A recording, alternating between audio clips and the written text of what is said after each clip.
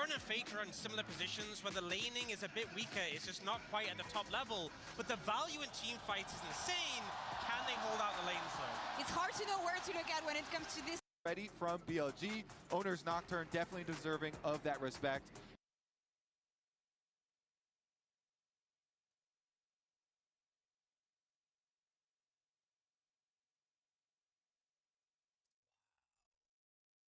Viper in the ADC. Wow, dude, BLG looks so strong. It was an Elka in own, but Elka has finally left, and now it's a Viper.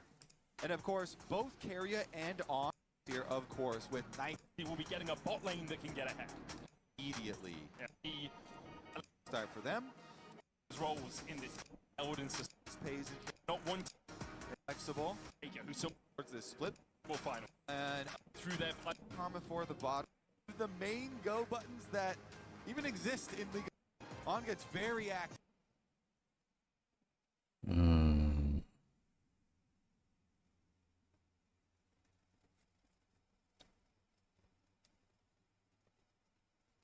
With his Shen.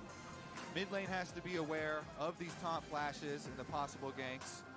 BLG definitely love getting active early with On, with Shun, pairing up and wreaking havoc across the map, especially up into those solo lanes, and really getting Bin and Knight into good positions. Jin, the final lock for T1. They're trying to find a little bit of poke for themselves at the start of fights, catch someone out with the deadly flourish or with the curtain call just for the slows. I love the Shen pick though. So often we see it talked about just ready. A small For these brush in top lane, so critical when you both the 4 series they played before. Last year they did lose 3-1. So of the 4 series they played before today, at MSI it has been heavily BLG favored as we make our way on to Summoner's Rift.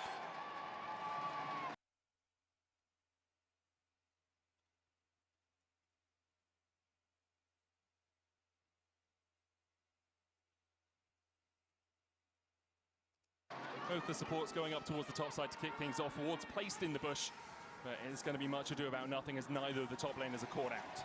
Yeah, vision for these brush in top lane, so critical when you gonna want to go with that poke pattern and drop minion aggro. And we've seen the support level 1s up to top lane have infected so many of those matchups so heavily. Vendetta is the new set coming out from Riftbound. You can grab your Jace, your Mel cards, and I'm sure a bunch of other cards as well. There are pre-Rift events starting before July 31st, but July 31st is the official release date. Make sure you get to your pre-Rifts and your Nexus Knights. You can grab a bunch of cool cards. And then tweet at Medic, because he'll help you build your deck. He is in there on Riftbound. I'm addicted to it, I've got to say. So you see trading happening in the bot lane. Carrier trying to step up to get that level 2. A couple of minions for them. There we are. Pays gets it first. Carrier missed one because of his jaunt towards the top lane. And Viper and On respect the fact that, yeah, you can't really fight into a 4th shot level 2 Jin. Yeah, definitely not. And with both junglers pathing away too, it's going to be isolated in the matchup down there. Faker does land his Noxious Blast. He's running fairly low on mana. I mean, something all great mid laners do, but Faker does especially, is trade his health and his mana early game just to try and get that enemy low. Give them that little bit of trepidation about stepping up, especially against something like a Vi where the Q flash is such a deadly combination. And since they do have the ward, seeing Poppy right now too, gonna have full confidence in going for these trades. Nice up. Step forward, Siphon Power, gets the Enchanted auto attack, but as you can see across the years, things did start off BLG favored, but then at Worlds, over and over again, it is T1 that finds the upper hand. Yeah, epic matchups, all of them between these two organizations. Culminating here, and now with the taunt. Just an aftershock exchange between the two supports there, as Carrier and Pays do have the early push. Viper obviously on the Ziggs can get pushed later on, but before you have your lost chapter, it becomes a little bit harder to actually find that damage because you're just going to run out of mana. Crowd getting excited there with the satchel charge, but there were still minions alive, so tower is... I think the crowd's going to get excited about a lot of things. Oh yeah, and I would be. It is packed in here. Yeah. Literally every seat is filled in this arena. Would expect no less, especially here in Korea. Let's see about some early roams though. We've got the junglers resetting after their first clears, so you have a little bit of time. And we talked about Shun and On kind of linking up. Looks like Shun Gonna head back out for the bottom Scuttle Crab just to even that Scuttle Crab count up. And On will get his recall as well. That's what you like to see for a River Shen. Boots, medic. Oh, Boots, he's just going to be everywhere, man. All over the map. Carrier opening up through mid at the moment. The GOAT support, in his own words. Also, I think Yeah, it contains a lot of other people's words too. I mean, yes, 100%. I think we all agree with him. And a guy that is usually relatively humble has earned the right to give himself that title, as a lot of other people have, as you say. I think the battle at the moment, in my mind, is between him and Knight for who is actually the best player in the world. And both of them have performed incredibly well for their teams over the last couple of months. Faker stepping forward, misses the Noxious Blast, doesn't get the poison, does level up.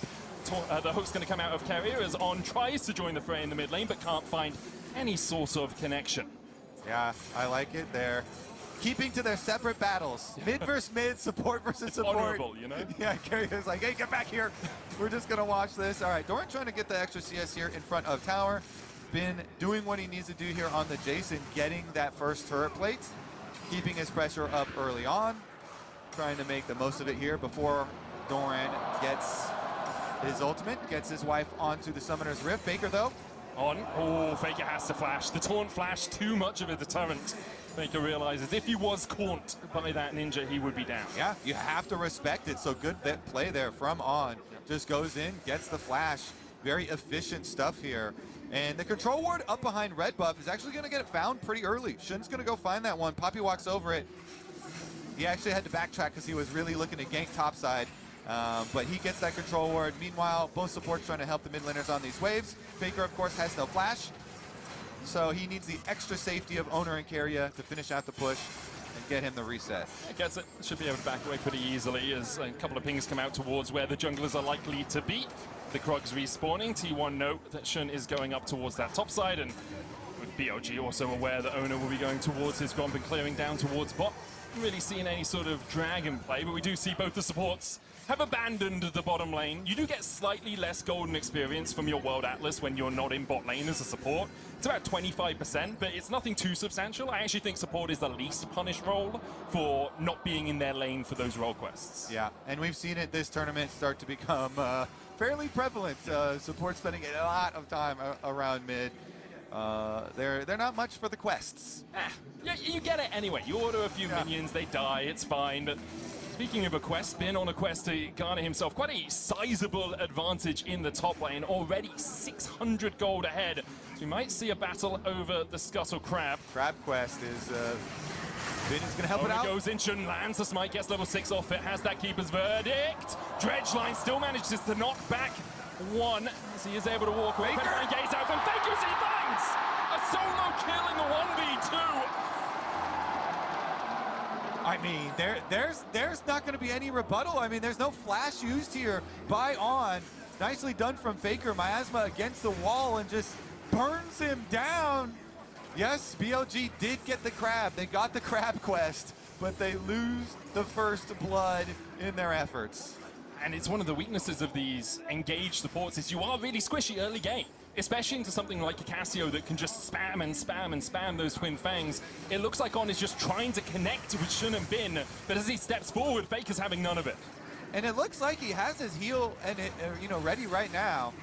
But Faker, yeah, good miasma against the wall, pops the ult for slow, and with the poison and with the Twin Fang, instantly able to get enough damage. Yeah, didn't like that. Understandably. I think the audience here, though, having a whale of a time as T1 get a 400 gold lead. The majority of that sitting on Faker in the mid lane, who's having to balance out the lead that Bin has acquired towards top. On is an interesting story too, because last year the big conversation was around, oh, everyone loves making the on or off jokes, but this year he was very, very good. It was on all the time, especially with first stand. Looked really nice from him. So we'll see as this series does continue. And this year has been very reliable, but Carrier's back out and into the jungle really early, helping out Owner again. He leashes the red buff, brings it back into the bush for Owner. Patience dropping quickly on it, though. Yeah, On's on the way across. Has the flash, has the taunt. Owner and Carrier will settle for the grubs instead of the enemy red buff, so we'll still get an advantage for T1 in terms of neutral objectives, but Viper has been left alone in the bot lane for quite a while this has been happening, and because of that, he's been able to get a couple of plates, about a 300 gold advantage. Yeah, Ziggs the Demolitionist. All going according to plan there, and it's even more important as On now getting poisoned again. It is even more important to deny Ziggs teams the grubs, because they did buff up the extra damage from the grubs buff that you get from it. So T1 going to go for that top side play, and VLG will answer with the dragon take accordingly. Be an easy enough objective trade, one we see really often at the moment. I wonder with this Yorick how much damage Doran can do to those standing towers. Yeah. Because the grubs do help you out a lot on the push, and that's kind of his job, at least for the early portions of this game, is just push, push, push, try and get as many of those plates as possible.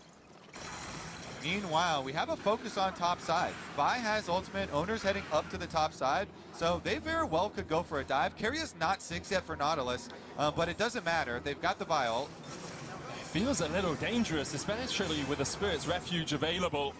Bin is squishy, sure, as is On, but you have to actually get the damage to stick, and you've got auto attackers up here rather than a mage, something like the Cassio that can actually do the damage while that Spirit's Refuge is down. Definitely would be very dangerous. So Owner says, never mind, I'm out to my re-clear, back to bottom side, from Krugs up. We'll end up on that side of the map again, but all fairly calm in the early stages aside from that first blood. Both teams happy enough just to farm up, even gold at 10 minutes as well.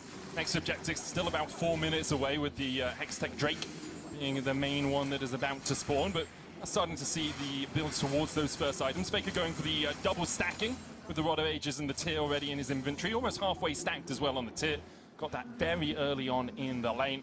On the other side, Knight, I mean, he's struggled a little bit in this lane to have as much impact as he'd like, but he is on something like a Victor, which will scale up incredibly well as the game goes on. He's being able to build up those stats. He's had an incredible performance across this split in the LPL. Let's take a look at some of those stats from this year, by the way, Medic. Speaking of incredible stats for Knight, for VLG, he has just done everything in the LPL this split. Absolutely crazy stats he's been putting up, and definitely has huge performances. So a lot of people anticipating a lot of his mid matchups here, because that was a conversation. People are like, okay, but a lot of the really good mid laners are in the LCK, so they want to see you know, what Knight is going to do in this particular form versus some different competition as well, because he has proved that he is by far the best mid laner in the LPL and absolutely dominated. And his Victor is something that he's proved that on as well. He's played it 5 times and won on it 5 times. Scorelines like 10-0-10 against JDG. Played it against Top Esports as well with 3-1-9 as Carrier pulled out a little bit by On. That's huge. Yeah. This Shen ultimate, the first support Shen ultimate, and it just gets Carrier's flash. Looking for the engage there. Stephos Present coming out from Shun as the TP is used by BLG. They want the fight. Oh. Taunted flash onto Doran as well. Owner with a cease and desist. He's trying to get to the wall and he just can't get out. Knight claims the first kill of the tournament for BLG. Yeah, he teleports up to the top side. On goes for the taunt and flash, and he gets one. They taunt him up. They get the extra money. Now with the Ziggs on top side too, Ziggs is going to be able to take a lot of turret plates on top side for them. So even though Pays does get to hit bottom, BLG with the answer play up there, trying to answer the return from T1. They're Let me go back, watch what's happening here. Victor is something that he's proved that on as well. He's played it 5 times and won on it 5 times. Scorelines like 10-0-10 against JDG. Played it against Top Esports as well with 3-1-9 as Carrier pulled out a little bit by On. Oh, flash or not. This Shen ultimate, the first support Shen ultimate, and it just gets Carrier's flash. Looking for the engage there. Stephos Present coming out from Shun as the TP is used by BLG. They want the fight. Owner taunted flash onto Doran as well. He didn't quite hit the Yorick though. Man, I think Oni is kind of getting old. Oni's all about getting old. But I guess, yeah, if he hit the Doran with that flash, would it be even better? The fight, Owner taunted flash onto Doran as well. Owner with a cease and desist, he's trying to get to the wall and he just can't get out. Knight claims the first Yeah, kill could of have the forced the tournament for BLG. flash on Yeah, he Yorick, teleports but up to the top side. On goes for the taunt and flash, and he gets one. They taunt him up. They get the extra money. Now with the Ziggs on top side too, Ziggs is going to be able to take a lot of turret plates on top side for them. So even though Pays does get to hit bottom, BLG with the answer play up there, trying to answer the return from T1. They're going to get first tower bonus. Let a couple more minions die to the turret. Bin stays around, and BLG will accelerate a 1.6k gold lead now. Pays unable to take all of this tower. Will take a couple of plates off it, but now maybe he's overextended as there's a flank coming down. I was baited a little bit by the observers with the vision there. Shun instead just goes towards the Scuttle Crab. So interesting because BLG, you know, the initial play, I thought it was a good escape from Keria, from T1, but they made the call to try and turn back around, and the BLG are like, fine, we'll just send everybody, and we'll get Viper up there too. Now, we'll see what they can do with their gold lead, since the next dragon is fairly close, and they should be able to set up nicely for it. On is actually getting the vision early. Doran needs to get away from Bin, puts down the Dark Procession. Bin flashes over Oh. it, doesn't have to fear a tower. Doran with the flash away, but Bin looking for those final auto attacks. Doran. Won't be able to find him. Morning Mist puts the ghouls on him. Oh, there it is. Bin has no flash. Locked up against the wall. There it is. Doran outplays Bin. Doran said, I need to teach Bin some lessons. And he hits him with the shovel. A little bit of help from his boy Pays. Nice W here on the Jhin from the mid lane. Pays is able to set him up and allow Doran to climb. But I feel like a Bean could have played a bit better though. Doran. Why did he... They should be able to set up nicely for it. On is actually getting the vision early. Doran needs to get away from Bin, puts down the Dark Procession. Bin flash. Yeah, that's not good. That's a little bit late on Bean. On is What he actually could have getting the done, vision 1, 2, 3, and then flash right now, and then knock this Yorick this way. Yeah, or this way. But From Bin, puts down the Dark. he wanted to land one more auto tech here, and flashed a little too late too. set up nicely for it. On is Yeah, it should be in about 0.3 seconds faster on flash, and then knock it the opposite getting the way. vision early. 1, 2, 3, and then flash, and then knock the opposite way. Get away from Bin, puts down the Dark. But a little bit too late flash, therefore he couldn't get the position for it. Bin flashes. So therefore knocking this way. Yeah, you gotta lock it this way or this way. This is like the best way. The top left position. So that Yorick doesn't get to have a chance to run this way or this way. He has to run to the bush. Then it's 100% kill. But Over it and doesn't have to fear a tower. that, Doran with the flash yeah, away, that but knockup Bin, allows the looking Doran for those to final flash auto that attacks. way. Won't be able to find him. Morning Mist. Puts the Then, ghouls on. yeah. Some lessons. That's honestly a Hits him with mistake the from the shovel. Jace. A little bit of help from his boy Pays. That was a Nice 100% W kill. here on the Jhin from the mid lane. Pays is able to set him up and allow Doran to clap back. And you don't blame Bin for that aggression either. He is winning that 1v1 decisively, but the expectation that Pays is there when Drake is only up in 6 seconds, like, surprising to say the least, but Bin overextends, and Doran now with 3 drops with a maiden. Are these guys getting Paid, as old? you say, on, forced away by the I twin guess bangs of Bean's been Faker. here for like more than 5 years. Cobra, not an Top arrow in lane. this game. Is that Cassio? Noxious blast Yeah, lands On's on also Shun as making well. a mistake. Faker's just Bean's forced making a them both mistake. out. That's Bean the was like Joker so and support. clean back in the Down to days. about half HP. Like I didn't have to say anything about his play. Damage per minute stats here on all these melees. That was his intent as well. Nothing to do with like pushing them away from the Drake. It's like, nah, man, my DPS, I gotta get it higher. Man, I mean, every time you see him on screen, he's poisoned. And Yeah, he's it's just a running for his little bit, life. the tiny bit Faker has absolutely destroyed On's game, and On is a level down. late on the On stuff. Keria now too. It is really, really hurting.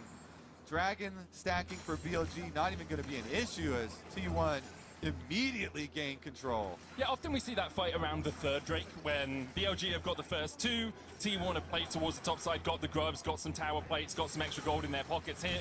we see even now at that first Drake. Yeah, I mean, Shen without Flash is really not threatening at all. And Faker, with the confidence, moves back up. Again, bullying him back to Fountain means he's going to remain level 6 for quite a while. Deadly Flash lands onto Ornison, dashes away from it. And I think part of it as well is like T1 aren't over-investing in some of this chip damage as Knight comes in. There's the Stand United and onto Doran. A 2v1. Okay, nice channel. One he can win. Knight claims his second. All the kills for BLG currently sitting on Rich will be T1 so. Knight is used to having the money. He's going to get paid again here. So this is a good ult from On. Gets down there. And look at that. Slingshots him up in the experience. Being able to get the assist on this kill against the level 11 top laner. Really nice for him as well. So good for Knight, good for On as well. And they just give up the topside Herald there. I think it's definitely well worth it for BLG. They need Knight to be very strong, and he is going to be. About 500 gold ahead, Bin with about 1,000 gold lead in the top side. We'll have another look at it. Doran thinks he can trade. At this point realizes he definitely can't as the Stand United comes in, and then after that, it's not much he can do. And this is one of the reasons we're pointing out the Shen in Champion Select is for these side lane plays, you know, Knight and On talking really early. Hey, I'm just going to move up on him. Let's get the early ult. They're going to go invest resources towards that Rift Herald. So let's make that time count on the map, and they certainly do that. Still pretty much in the balance this game. 1,000 lead for BLG as they Oh no, Doran. Again, the slam doesn't land him against the wall, but the keeper's verdict locks him up. And with the gravity well down, there is no escape. Last rites for a bit of healing. Might be able to escape in the end. Knight takes the kill and then tries to get out. Very nice. There it is. And it's time to pays the piper. He comes across the wall. Owner kills Knight, pays. Yeah, good response. T1 It took a little bit longer to kill Yorick, but yeah, it was still good play from both of teams. Before the rest of T1 are going to collapse. Faker, though, look at On the minimap. The Shen is walking pretty far. Faker's got his empowered recall, though. Yeah, they didn't expect to kill the Yorick that long, but Yorick is very tanky with the double Ruby Crystal, Training Force. Tried to make the play really quickly, but they were unable to make the play quick enough. Maybe if Doran had been a little bit closer to the wall and they had actually gotten the full Poppy Stun into the wall for that extra little bit of damage, maybe that little split second of extra time might have been enough for Knight to be able to. Yeah, I agree with what Kobe's saying. That wall knock, if the Yorick was a little bit closer to the wall, right there, that push from this angle to here, if that actually did the wall knock, then BLG would be in 100% fight and just get the kill and leave. But because that was not a wall knock, just barely didn't get it. Yeah, so as you see there, as the replay started, Doran still got to walk back a little bit. Yep. And so while they're still able to kill him, because it took a little bit longer to kill Doran, and the rest of Knight just TP'd too. Wow, that's really, yeah, that's really bad trade then, because Knight's TP's down too then. Heading down here, and Knight's teleport he was trying to get out of there does get interrupted. And Carrier's Q also really good too. To pay pays. Top side of the map, while that was happening, they do still have about 1,000 gold lead, but once again, it's Faker in the side lane picking up this tower gold, only 200 behind Knight, and he's still 2 kills behind him. Now has the Seraphs and the Rod of Ages at 7 stacks. It feels like next fight could be incredibly decisive in this game because of how close it is. If one team wins it by 3-4 kills, it really then begins to blow up in their favor. Yep, the rewards get very, I feel like the support has became back to what they used to do back in the days. Going in for the hook on there with Oh, Nautilus. Slams against the wall with that heroic charge, and now the teeth taken out of the attack from T1 as Carrier is good sent one to the grave. Okay, Carrier down early. Yeah, look at those support level 8. Not quite yet. But nice. Everyone else is like level 12, or at least Poppy's 11 right now. Support is behind by 3 or 4 levels. And you have to think they're going to look for another Shen Stand United play. What LCS channel is this? This is like, this is YouTube, I think. Yeah, Vault. It's a Vault YouTube. Going back and looking for a Stand United play. So we'll see about that setup for that Dragon. Doran will continue to split push, teleport available for him. Yeah, basically no vision at the Dragon right now for either team. There's a single T1 ward that I can see on the mini-map. Pei's trying to get the mid prio so he can work across towards it. 2 items though on Knight and on Viper. Horizon Focus and Ludens, Blackfire Torch and the Rocket Belt. On the other side, Pei's also has 2. As does Faker, but Rod of Age is still only at 8 stacks, so doesn't have that extra level. BLG gain control of the river right now. And they invested the Shen teleport to do it. They really thought T1 were going to... It's a T1 versus BLG, which are basically known to be the best Chinese team versus best Korean team for past 5 years or so. Doran pushing up, looking for the tower. There's the Drake, 2 T1. Is only the second of the game for either team. Yeah, it always has been like a T1 versus T1 versus BLG. Is going to get the knockdown onto Carrier. Mega Inferno Bomb as well. Owner with a good cease and desist. He's going to try and get across the wall as T1. All hail the retreat, but Carrier has other ideas. He goes all guns blazing forward, but can't find a CC chain for the rest of T1. Wait, how did that happen though? Not too impactful yet. Ah, Poppy's W. Oh, I didn't know this. So Poppy's W. So usually what happens when you hit the turret with the rift is that not only you're supposed to be jumping out of the rift and then positioning around here, but then that jump is being blocked by Poppy's W right now. So that's why Nautilus was kept on this spot. Like that.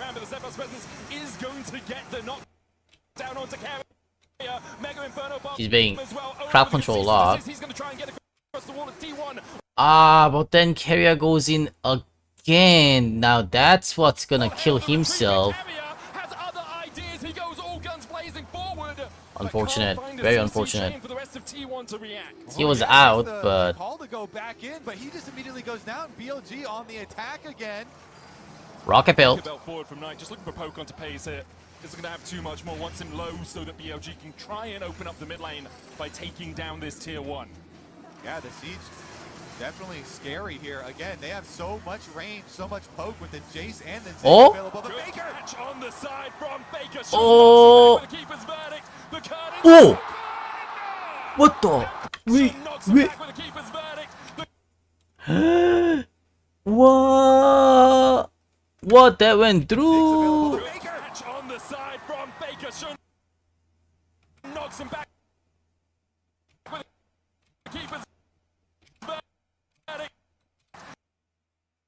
How is that? How does that not hit the Shen? Look at this. What? What? What? What? What the heck? What in the he threads the needle right there? That's the jungler dead as well, Kobe. T1 How does that? Minutes. That, I mean, that looked like they were lined up, but he gets it right by the Shen. On does not block it, and T1 onto the Baron, only 21 minutes into the game. There's no jungler for BLG. BLG are TPing in here. It's going to be Viper and Knight, but that Baron's already down to 3k. Owner with the smite. Mega Inferno Bomb comes down, but Owner lands the smite. On looking at a flank position, a 4v5 for BLG, and they can't find more out of it. T1 all able to retreat together. Baker puts the miasma down just to stop Knight in his tracks. But they're still looking for more, hoping for offset resets here out of T1. And BLG will just claim the blue. That was so swingy, Medic. It was crazy. BLG were on a power play, sieging.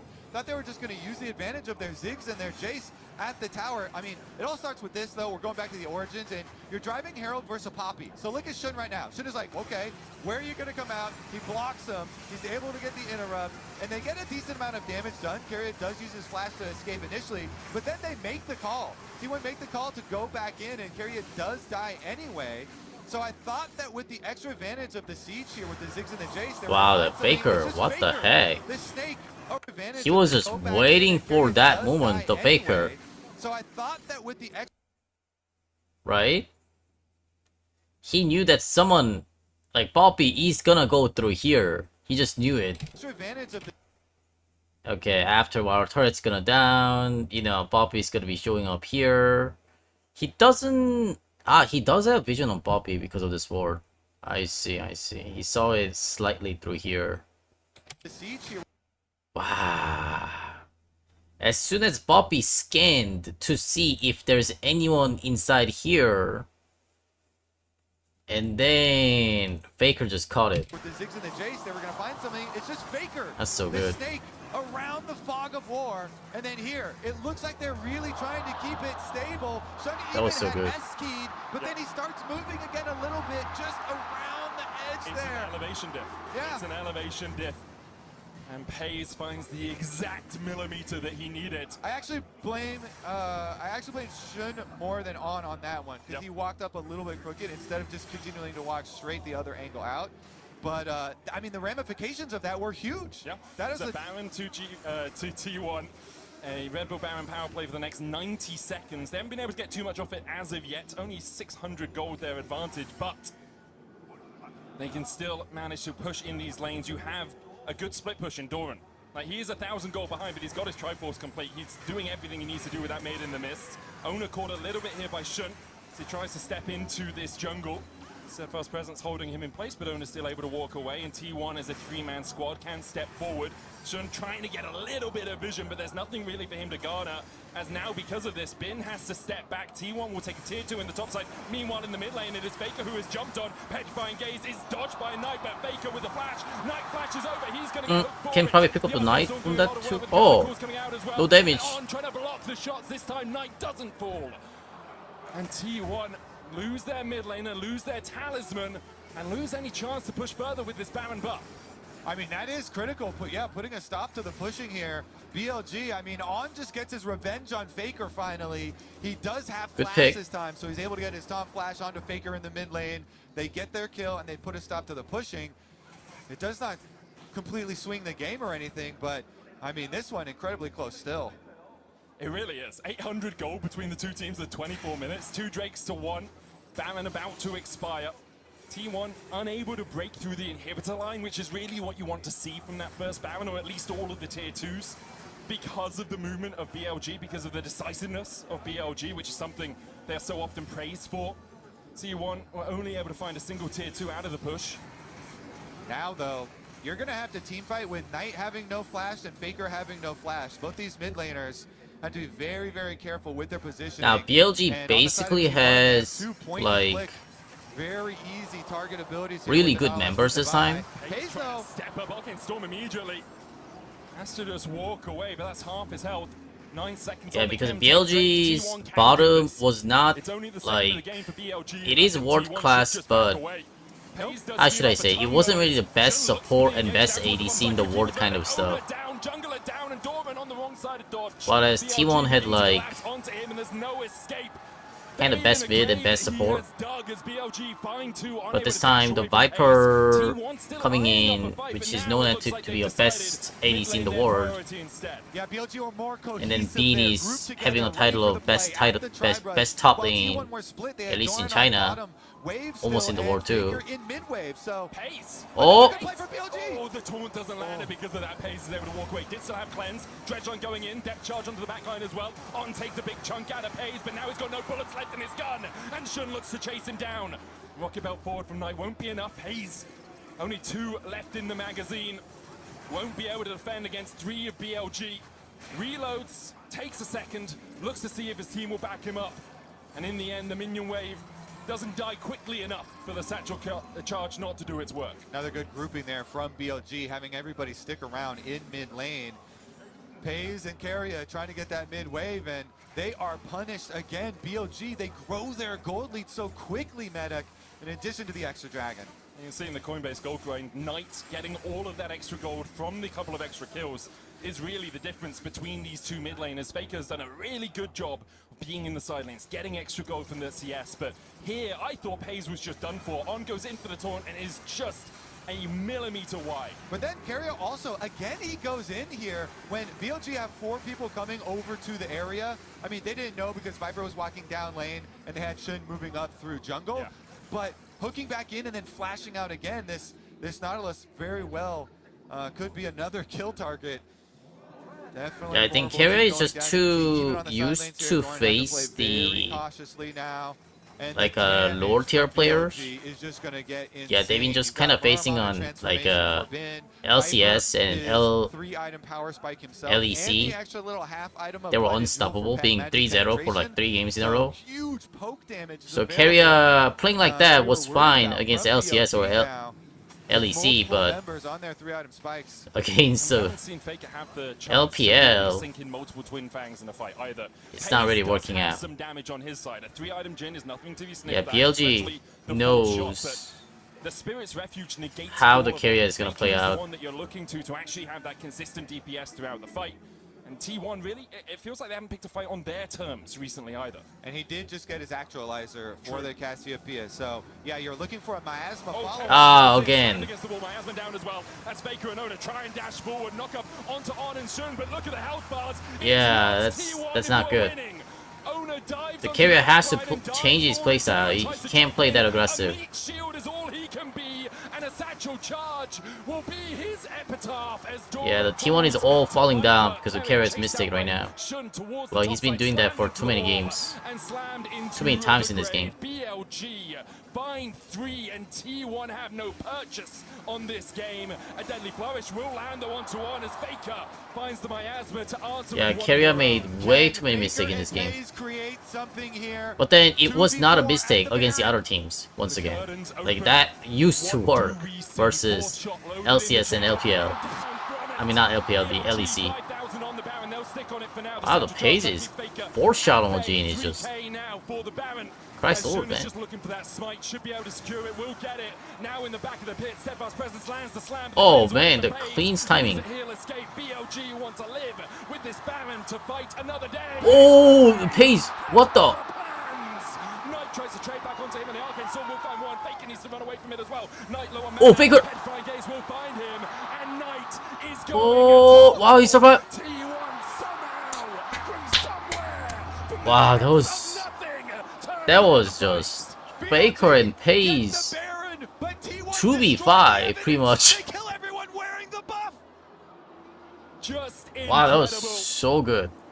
A match for the ages in the first That was round of just MSI 2026. At this point, I thought yeah, right there. This is what I'm talking about. The Nautilus. First round of MSI 2026. At this point, he's thinking like, hey, this is Dupsy Popsy, you know, Poppy. Babe. Oh wait, I missed.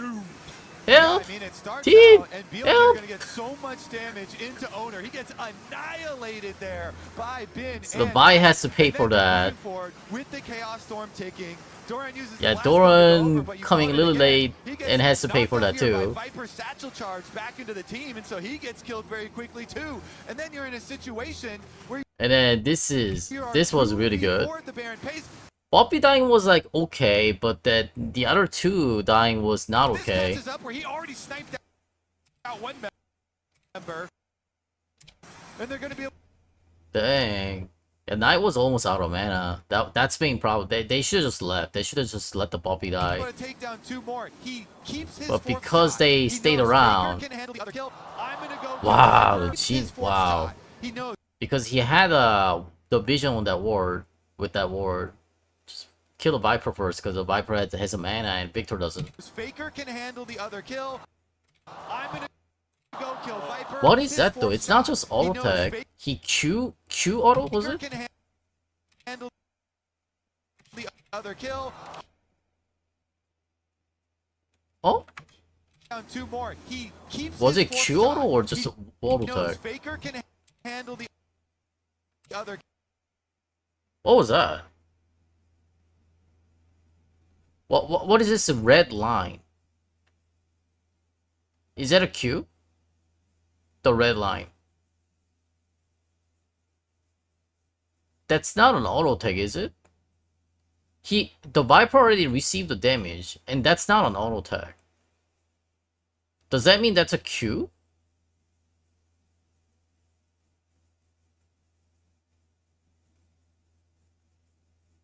Did he flash? Yeah, he just flashed, but I'm talking about this red line. W is a trap.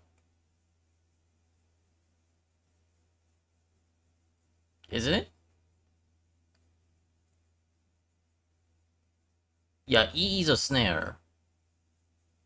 Is it E then? Was it a E?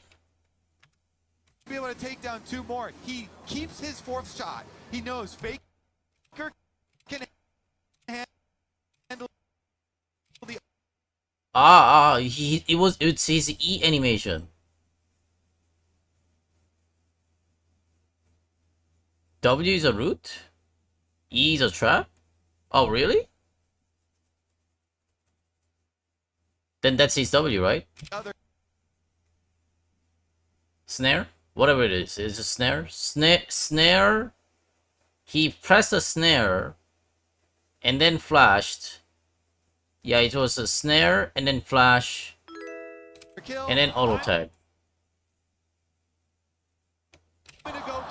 Yeah, snare, flash, auto He tag. flashes over with the kill, and since they already have owner back, go kill Viper. He emotes as he flashes over with Aha, the honey plant giving the knight the kill. mana. And since they already have owner back on the map, they know they're going to be able to And then Faker just does a Faker thing. get the wraparound. Faker, though, he takes the opportunity to get the angle with his ulti and allow owner That was to so finish good. up the shutdown.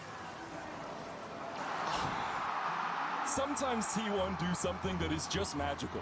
Like, it's just wizardry. It's witchcraft. And then BLG do something equally as magical, and they take it back. I mean, we're back into it. 2-2 on Dragons. Only 1,300 gold separates us, and BLG have position on this Dragon. They want to get to Soul Point.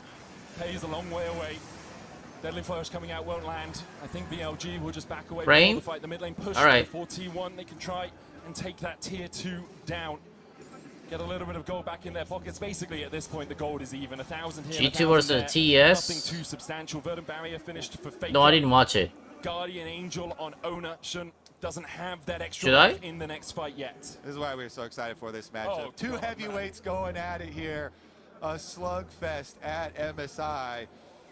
All right, now, Viper has been key. I mean, he only got that 1 death after the Baron in the previous one. He went to But 5 he has games? an arm guard I see. now, This one and went has 5 the games fully too. completed Void Staff for the full magic penetration, so the burst damage available from BLG. But man, from the here is first getting game, it's very, just very so scary. But close. again, with the point and click and I being still don't know engaged who's gonna here, win. They have a lot of options to create havoc, and they have the extra Guardian Angel on Owner now, so he can. Yeah, it's less than 1k difference right now. The two that you're Even looking at to 31 start minutes the in. fights for T1. And then you're looking at the rest of them to navigate all of the poke that's coming out from BLG, because that's how fights are going to go. If BLG are first on an objective, they'll be able to poke and poke and poke and poke before T1 get in, which is why Carrier and Owner are going so quickly for that initiation, for that fight, even if it looks like it might not be the best position to fight in. I always find it funny when nobody wants to kill the last hit on the control word. They're like, you take the control word. No, I've got stuff to do. You take it. Now finally Carrier goes back. They do finish out that control word as T1 are able to push all 3 lanes back in for themselves. Faker on the top side. Doran playing it fairly cautiously down there on the other side too, though. Just going to retreat before BLG have a chance to catch him. Next fight, I'm going to say 2 minutes, Kobe. I think both teams want Jack that moment to Shaw breathe. on Really? Jody. Is anything in particular indicating the 2-minute mark? Obviously, because the Baron's coming up, man. I'm just Interesting. saying they're not going to fight before that point, you know? I'm saying no one's going to go and try and steal away a red buff and then get caught out and die. Oh. You know, Shun just takes away the Mega Blast Cone there. Owner not spotted, but BLG likely just to try and get that push in the bot lane and then back away. Bin still with a sizable lead in the bot side, but 3 items complete on Doran. And a little bit of extra magic resist means that he is not unkillable, but shouldn't be easily taken down in a 1v1. Yeah, and I definitely agree with you. You know, everybody's always looking towards the Baron spawn. The funny thing is when you can try and fish around and blow someone's flash, like that is just feels so good when you have a couple minutes, you know, heading towards Baron. And with some high damage, you know, burst cooldowns, it definitely is possible, but nobody really giving that opportunity to their opponents at the moment. So pretty much everybody except for Owner BLG is gonna have known their as flash like coming in, and Owner's MSI flash is not even that killer. long anyway. So, Yeah, whenever they meet should the be able to get T1 that in one MSI, time they as well.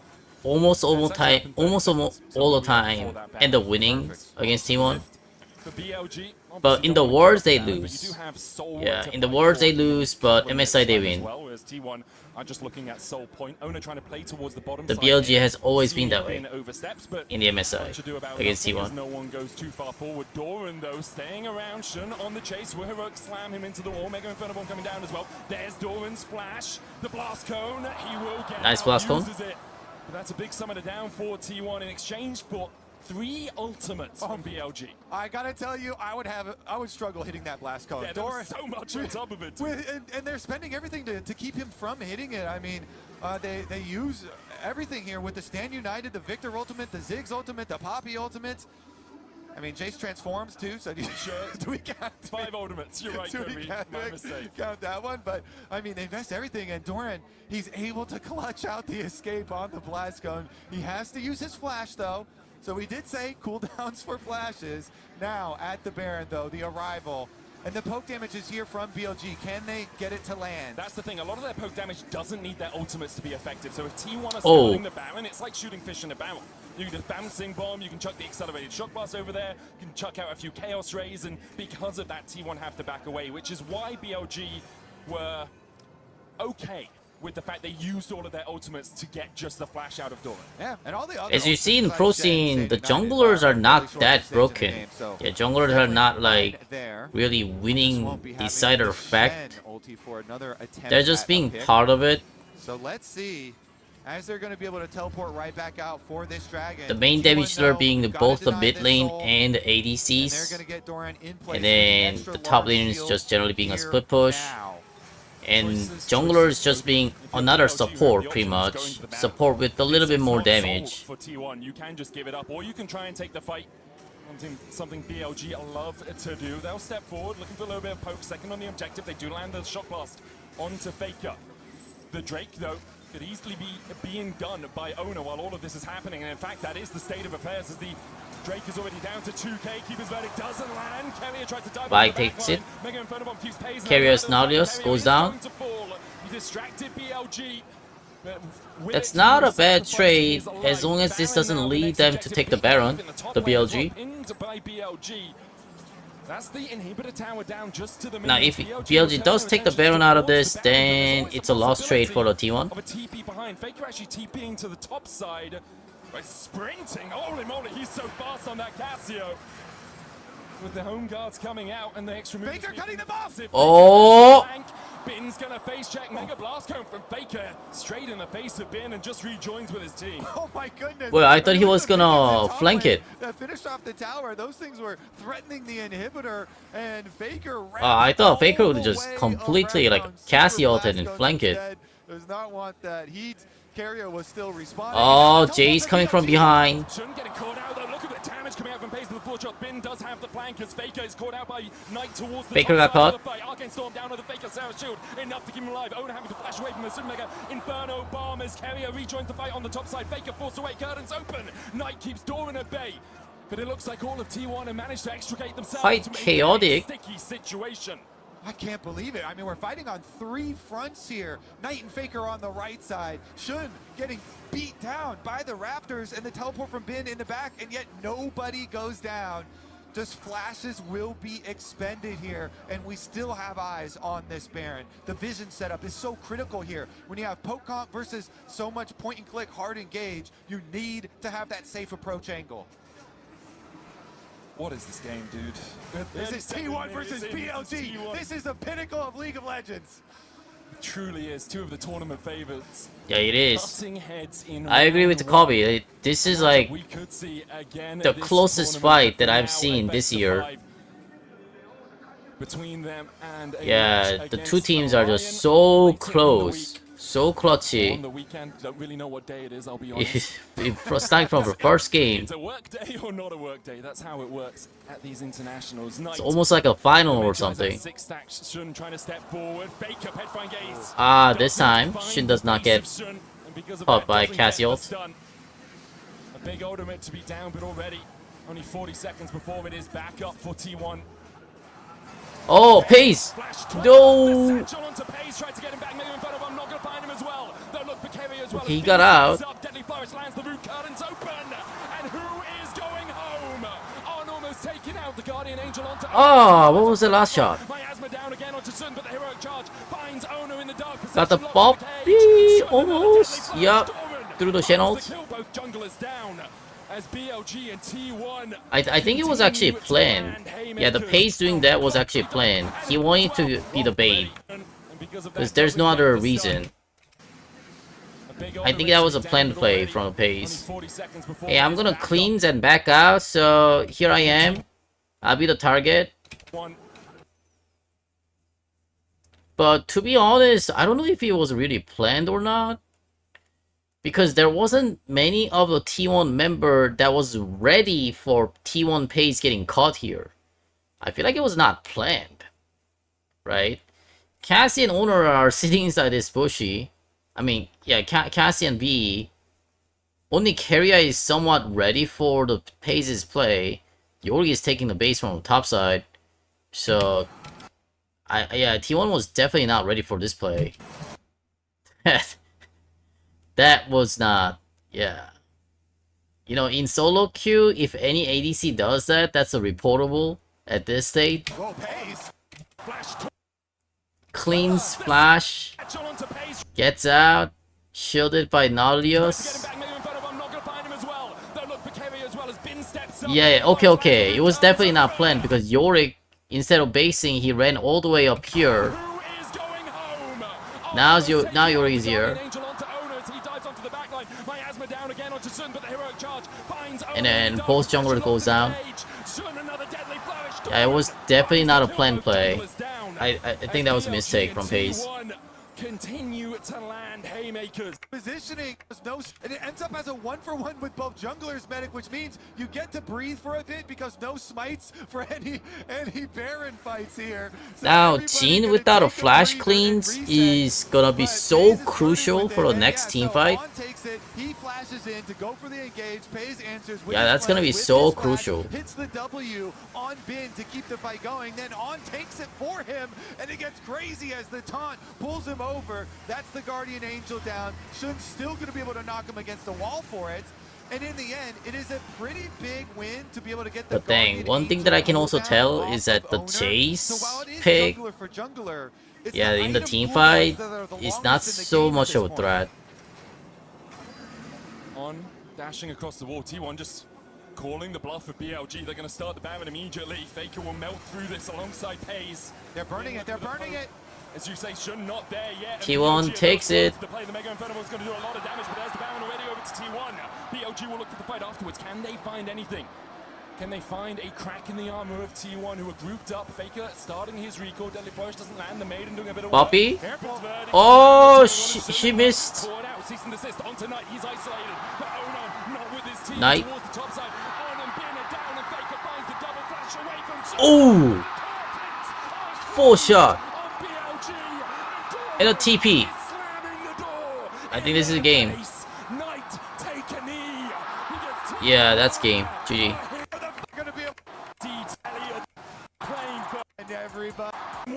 Holy crap.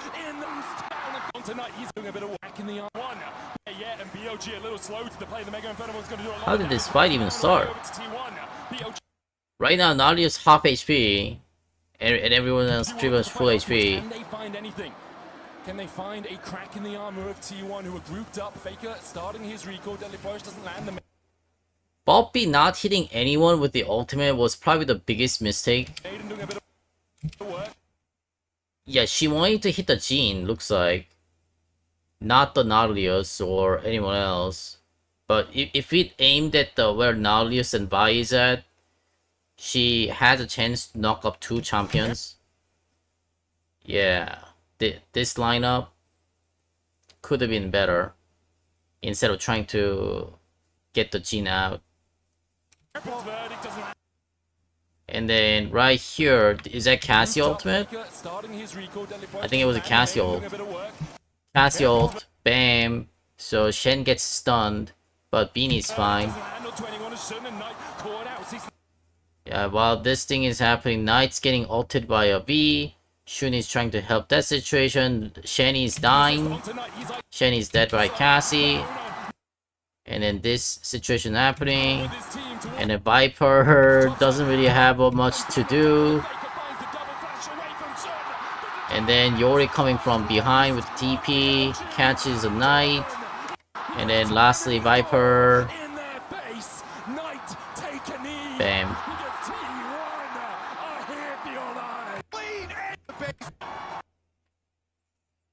That was a Poppy's ultimate moment right there. And on a pick, we so often. Man, that was so clutchy from both of the teams. Jungle's still very much wide open though. For their final, Shen can then back up, but there's no. very well aware of what they're doing. Moly, those are some. There we go. One side that are all good. Wow, Swain mid lane? Is that a thing? I think this is the first time I'm seeing a Swain mid lane from pro scene. To be diving in. The critical part is living through the burst, and then being able to have the sustained fight. And everything else is like pretty much what I've seen it. Into a good position early on, get him stacking up the extra HP off of it. What they Nafiri jungle is so broken. Yeah, people are currently banning the Nafiri jungle in a solo queue right now. In their home, I can't. This series could be huge. Ult and Galio ult. So we'll see if DLG can even it up in this series, or if T1 are going to continue their momentum as the crowd is going crazy. Shun looking for that early vision towards the Razorbeak camp. That is where Owner looks like he is going to start. Gets 5 gold from pinging out the ward, and a ward placed by Faker towards the Razorbeaks of Shun. That means that he will be spotted as well. So both junglers on vision. On taking the wise route towards the bottom lane. There was an ambush waiting for him in Tribush. But Swain should be a good pick versus Galio though. Yeah, Galio really can't do much about the Swain mid. So with the Ezreal early here, we'll see how many Qs Viper will be able to thread through, how much damage they can poke down onto the Kai'Sa Camille early on, if they can gain their lane priority, if they can get that push. Ragton and Ambassa, quite a similar champions. Start was seen with the ward from T1, so they're going to have the information. Opposite starts for the jungles, and Owner will be ending up towards the bottom side to try and play off of that Camille setup. Yeah, likely just a 3 camp into a long sword. Oh, Camille miss. Still hits onto Carrier, who did go in with a level 2. Okay, on, I see you. Doesn't land the shot. The last Swain we saw at MSI, by the way, Kobe, last year. Hongq brought it out versus T1. Played into Faker's Galio and won, according to what I have on the graph in front of me, but it does say Faker Galio win, so Faker's Galio could have won. I don't remember the exact series. I'm sure producers will inform me as to whether Faker won or I feel like T1 won that. I think so too. I'm just reading off in front of a screen, let's be honest. As Pace takes a Mystic shot there. I don't think we expect it to land. Kerry already down to half HP. Okay, Hongq did win that one. Hongq did win. So Swain, in the last 365 days at MSI in the mid lane against T1, specifically Faker's Galio 100% win rate. We'll see if Knight can live up to that. The very specific angle. Let's see, Faker. Wow, Swain's doing really well. Here, Knight has the luxury to walk up and get some chunks on the turret, but we'll see later on. Bottom lane is what I'm really interested in. You know, to see. Oh, Faker's CS is really good too. Has opted to go with the exhaust Ezreal. Yeah. Since we were talking about in Champs League, we're like, okay, not even an Ezreal can live this amount of dive, right? Well, he also kind of felt that way and went for the exhaust. Carrier, though, on his first roam with the Camille support, scouted by the ward, with, of course, Camille and Bard. You always have to assume each team has basically 2 junglers, as the supports are in Fog of War almost as often. Bin here, staying around. Oh. Even though he knew Carrier was in the area, Shun coming across as well. Carrier will hookshot wall dive in, quarter the pack out from Shun, double dark in daggers, takes Carrier down to about 3/4. And Shun will be able to get the vision control in that bush. And pays, you know, you kind of pay the price. The minions are pushing back towards you, so no reason for him to move up towards the Ezreal Bard, but this is going to mean the pushback from BLG, and should play that well. You know, just keep track. Carrier knew, even though he kind of messed around with the possibility of chasing Bin. He's like, I just saw Shun here. If we make a play, it has to be very, very fast. Yeah. And he did not want to overstay, so he can get back to bottom lane in time for the wave crash.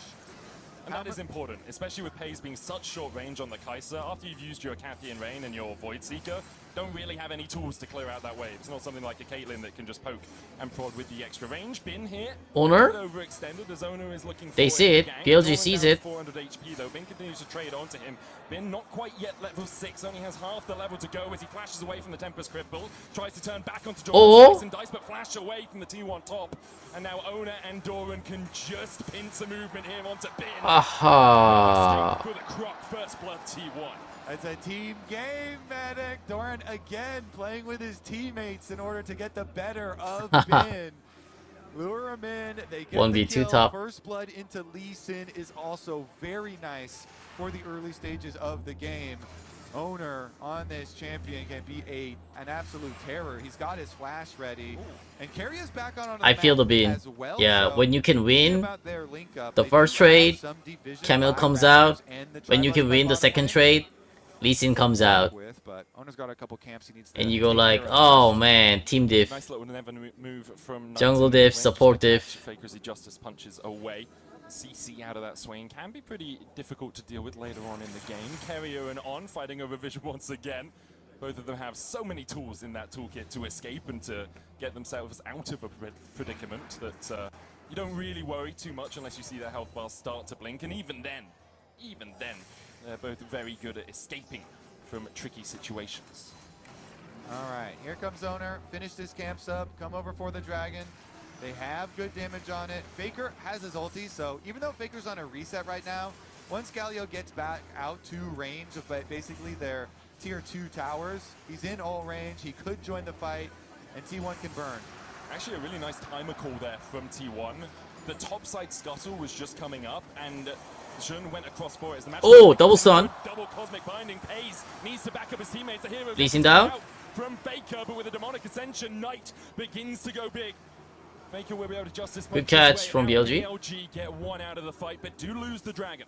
Good punish from On there, on the Bard. Slips right back in, the double cosmic binding, locking them up. And you trade your Swain ult for your Galio ult as he's landing, popping it really early here just to make sure there's no turn back around for T1. But Nice. successfully even From the Galio. the kills. Bin with a slice and dice and a Dominus. Doran does have the public execution when that Dominus begins to expire. Looks like the pro scene tops are still taking a teleport though. Yeah, they don't take the ignite. Vision of Empire doesn't find its mark. Viper Yeah, despite that, this year, you know, top lane can still get the teleport without having to have a teleport. Oh, Kyria! Woo! Beautiful. Shun knew exactly what she was gonna do. Extra damage as he's gonna go in. He wants the big damage. That was so big outplay. Yeah, he flashed that. Oh, the magical journey into the corner of the pack, the movement speed, carrier flash. Haha. But even with the magical journey into the corner of the pack, the movement speed, carrier flash.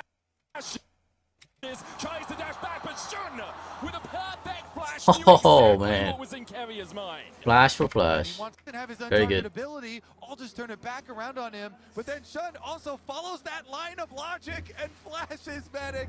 Very nicely done.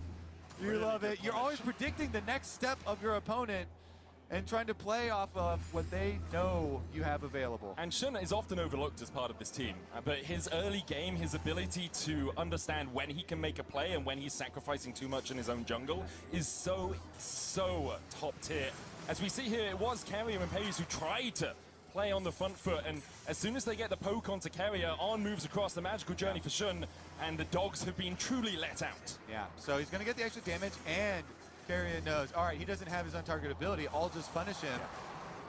But nice little game of chess here, and Shun's able to get it. I also know if that was me, I'd be immediately ulting Paze straight afterwards and be like, oh, that was a mistake. Diving underneath the tower. Darking Daggers coming out from Shun, forces Carrier away. Owner looking for... But let me see if when the flash was happening. Carrier knows, all right, he doesn't have Wow, wow. He actually saw it. I can't play like that though. Yeah. The way that I used to do this for like how the Nafiri did is that I used to expect and I used to even flash before Carrier even try to turn. Yeah, so he's gonna get the extra damage. It's only and possible with the good MS, good ping. Because right now Camille has a chance to go one or the other. She can just walk this way. If she runs this way, then the Shun's flash is completely useless. Carrier knows. All right. Right? But then as soon as he saw the Camille turn back to the He Nafiri, doesn't have now he he's on flashes. target Yeah, it's a good reflex, but at the same time, it's gotta have a good ping. ability. It's gotta, number one, it has to have a good ping, and number two is a reflex. Because even if you have a good reflex, if the ping is not keeping it up, you just can't do that. Like you can't see it coming and then flash, because that's too late if you have a bad ping. So you have to pre-flash before it happens.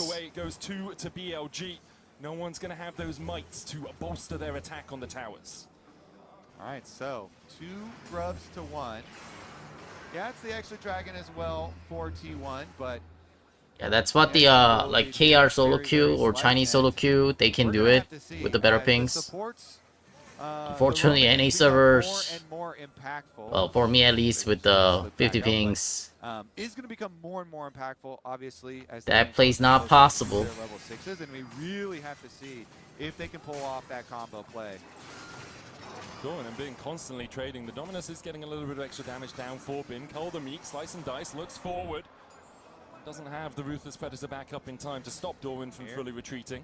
Area hovering around too, but Bin knows. Oh, he's on a ward.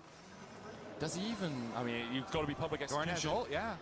Hexic automation not available Oh. for Carrier. They'll jump onto Bin. Ruthless Predator Slice and Dice, and he manages to escape to the safety of his tower. Yeah, very big Q there.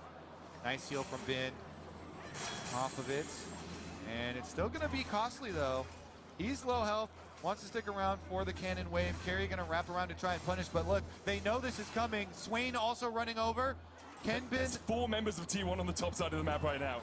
It's the next wave they're playing for. Carrier, in fact, dives in before it, and with a killer instinct, Pays will take the kill. Carrier goes down, though. Doran almost goes down as the Vision of Empire secures that gold for Knight. True Shot Barrage not going to hit, as the Pays will just get the push out on the lane. Meanwhile, Viper is getting a push of his own towards bot side. Yeah, interesting. You know, Knight is able to snipe the kill. It's actually good. He's got a Doran's ring. It has, you know, extra stack here.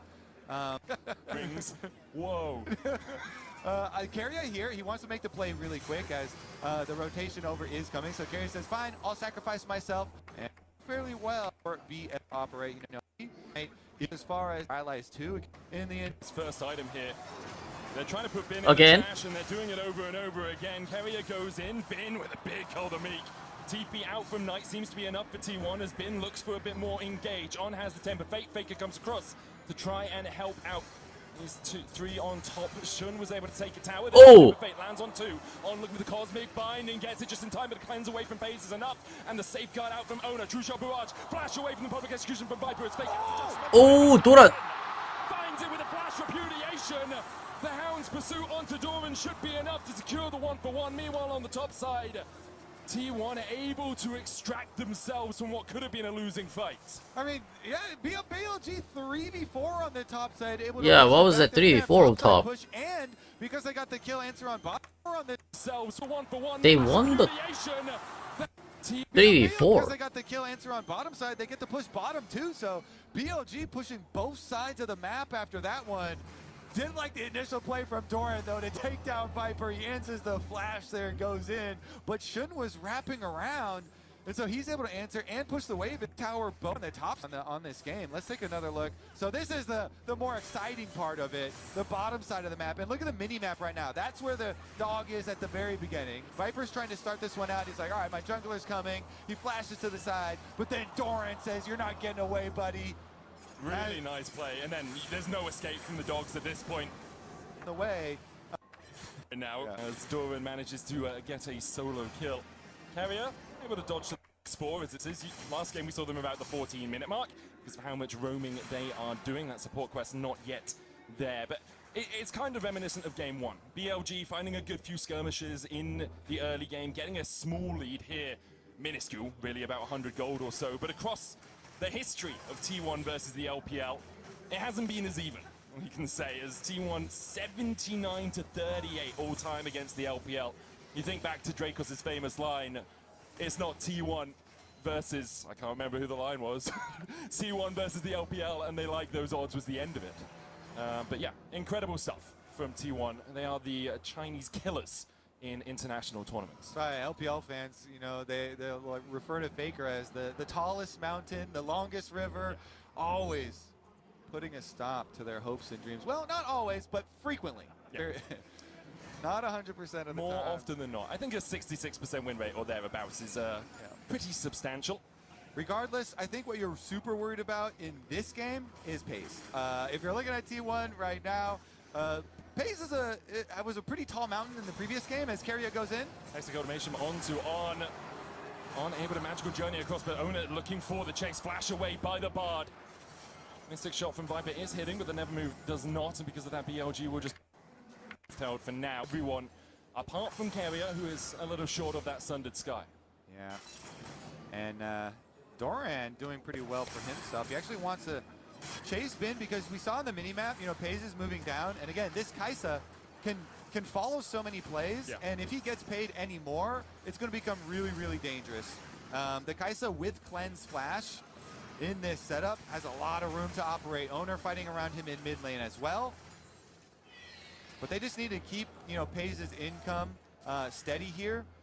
And he definitely is going to be a good look for their win con with the form that he is in right now. Has been outstanding. On roaming around again. T1 playing like they know On is going to try and get down here to make sure that Bin is safe. Keria showing on the wave, trying to hold it. On comes through. You can see Owner jumps on him, chunks him out a little bit, and then if he oversteps, Paze can kill him while he lies in wait in the jungle. On there, of course, because the Temper Fake could do so much work towards a tower dive and stop a kill from happening. Keria tries to get away. Bin flashes in with the Dominus. Keria flashes the wall. Time 100 health. Enough to keep him alive for now. And True Shot Barrage also not going to clean up the kill. Does not find him. He's able to walk away. Camille flash for the Renekton flash. We'll see if that becomes a problem at the next Dragon fight here. Keria still has yet to complete the Sundered Sky for the Camille, so he does not have his first item Power Spike. Meanwhile, On, of course, building the much cheaper Locket of the Iron Solari is going to have some good team fight effectiveness for the shielding for his teammates with his item. And we'll see about the next couple of stages. I do like that Paze and Keria, but they're going to focus down the pushing mid lane. The On ultimate also going into the dirt again. Difficult to hit when you are looking for it from such long. T1 right there and manages to get on the Baron for the Swain in the of the pop. Swain. I feel like later on in the game he gets tankier and it's harder to burst him down. Longer as night execution, but Shun on the successful kill. On Okay, enough. So TS versus who? G2? Oh, G2 won? Nice. Nice. G2 looks really strong. Yeah. G2 was always strong. Always. They always been. Like, I feel like there is a huge gap between a second team and a G2 in EU West. Yeah, I feel like a G2 is like, let's say they're like about 9 out of 10. Then their second team and third teams are like, I don't know, it's by far like 5 out of 10, 6 out of 10, or 5 out of 10. There's that gap kind of going on EU West scene. They're like always like a top notch, I feel like.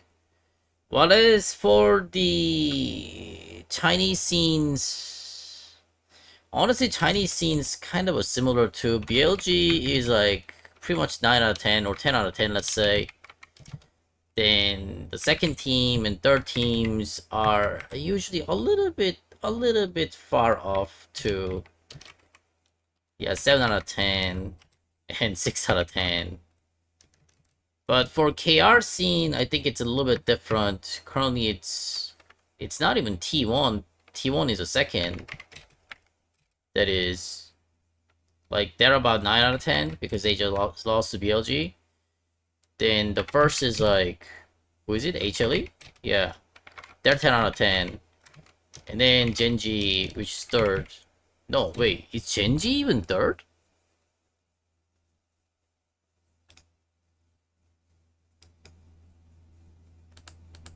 That's my question. Is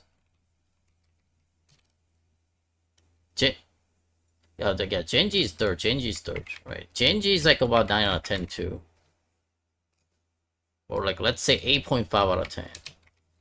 I think KR scene's a little bit more tight on that first, second, third. Yeah, and then fourth is like, who is it? I forgot the name. It's a really old team.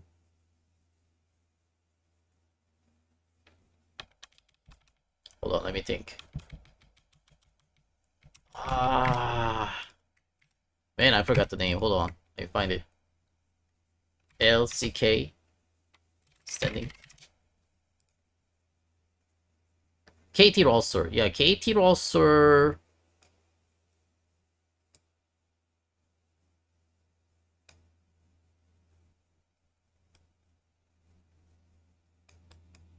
Oh, I see. So HLE won against the T1. T1 barely won against the Genji. And the Genji dumpstered the KT. So I guess the KT is the one that is kind of a little bit quite behind. Like, let's say 7 out of 10. Yeah. So first, second, third for the KR scene is like top tier.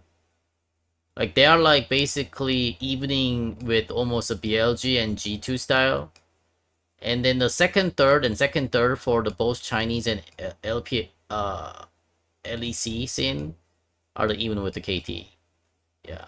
And then for the NA scene, I don't know, NA first, second, third. I don't even know the name of those team, but they're like basically like it's probably 6, starting from 6 out of 10. 6 out of 10. I don't know, 6 out of 10, 6 out of 10. They're all around there, which is even below the 4th team of the KR scene. Yeah, which is probably somewhat even with the EUS starting from 2nd or 3rd team, maybe. Yeah, starting from 3rd team. I don't know, somewhere around there. I guess the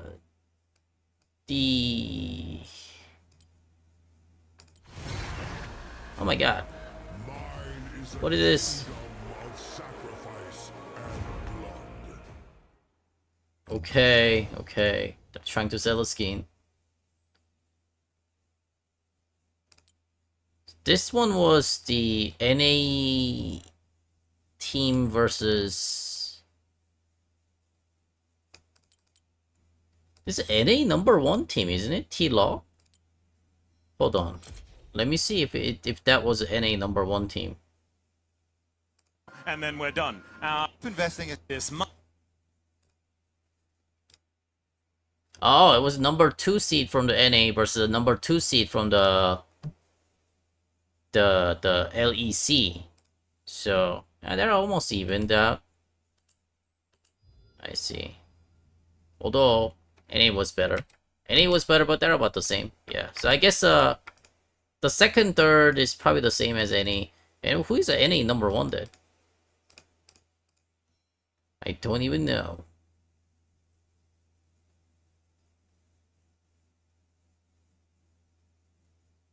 Lion? Lion is #1.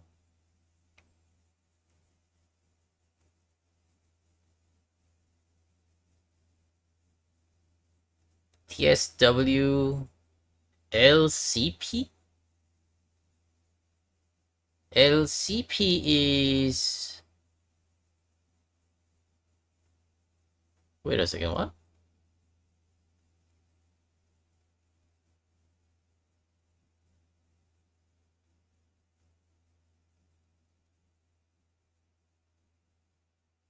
This was a random airing game? Oh, was it? CBLOL? What is CBLOL?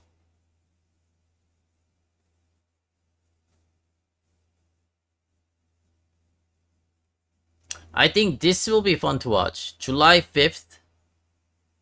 Tomorrow. This one. HLE versus G2. This is number 1 from KR versus number 1 from the EU. I think G2 definitely has a chance. G2 always has been strong. Yeah.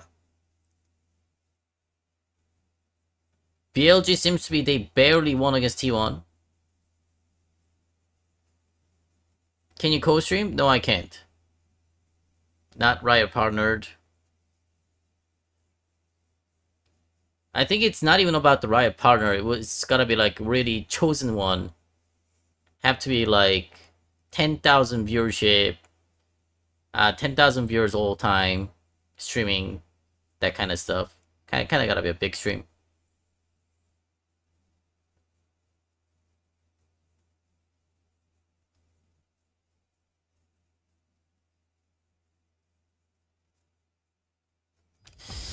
Alright. There are so many that they do it. Usually there are mostly like ex-pro players who does it. They have connections. I'm not one of them.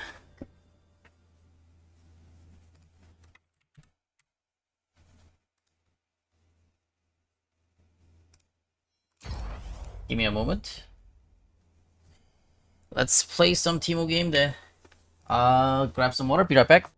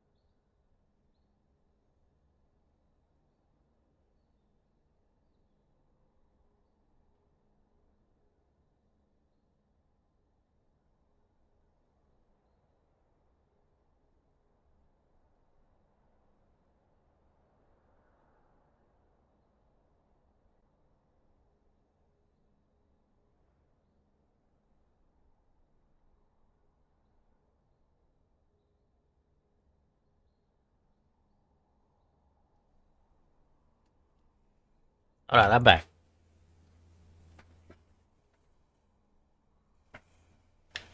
But I feel like the pro scene's gameplay is, I think as a play wise, as I'm watching that, you know, just watch the BLG versus T1. From watching this, I feel like the players gameplay, like as in micro control of the champion wise, it's very similar to just the solo queue players. Yeah, that doesn't mean that the pros are bad. It just means that the solo queue, the quality has increased a lot. Because as I'm watching it, it's not like, it's not so special. It's like, oh yeah, that type of stuff, yeah, but there's a little bit of a miss micro control from this guy or that guy, which I get to see in a solo queue also, often this way, that way. Then what is so different about it is a team play. It's mainly a team play. The planned play and, yeah, usually a planned play. Planned plays. These are what's different about it. But generally like a micro control of the champion itself is like, it's very similar. It's very similar. Of course, pros are a bit better, but let's say like solo queue are like about 90%, then pros are about probably like what 95% or 93%. Yeah, I think it about 3% average, a little bit better. But then increasing that 3% is really difficult though. Yeah, it's very hard to increase that, even 1% from the 90%. Yeah. But that's what I see. But then the plan plays though, so like macro, as you say, macro is like solo is like, I don't know, 20%, and then pros are about 99%. Yeah, not 95%, let's say. Like this is where the real difference about the pro scenes, a complete gap. The things that they can be organized play versus solo queue can't do it.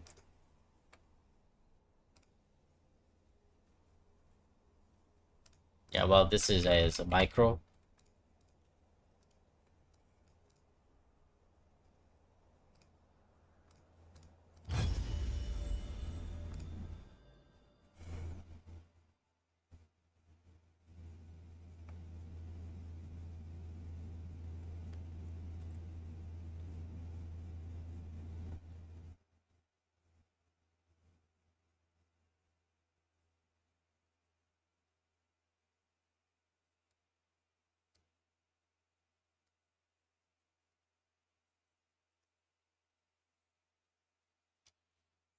But it's not quite the top notch, is what I kind of felt.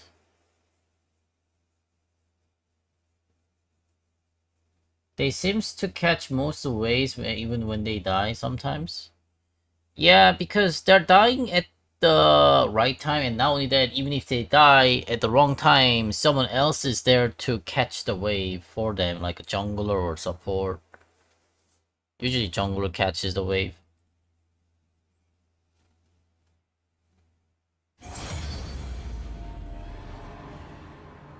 And they also try to even out the lane phase. For example, for a top lane, so let's say my top got ganked, then so that my top is a little bit behind, then they try to even out our top somehow so that our top can at least be able to match against the enemy top lane.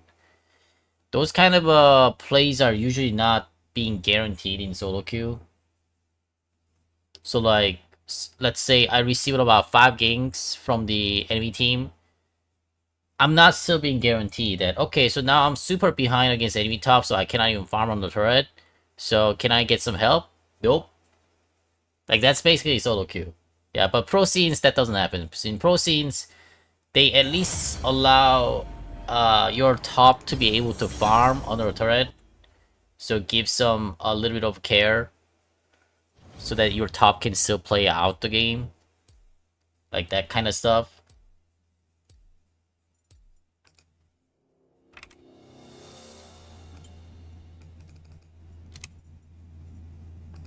Like they don't completely ignore like, oh, you're a weak side, so we're never gonna go to top for you. Kind of, you pick the Yorick, it's your problem. You receive a gank, good for you. You know, you pick that champ. They don't go like that.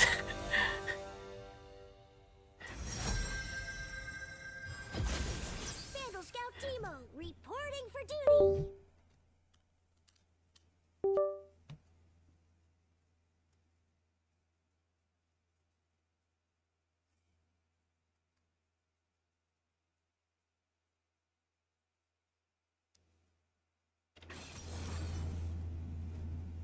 And oftentimes the jungle pathings are being called as a team, so the ganks are not really that, how should I say, unexpected.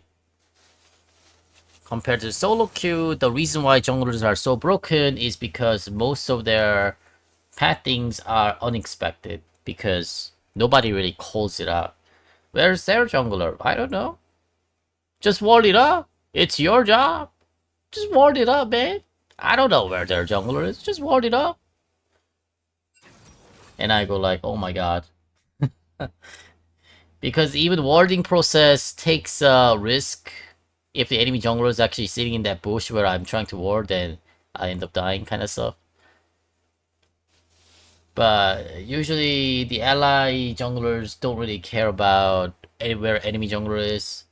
But as we get higher and higher rank up, then people tend to call that out more often. So when you guys watch me, some people playing in high tier, and you see a lot of pings happening, and some of you guys say those pings are very annoying when watching on high tier, but those pings are very important though. Like, usually it's a jungler who's calling out that enemy jungler is located here, enemy jungler is located there, kind of stuff, which allows a team to play aggressively or passively at the right time so that they can avoid the enemy jungler's pressure. Which is what's happening in the pro scene too. Yeah, they usually do it with the communication, a voice comm, while as in solo queue, we gotta do it with the ping because we don't have voice comm.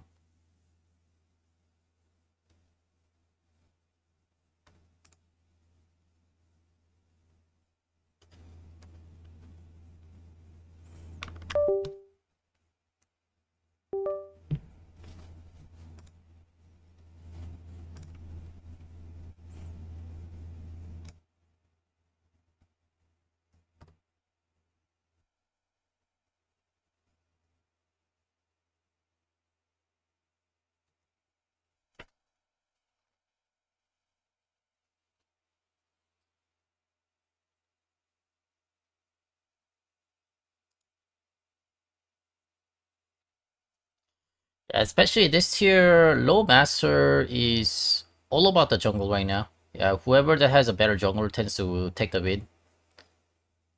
Very jungle dependent games. I think about 75%. Yeah, 75% of the games. Good 75% average. It's jungle dependent games. About other 25%. So 1 out of 4 games is the not jungle dependent games. Because those games like junglers tend to go even, and then now it becomes to be lane diff. Oftentimes when the lane diff comes in, then it's usually a mid gap. Yeah, the mid gap takes a big portion of that 25%. And then next one is like support and ADCs. Support's percentage usually comes in a bigger and bigger as rank gets higher. ADCs usually don't really impact as much. Well, I guess sometimes they do, yeah.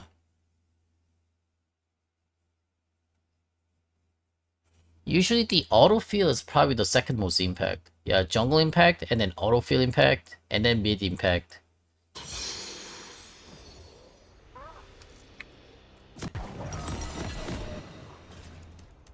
Especially the autofill jungler is just the pure terror. All right, let's throw him a Vandal City dash. Surprise!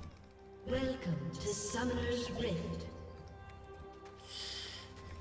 Let's go, Lady versus Aatrox top, starting with the boots refill pod. Minions have spawned. This account is an AP on hit account, which means we play mainly AP on hit items on it, like Nashor's Tooth and Duskin Dun. Ooh, Tristana. She's moving. Tristana versus Katarina. I don't know, I feel like it's a doomed lane phase for Tristana. Good luck to her. Aatrox could be sitting inside this bush and trying to trade at level 1, so let's a little bit gap it away for now.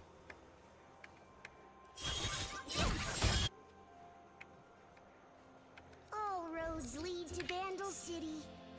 Looks like you could use some help.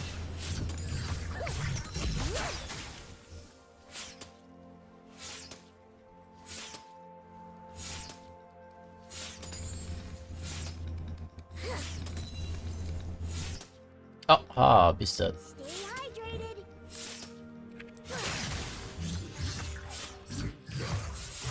Oh wait, I hit the wrong one. No. One more badge for me.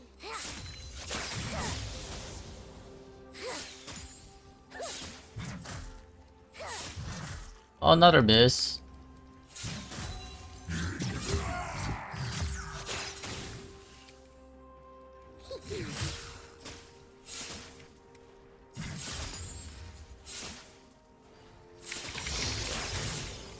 A Vandal Scout always strives for excellence.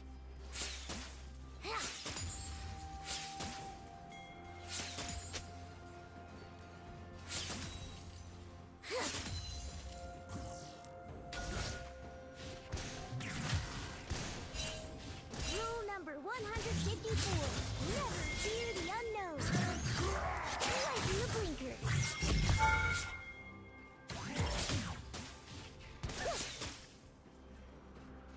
First blood.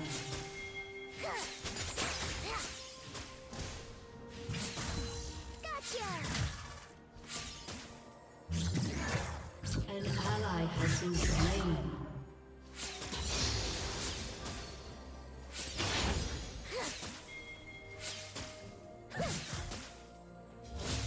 Where did I put my goggles? Oh, wait, they're on my head.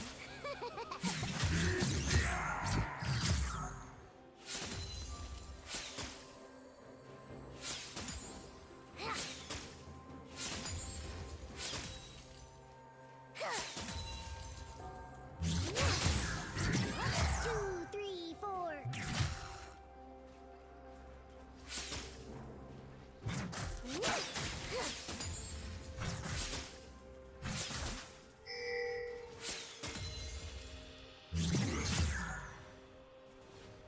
Ah, the sounds of nature.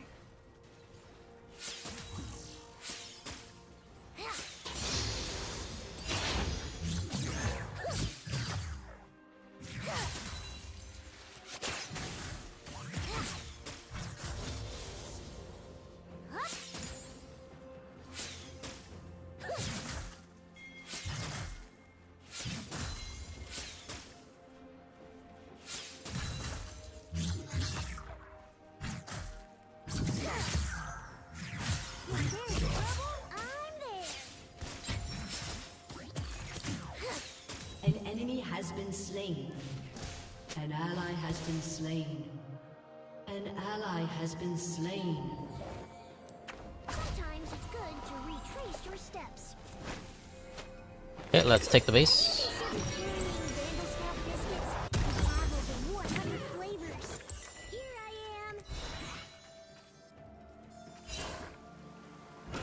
I wanted to buy a 1M tome, but don't have money, so I'll get a dark suit.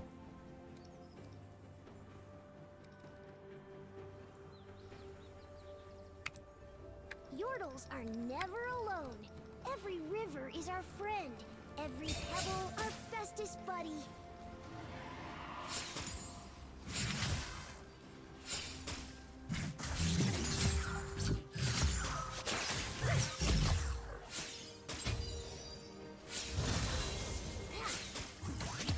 There's always more world to see. An enemy has been slain. It's mushroom time! I love mushroom time. An ally has been slain. Double kill.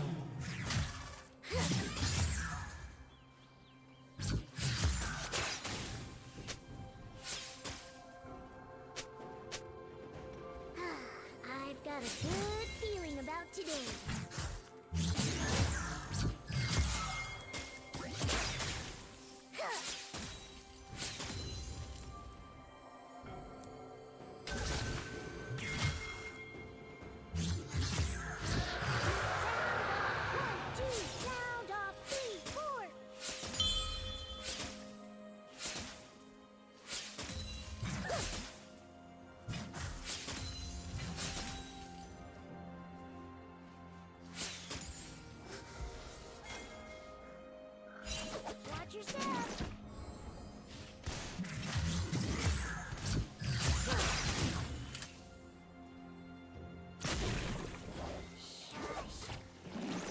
enemy has been slain. Did you miss me?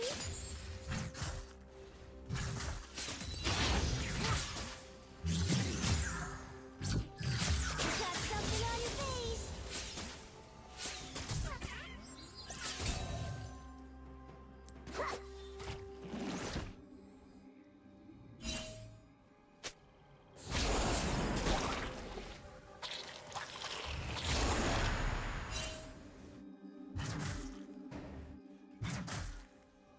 A Bandle Scout is always prepared.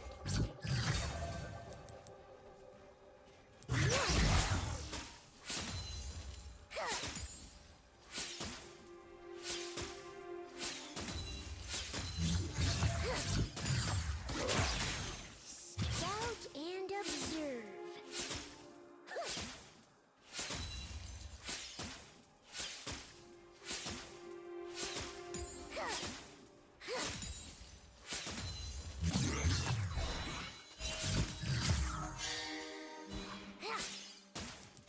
I'll scout ahead.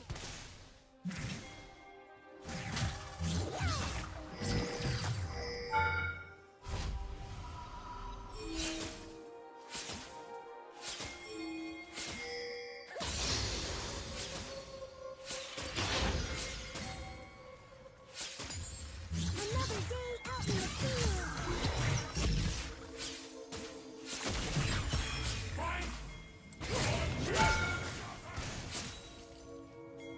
You have slain an enemy. Aww. An enemy has been slain. Okay. Double kill.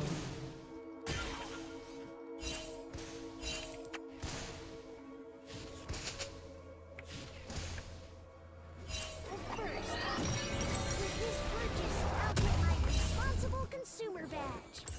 Killing spree.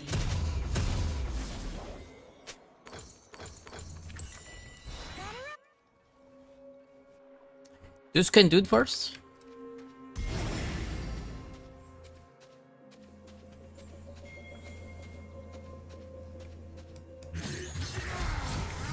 Gex Shinker first. On Atrox.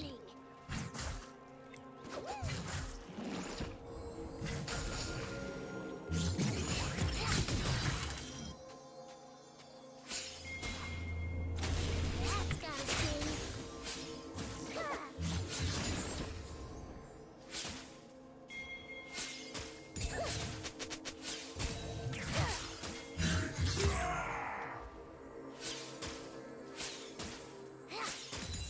An enemy has been slain. Strangers are just friends who haven't met yet.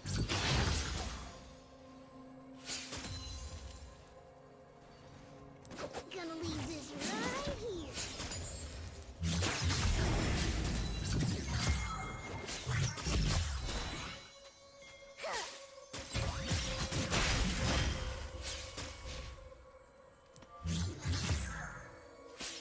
Didn't see that coming, did ya?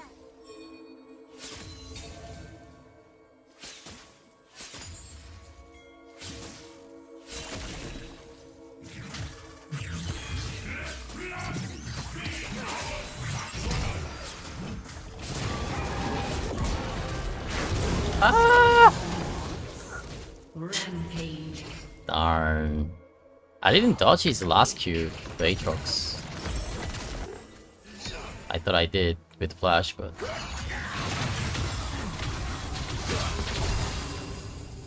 An Mastery, ally finish has it. been slain.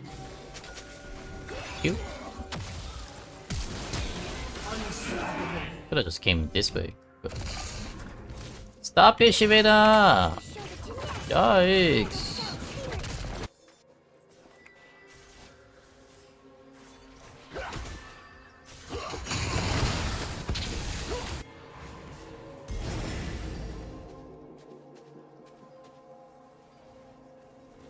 Hello, trees. Hello, rock.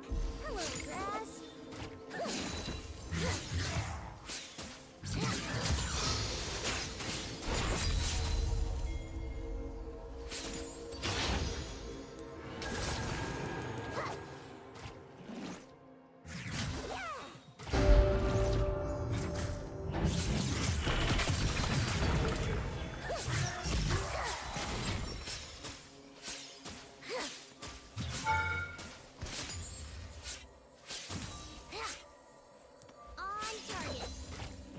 Enemy killing spree.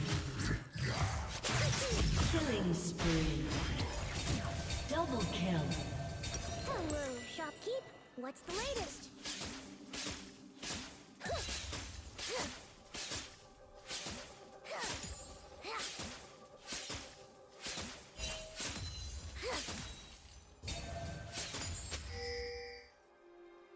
A Bandle Scout is a friend to all.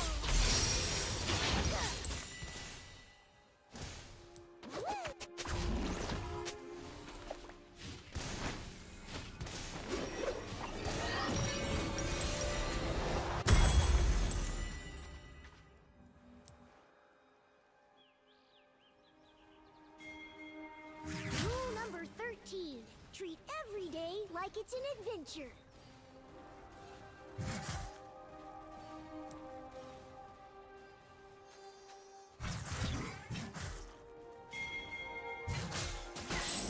Enemy rampage.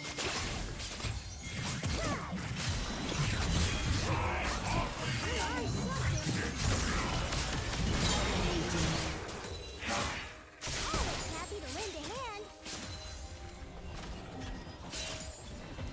Okay.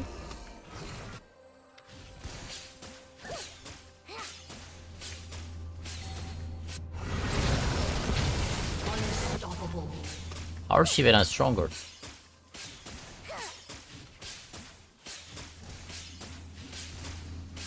Here is a mushroom with your name on it.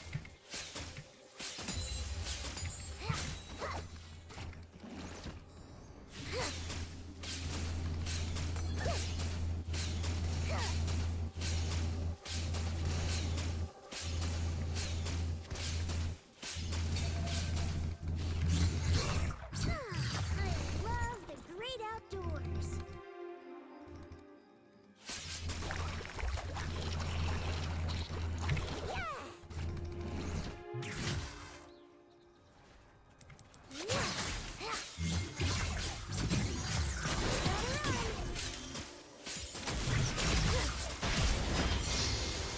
Shut down. All roads An lead to enemy Bandle has been slain.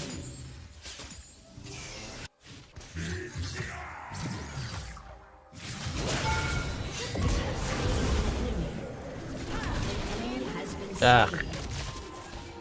Should have just gotten on turret. No threat.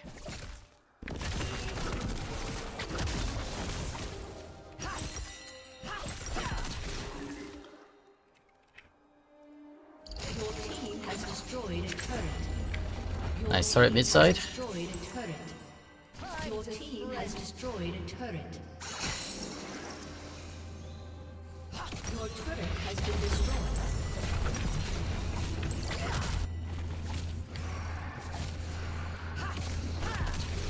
Scout journal entry. Had a mushroom-related incident. Returning to the field now.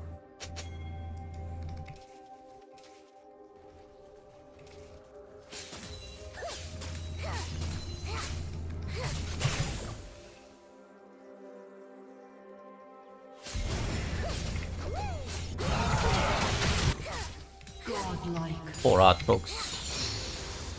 Your turret has been destroyed.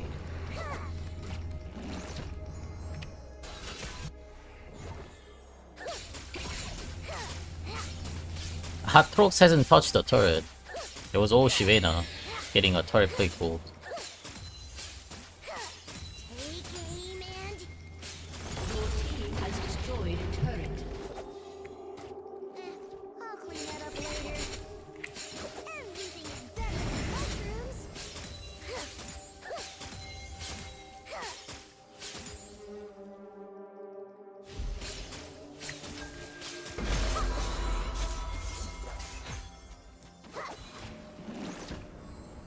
Magi. Dangerous cat 따라이나.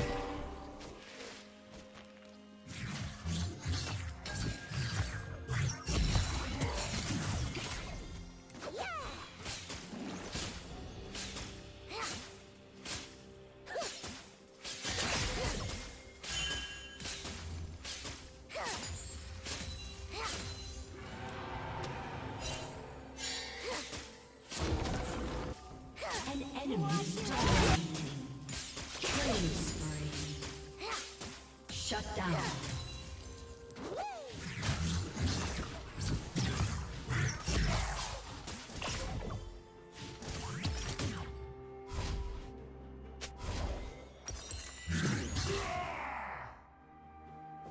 They don't see anything.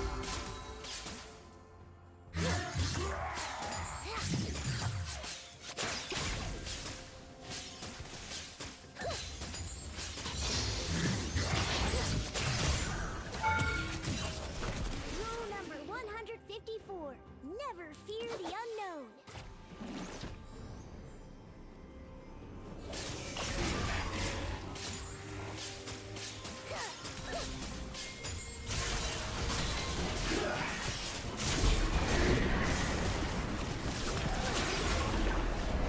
Where did I put my gun? You're on my head. That's why scouts stay vigilant. An enemy is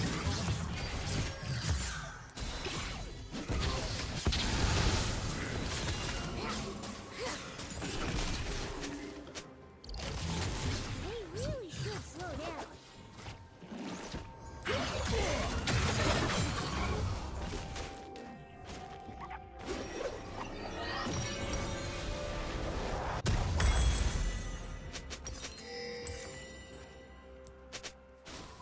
This game will build a little bit tanky bloodletter cards next. Because we don't really have a front line.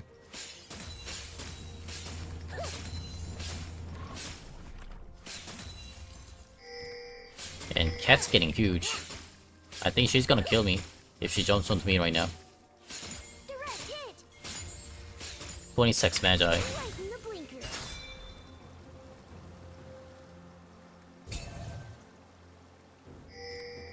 Mainly the previous one. legendary.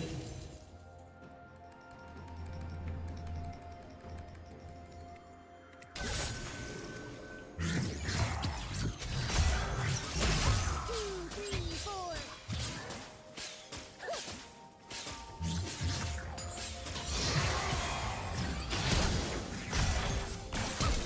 Ah, shit. I'm a fun guy. Man. Your team has destroyed a turret.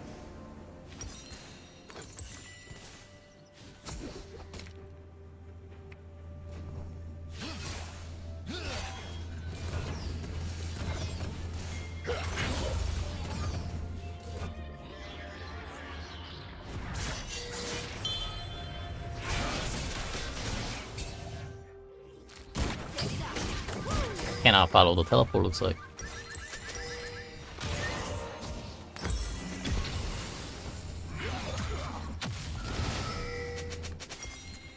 If you're not ready for everything, you're not ready for anything.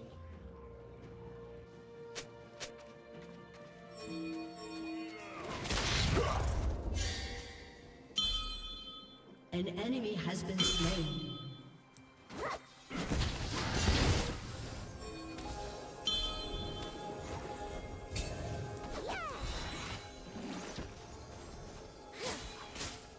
An enemy has been slain. Uh-oh.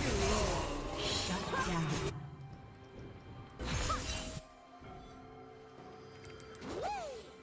Your team has destroyed a turret.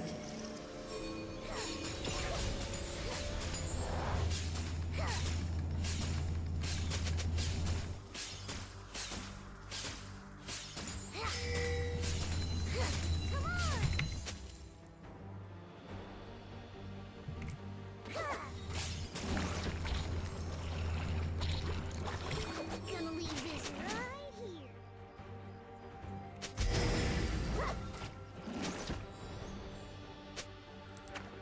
Be right back. I forgot my emergency marshmallows.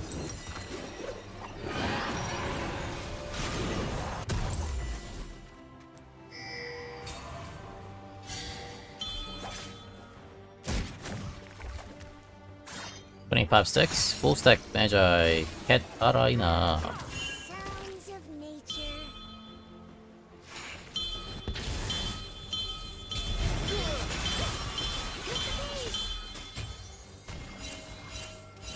Don't be suspicious.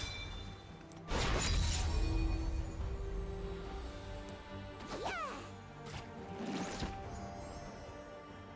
I love camping.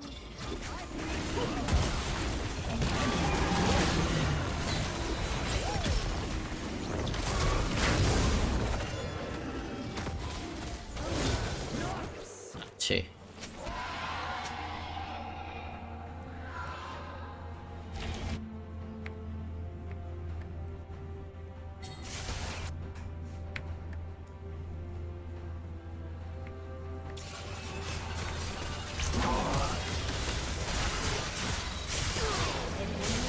Good.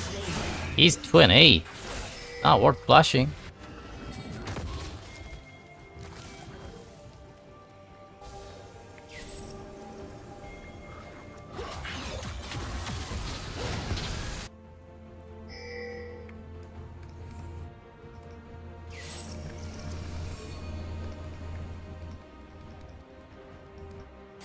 The world is so big, there's always something to explore.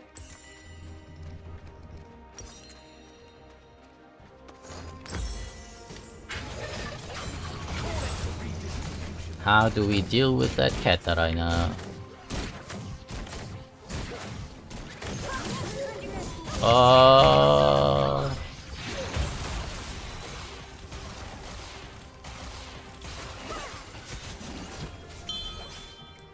Here's a mushroom with your name on it.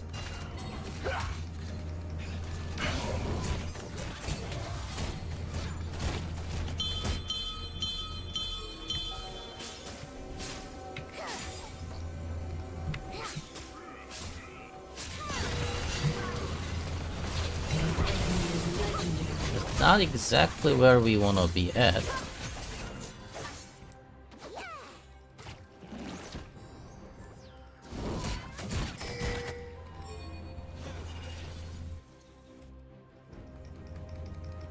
Here I am.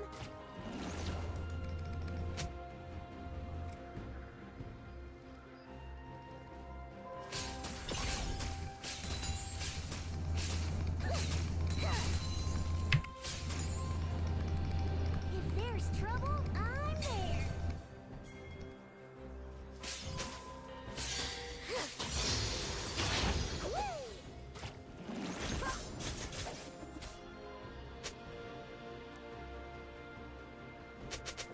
Surprise!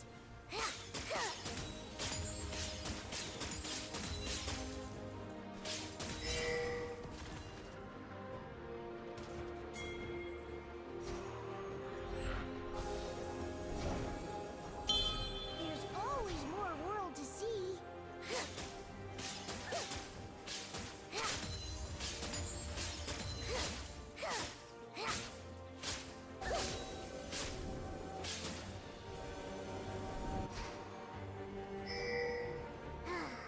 I've got a good feeling about today.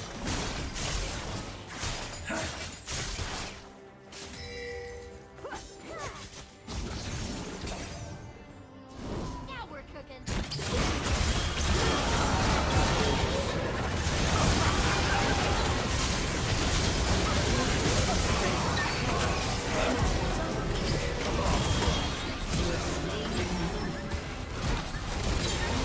Oh my god. An enemy has been slain. Okay, good.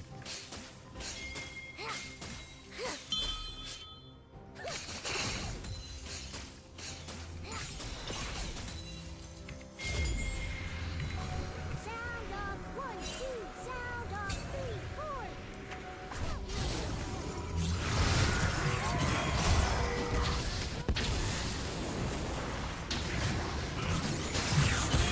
Shit! I don't know if you can win that. Did you came back? Destroyed a turret.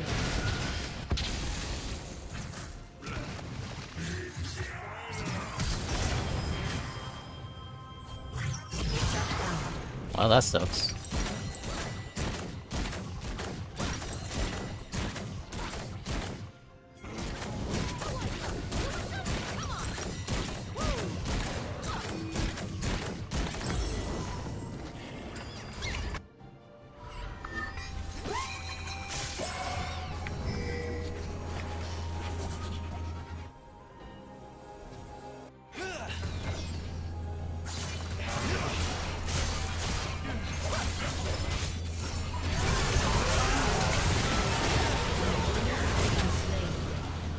An ally has been slain.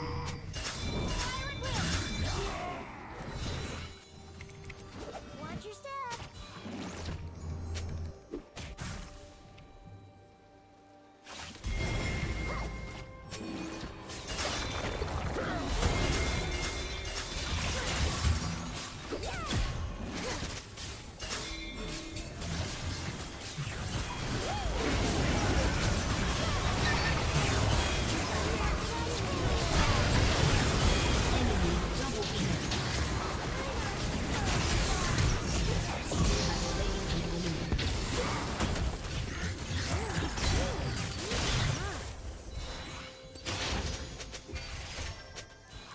Sometimes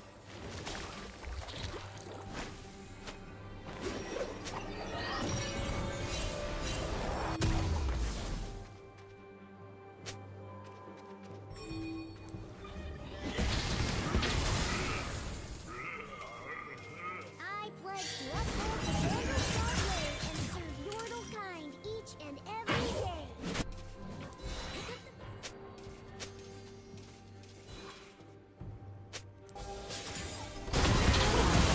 Slain. Doesn't look good. Enemy double kill. A Vandal Scout is always prepared.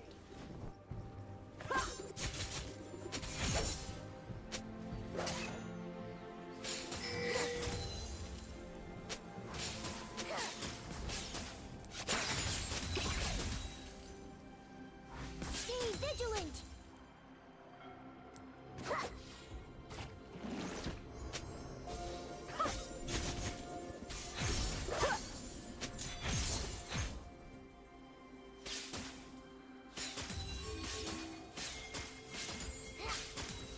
Stay hydrated. I still need my defeat a void monster badge.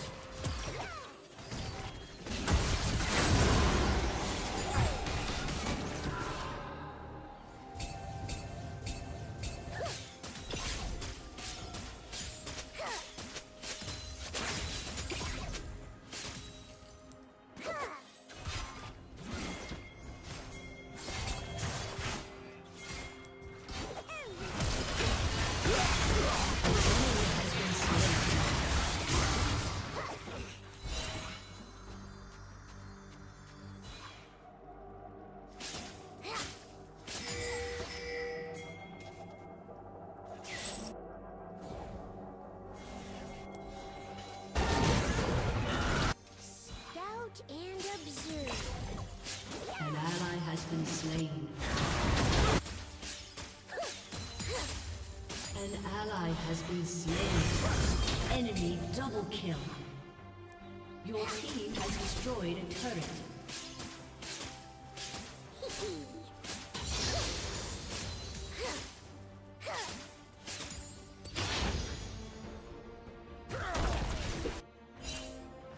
Enemy killing spree. Your turret has been destroyed. Rule number 9.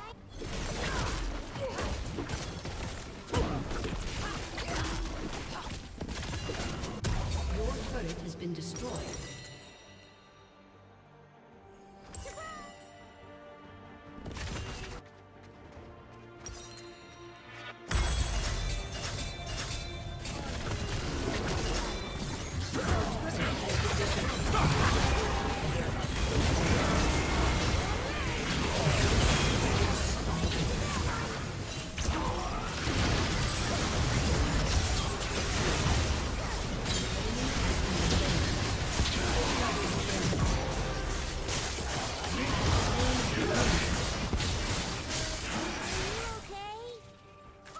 Your turret has been destroyed.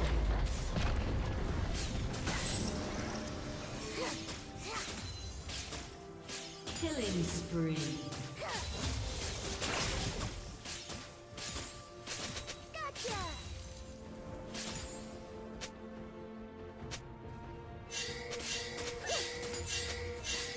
Here's a mushroom with your Nemite. Gotta go consult the handbook.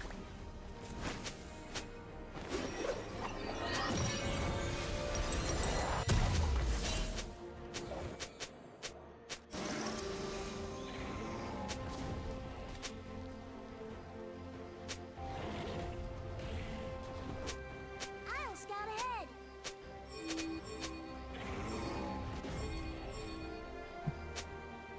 Gotta run.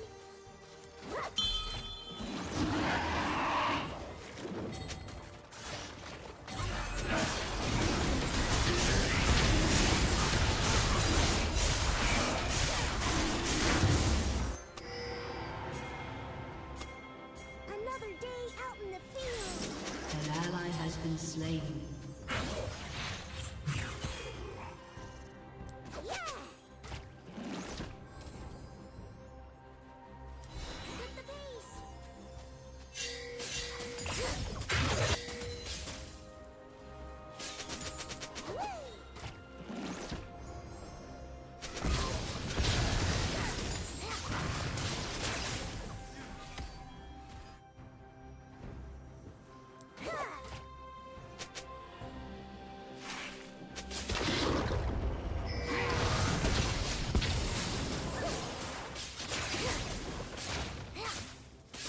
Quickly! Strangers are just friends you haven't met yet. Gonna leave this right.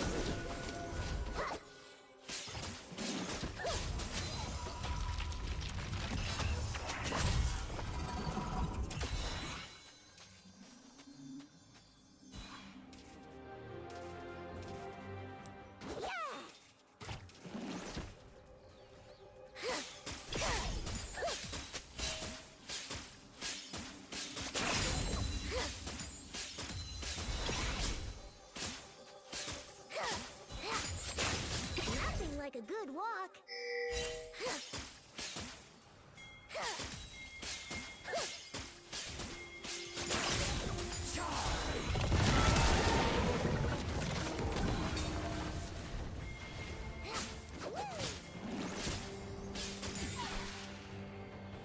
Pick up the pace.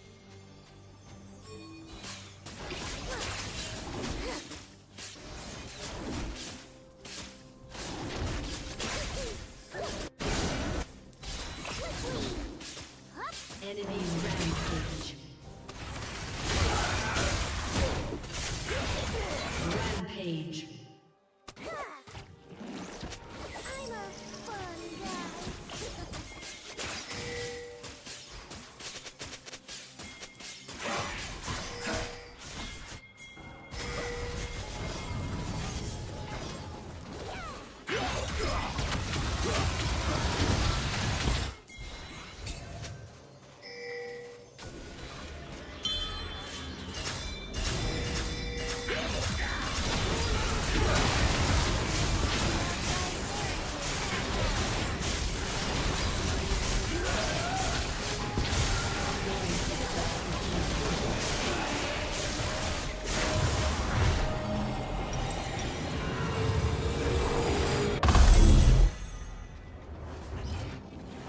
Hello, trees.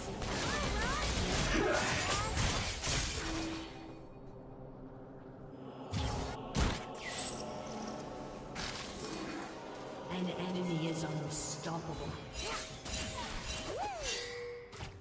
Enemy double kill. Watch your step. Your turret has been destroyed. An enemy has been slain. An ally has been slain.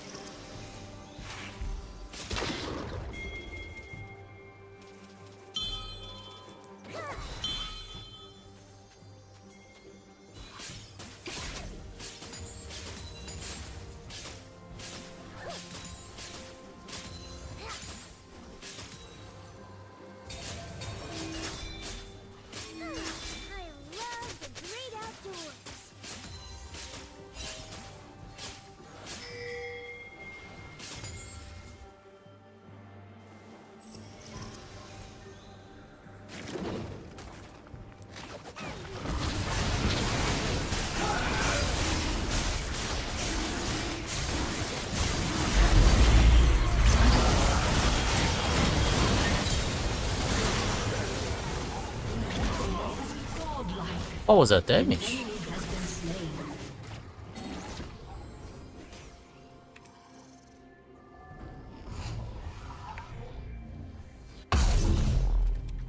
slain. Gotta stay quiet.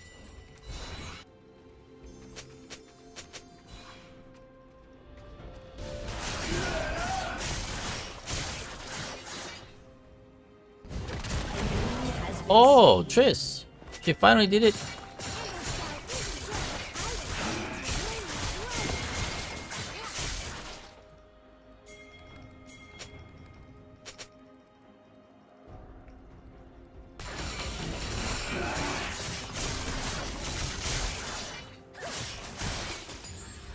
All roads lead to Vandal City. Your team has destroyed an inhibitor.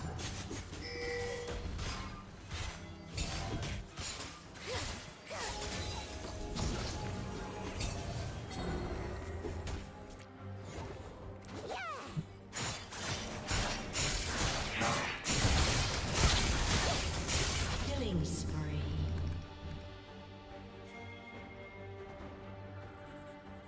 An ally has been slain.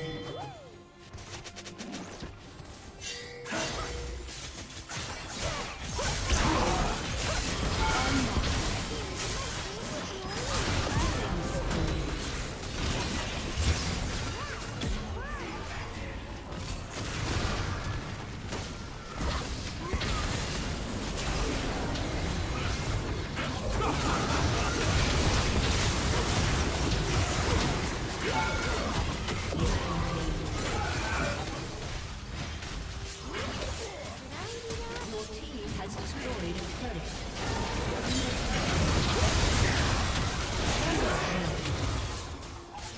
Ace.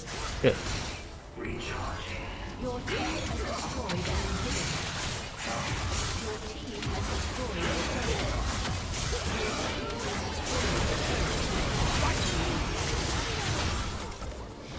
A summoner has GG's.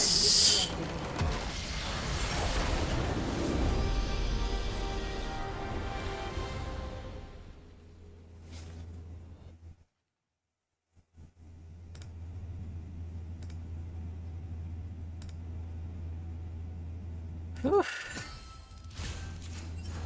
It was a rough game. Mm-hmm. Yep.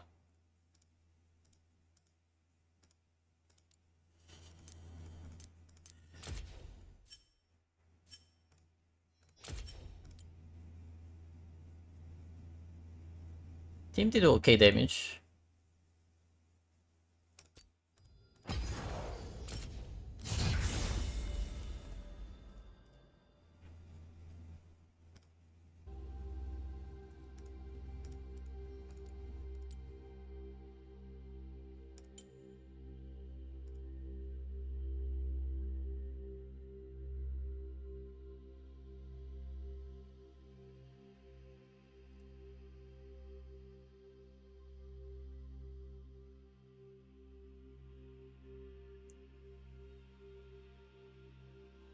I think a Banshee could have been a little bit better. I'm not sure.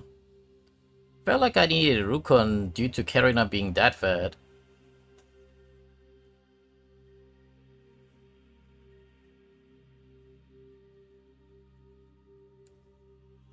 The armor wasn't really that needed. It was mainly a CC that was getting me from the physical damage. The main damage was magic damage from Cat.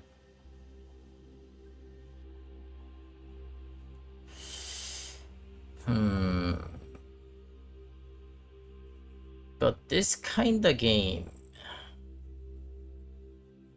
I'm not too sure Flow Letter Curse being effective or not.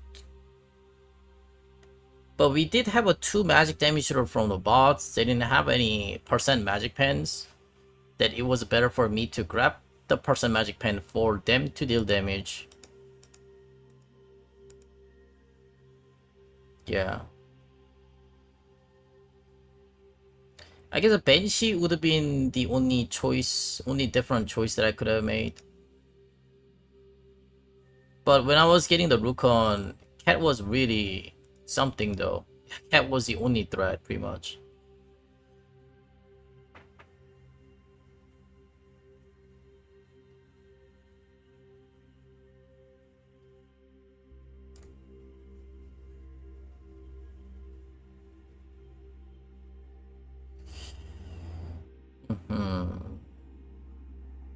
Let me take a look how much damage the Leandri has done.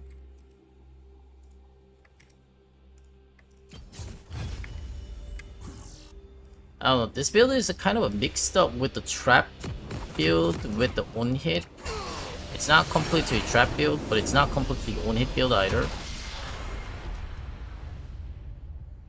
It's just trying to get the tanky item from the trap and the on hit build.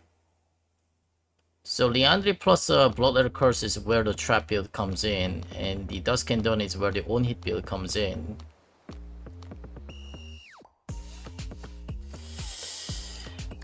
Hmm.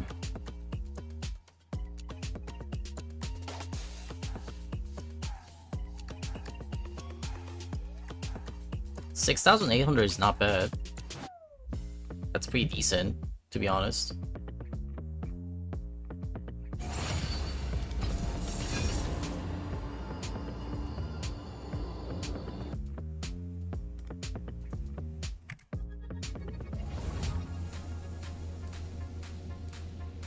And Dusk and Dawn did pretty good job too. Yeah. Both were good. Both were good. I guess I'm not happy about the Bloodletter Curse a bit. And the Kinnick Rukun a bit. Previous one is definitely needed though, because of Carolina, Shivena, and Aatroxil. Apelio started healing too.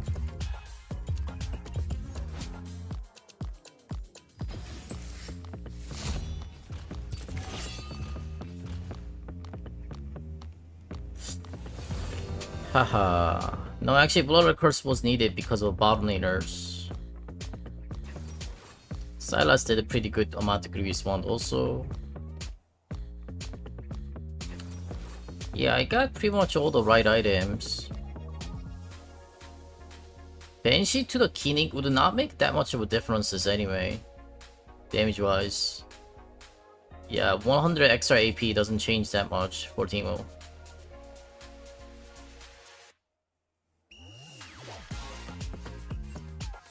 I guess a Nashor instead of a Dusk and Dune. But no, at the early game state, I needed that HP to survive from Cat's Burst. Vandal Scout Teemo, reporting for duty.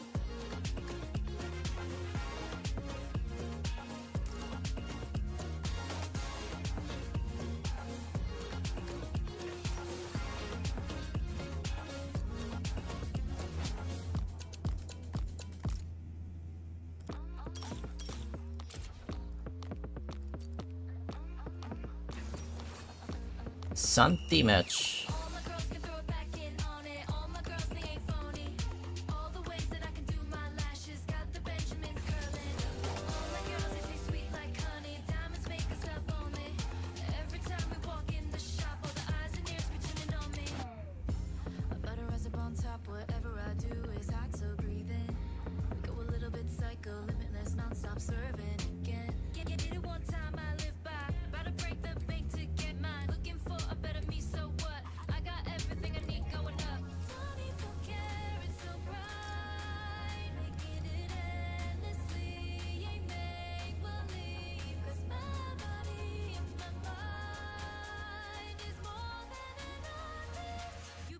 If you don't know this, all my girls can throw it back in on it. All my girls, they ain't phony. All the ways that I can do my lashes, got the Benjamins curling.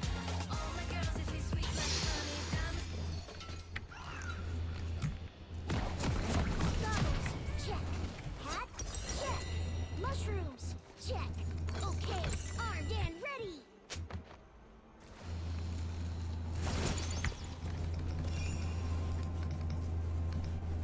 Welcome to Summoner's Rift.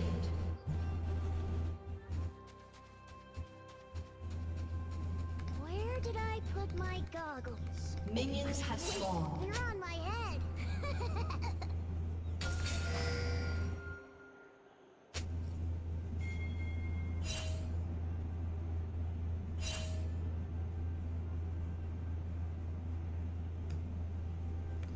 Hello, Mr. iPav. Hello. How's it going? Laning versus Case Santi top with an ignite. That is very dangerous, Santi. How do we build against that? Nothing like Alright, we're gonna need a Sweetie's Boots, Cloth Armor, and Ruby Crystal. Timo at your service. Gotta be very, very cautious about this matchup. Here I am.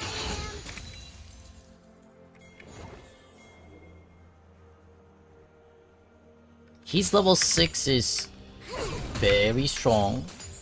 Way too strong. Blood.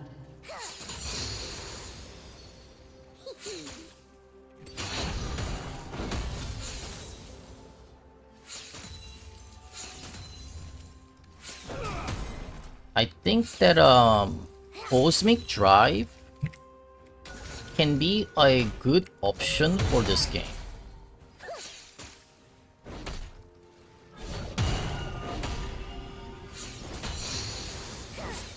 Now let's stop building a Leandro on this account. Yeah. I think building Leandro on this account is kind of cheating. Because it's an on-hit build. So I should more... Like a Nashor Dusk, Wits and Rageblade, like those kind of items should be more preferred for this account. Yeah. Shroom build, I do it with a different account. Okay!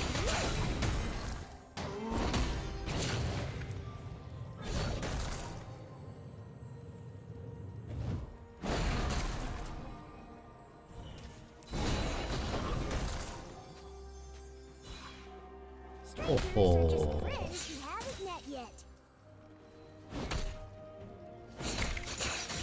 Very aggressive Case Hunty. Too aggressive. An ally has been slain. Rule number 154. Never fear the unknown.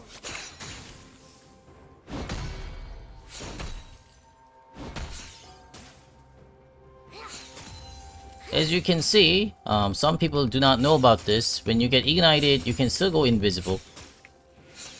Yeah, the damage over time from Darius or Singed or Ignite, you know, those Cassiopeia, they don't stop the Teemo from going invisible.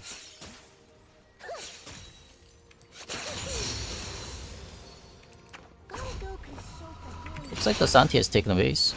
I'll take the base too.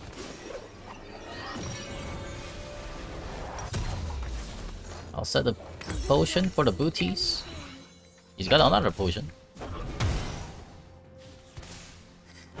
And then grab a ruby plus a cloth armor, and then start working on Cosmic Drive as a first item. I pledge to uphold Yeah, I think this match is... I need a move speed plus HP. every day. Cosmic Drive might be the only way for me to survive. The cloth armor going for the whole glass later.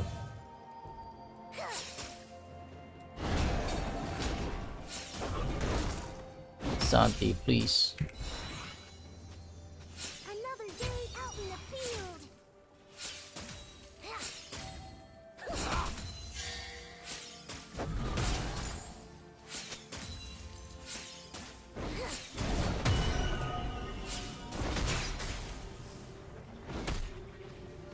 There's always more world to see.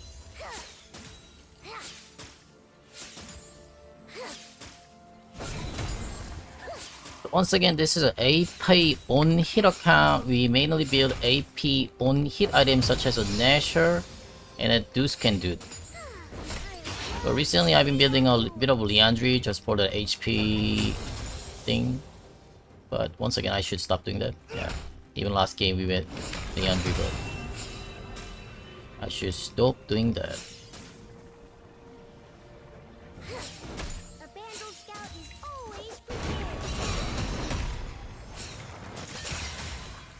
Haha.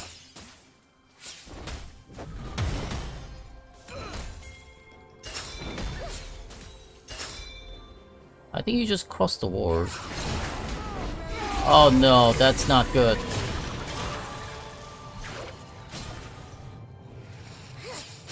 Holy moly. Yeah. This guy knows how to play Keysanti quite well. Oh. An ally has been slain. Yeah, he's out. Well, welcome to top lane, Lydia. That's how it is. Stay hydrated.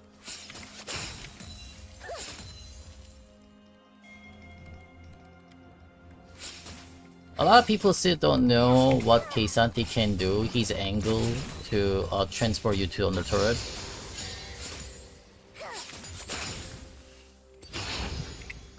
It's generally better to not force the gank like that.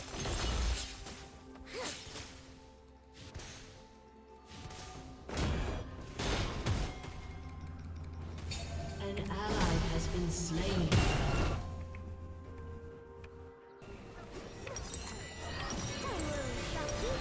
The latest.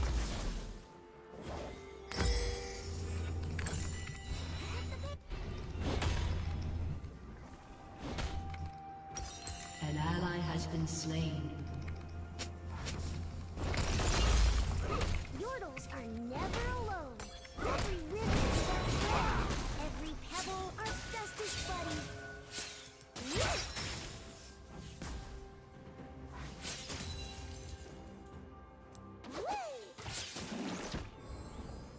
I'm a fun guy.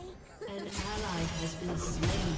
The one thing to watch out against Keysanti is standing close to enemy's minion. If you stand next to the enemy minion, he can easily jump onto his own minion and then go all in. Kinda like a Lee Sin style. A Vandal Scout is a friend to all. So don't be doing that.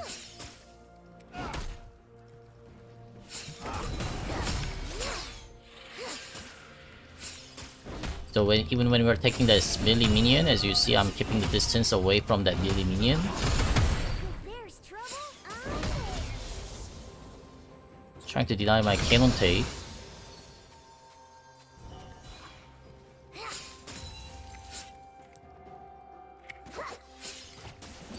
One more badge for me.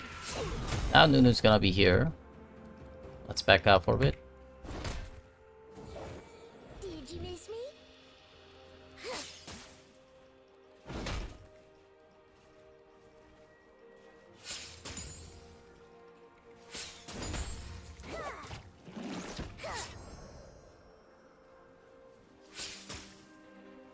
Enemy killing spree.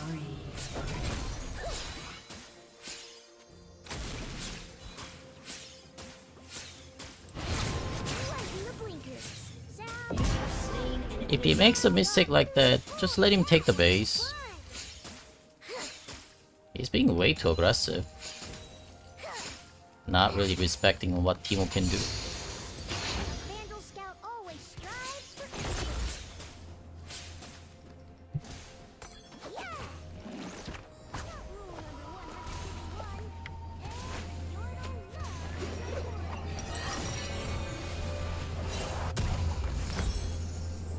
Stay quiet.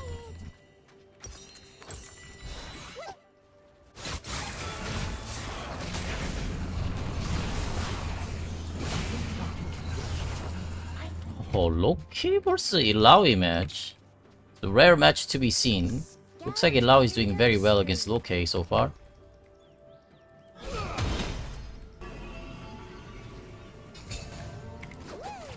Valkyrie has choice. Now this is quite risky. Oh my. Him flash Q on me. I'll probably end up dying. Yeah, let's just take the base. I've got a good I can't stay feeling like about this. today. Interest. Holy crap. Ha!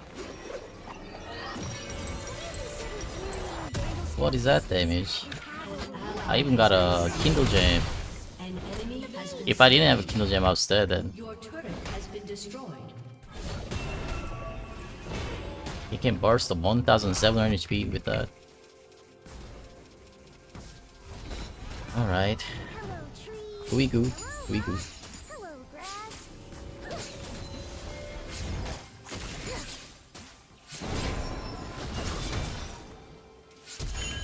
Quickly.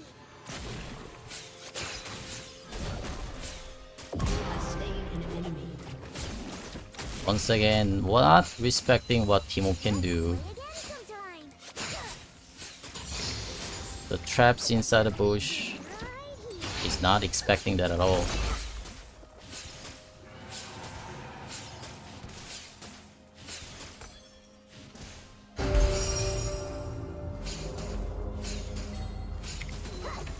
Sometimes it's good to retrace your steps. Gotta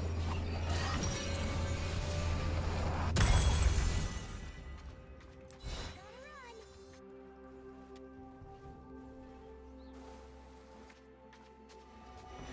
If you're not Blood Letter Curse is a good choice for this one, anything, as we have a lot of iPav Dilla, but I don't want to go Blood Letter Curse for this build either. Blood Letter Curse is okay for the trap build, not for the on hit. On hit's gotta go straight up voice up.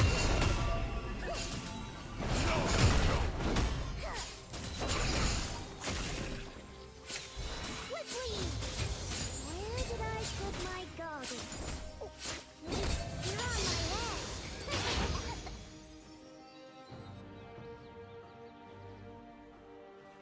Yeah.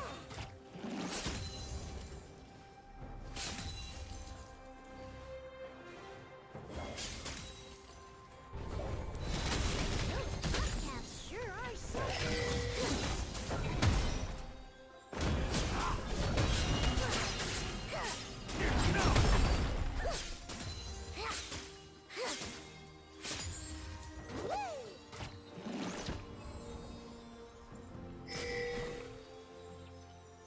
Enemy rampage. Enemy double kill. Nothing like a good walk.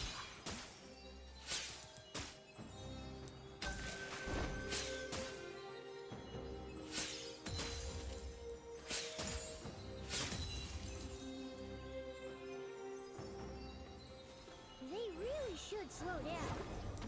Everything is better with mushrooms.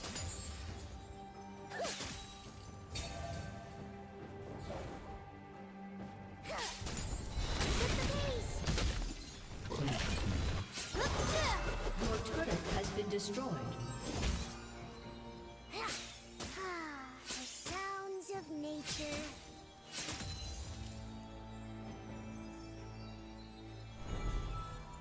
I need shield. Thank you. An enemy is dominating.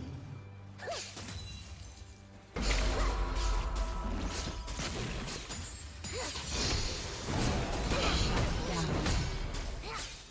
Enemy rampage.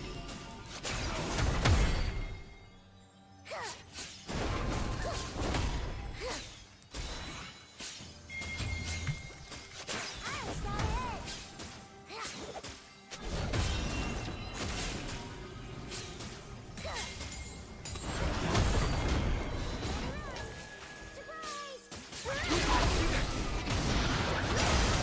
Your turret has been destroyed. Why did you wait, what? Is that necessary? All suckered out.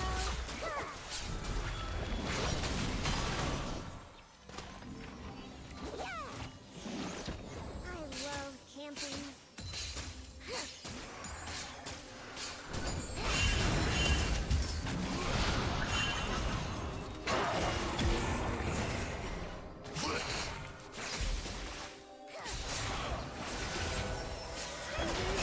Friends you haven't met yet. Shut down.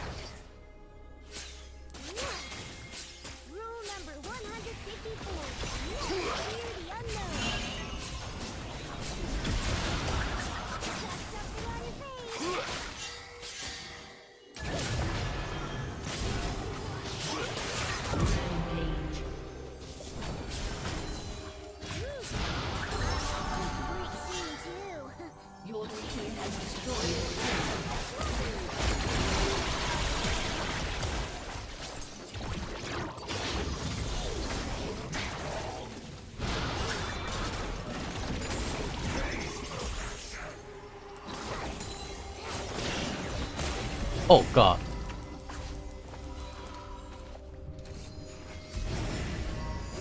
Alright, thanks, Shannon.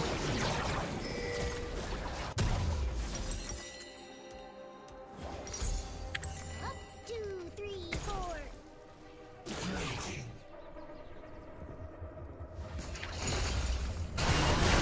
Slain. Thor Dragon.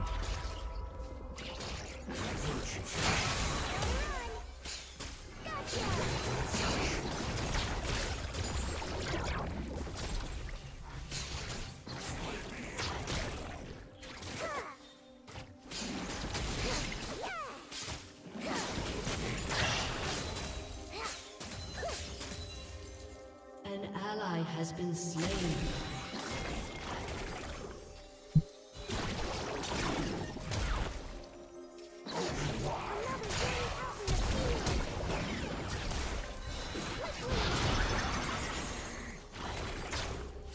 Whoa, whoa, whoa, whoa, whoa, whoa.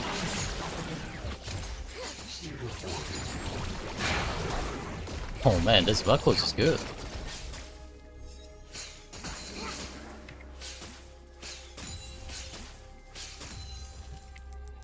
Watch your step.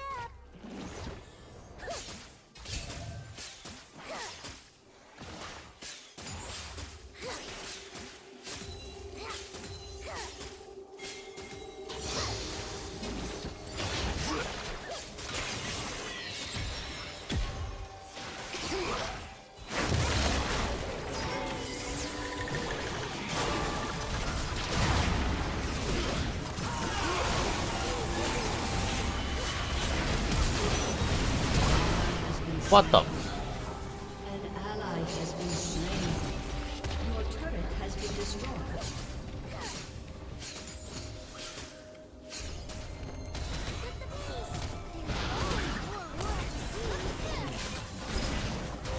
Rocket Bill?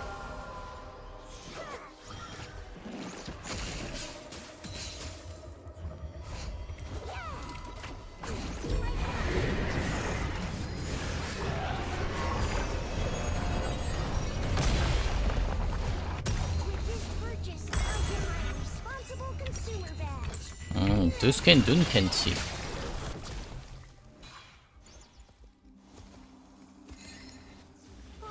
키닉 루컨 K 산대.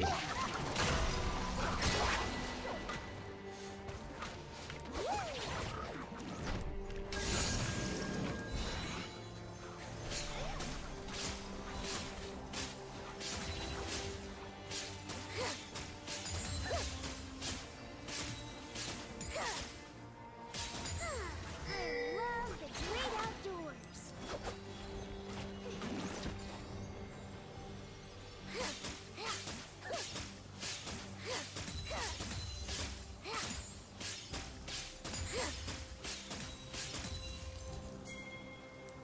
I'm a fun guy.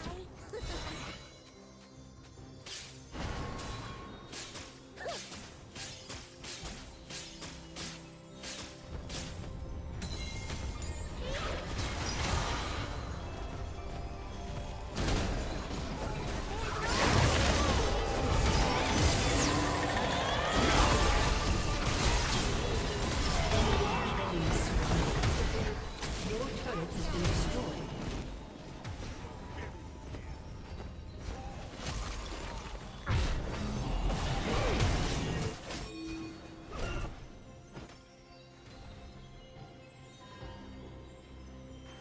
All roads lead to Vandal City. Quite the rough state.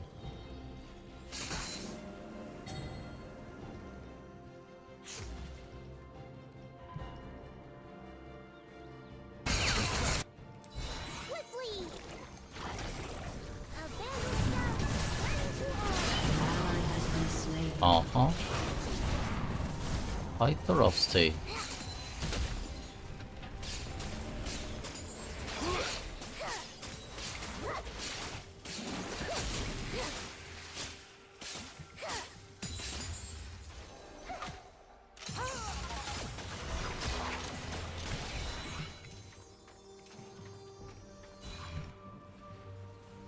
there's trouble, I'm there.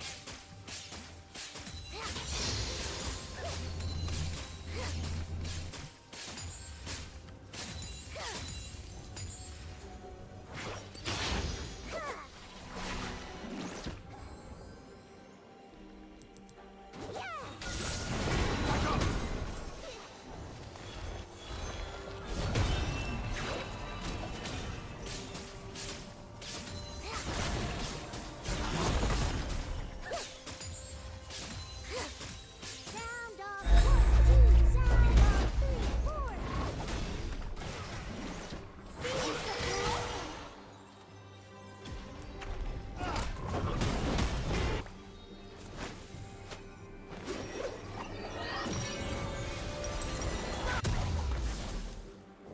Don't be suspicious. Let's work on voice app.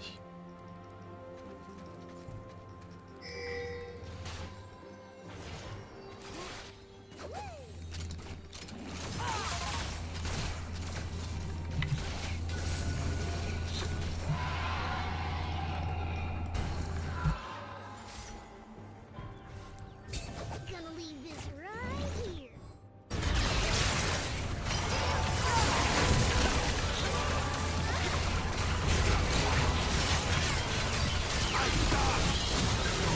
Oh, we got him. Well done, time. Vandal Well Stomp isn't just done. a title, it's a way of life.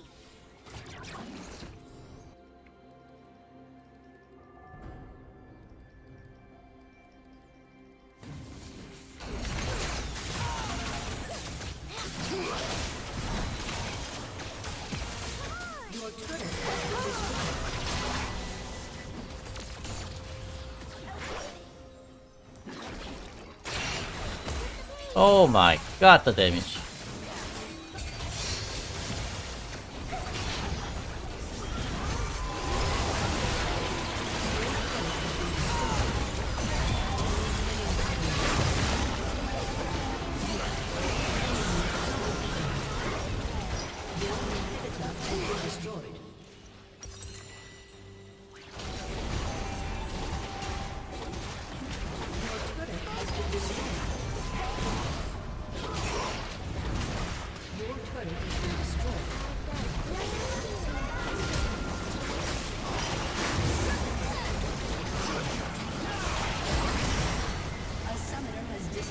GG's.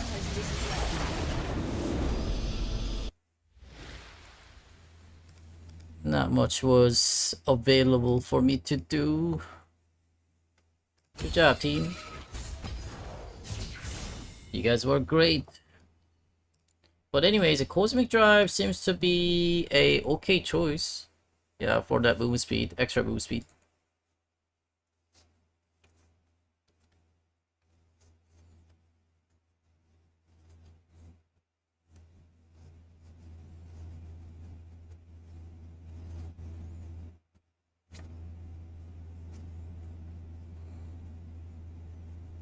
The usual team.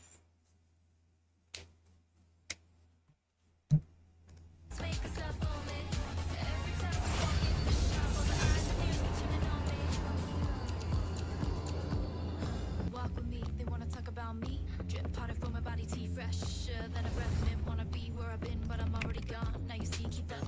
Sharper than my heels, better treat me right. I only shoot my shot to kill. Look me in the eye. What you see is what you get.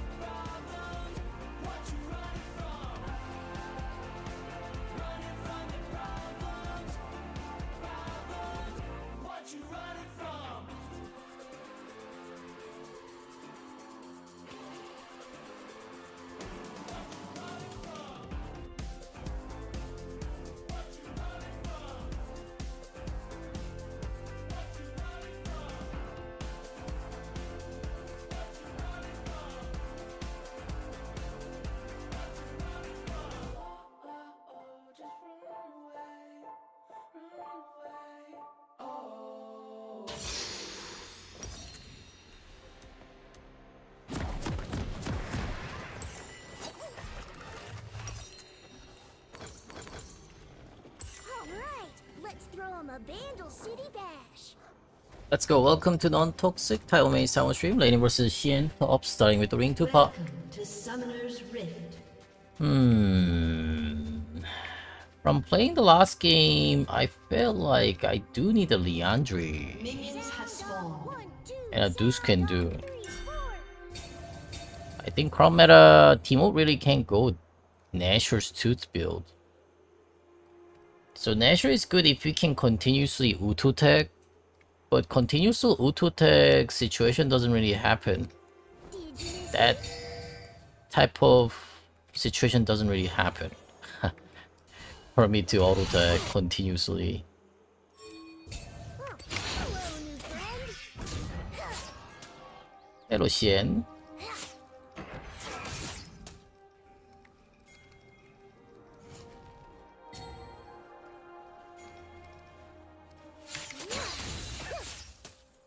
Nothing like a good walk. First blood. Lighten the blinkers.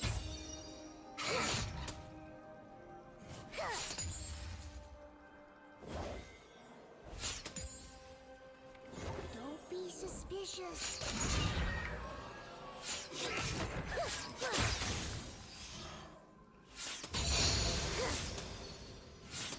A Vandal Scout always strives for excellence.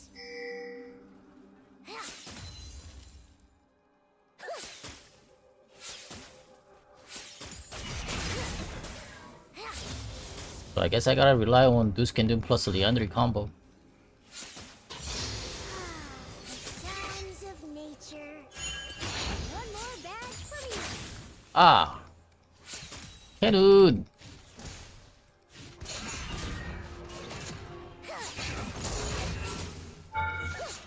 Ah, yeah. There's always more world to see.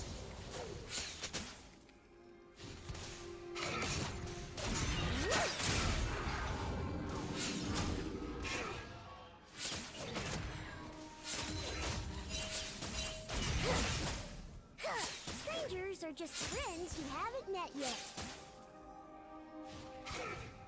An ally has been slain. Okay, it's okay time for me to take the base. Because the Kane's gonna be around on the top side right now. What's the latest? Let's grab one Tega. This Tega is gonna go for Dusk and Dune. Dusk and Dune Liandry. Previous one is not that necessary, I think. Just against a Kane a bit.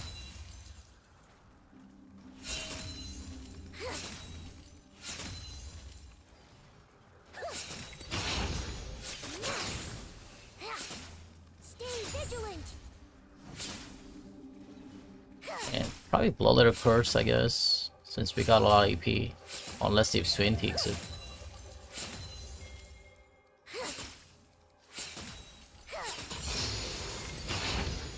Scout and observe. An enemy has been slain.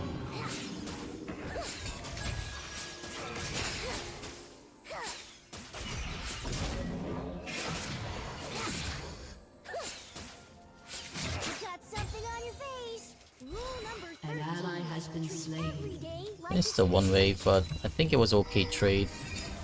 Or missed one wave for it.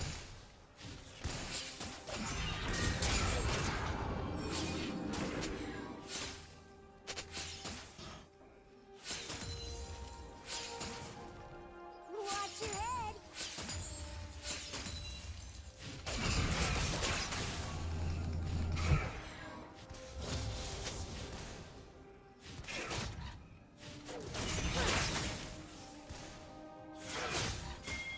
Vandal Scout is always prepared.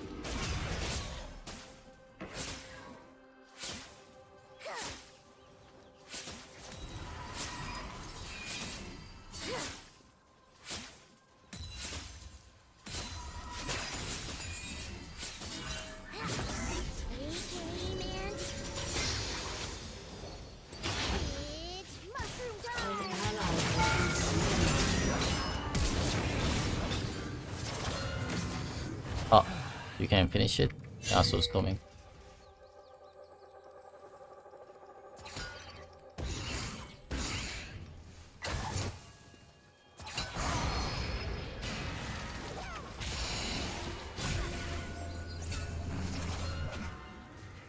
Wow. What is that champion? How did he get out of there? What? What? The amount of move speed that he To gets. uphold the Vandal Scout way and serve Yordle kind each and every day.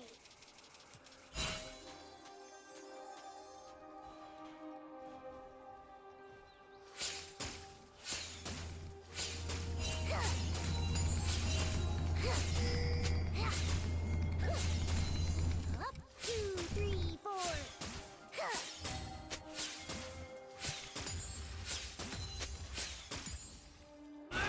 Killing spree. He didn't all for that. So Shen. Vandal Scout is a friend to all.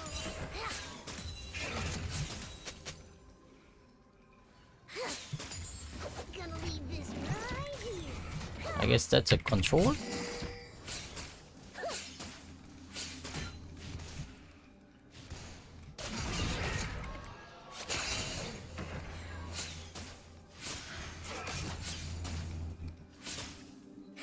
Another day out in the field.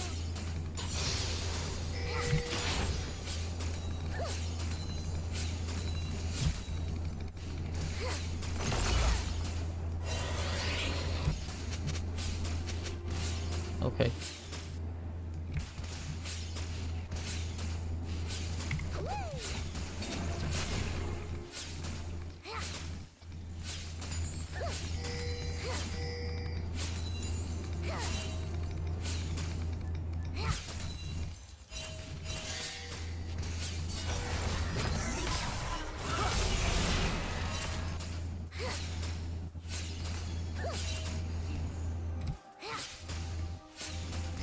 All roads lead to Vandal City.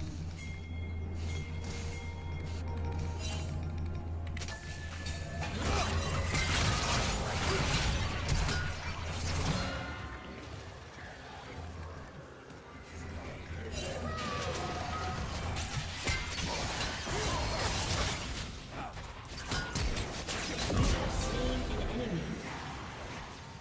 That was fun.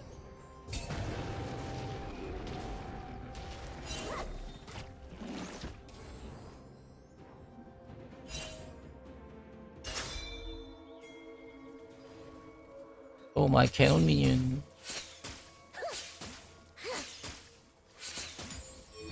If there's trouble, I'm there.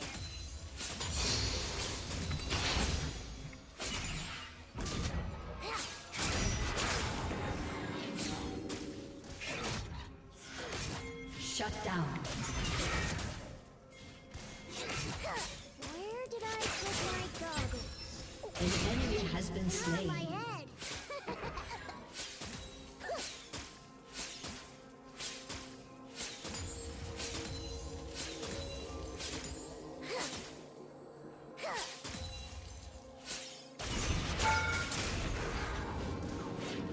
I've got a good feeling about today.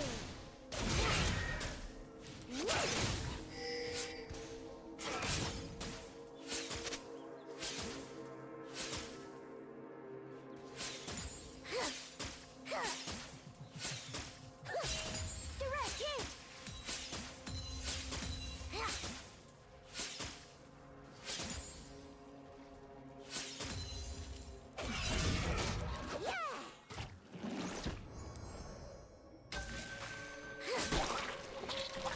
Quickly.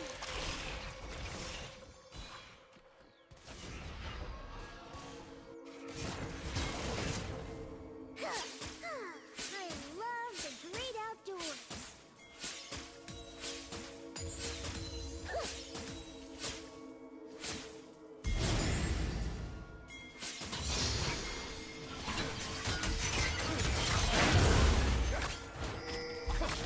Easy target.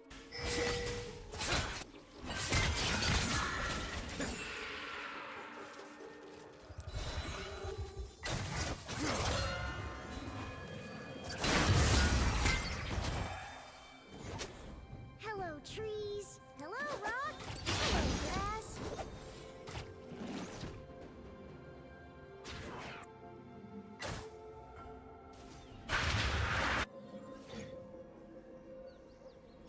Gotta run. I'll scout ahead. Everything is better with mushrooms.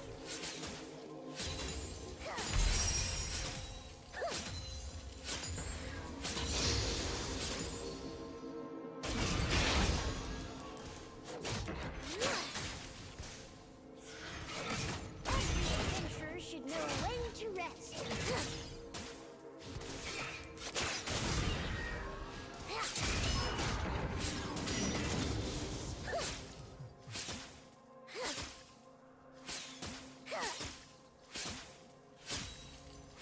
Stay hydrated.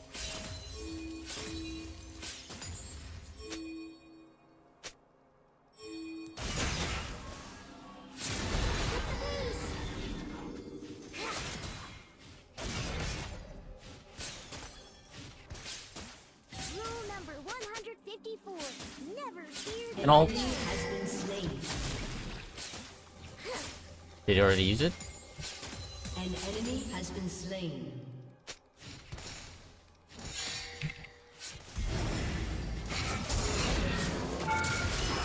Sound off. 1, 2. Sound off. 3, 4.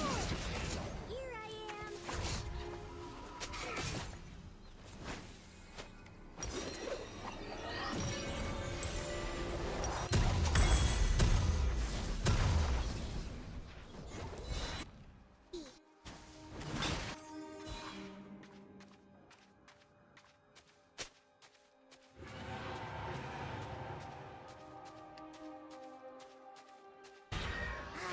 I love the smell of mushrooms in the morning.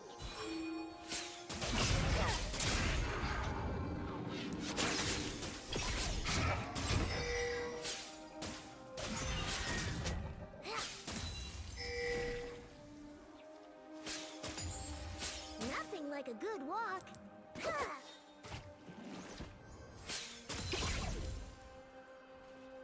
I love camping.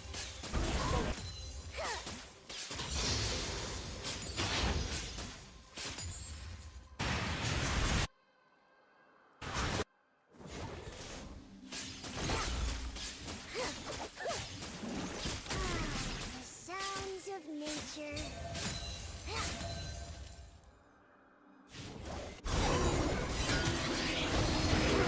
Your team has destroyed a turret. I'll clean that up later.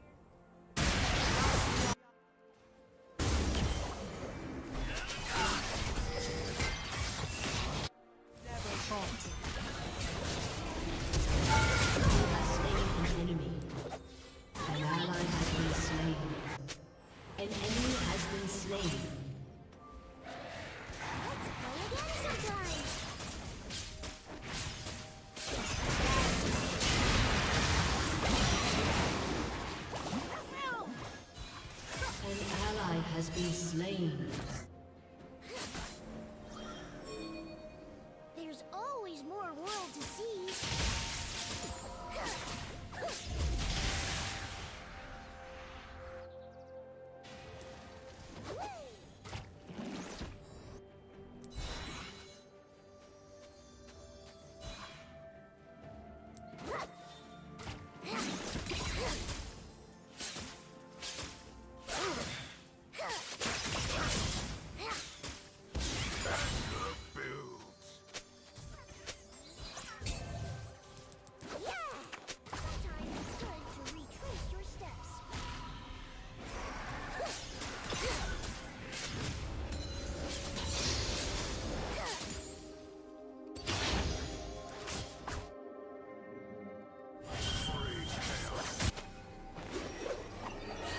Strangers are just friends you haven't met.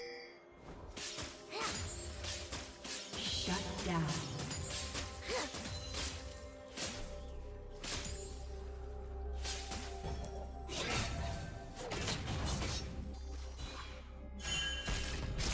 Down and observe. That's gotta sting.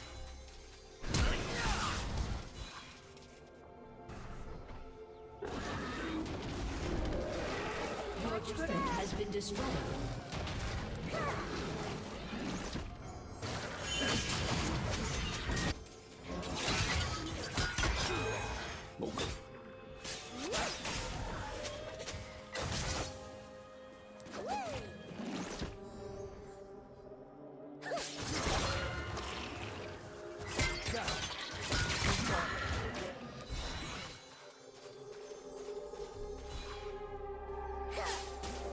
A Vandal Scout is always prepared.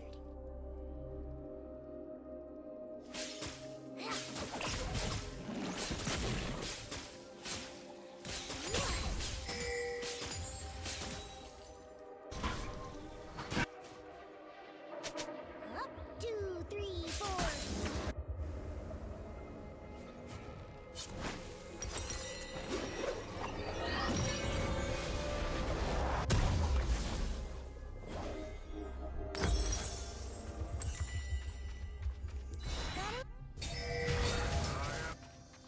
If you're not ready for everything, you're not ready for anything.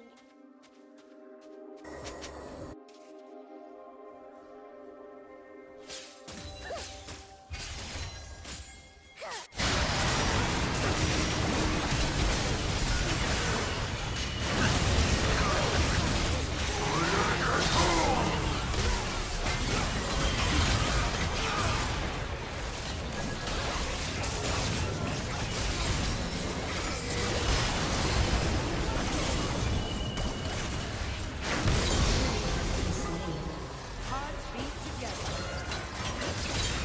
Double kill. You have slain an enemy. An enemy has Alright, been we're- slain. We cool? Oh yeah, we cool.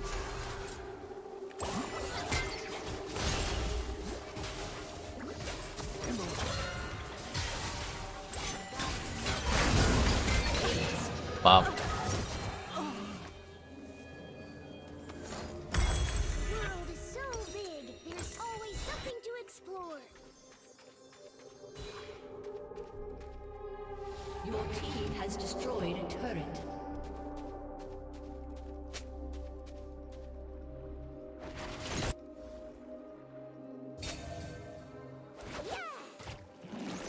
Here's a mushroom with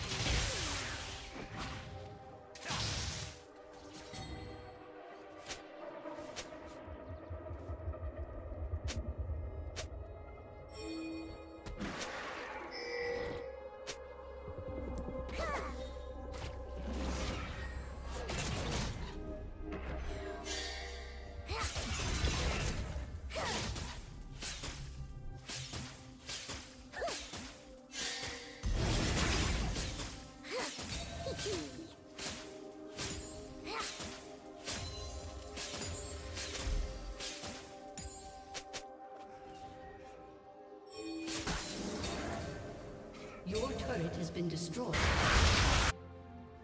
A Vandal Scout is a friend to all.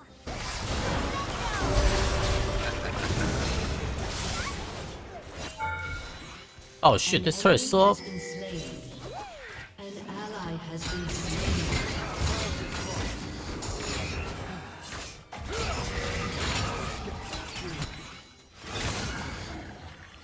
Shut down.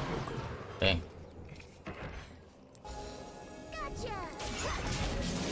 Something on your face.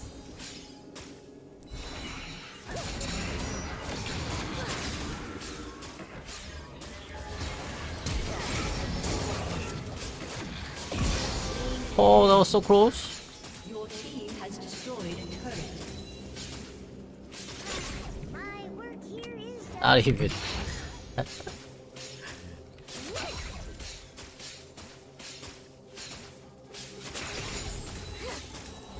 Quickly! An ally has been slain. If you don't help yourself first. Walk right into that one. Have you considered carrying Vandal Scout biscuits? We have over 100 flavors.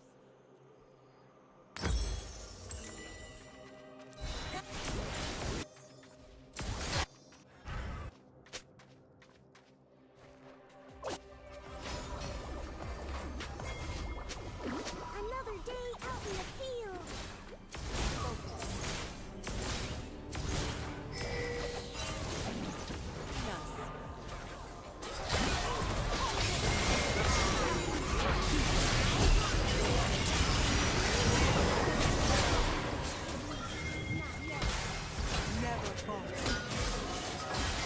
Pick up the pace.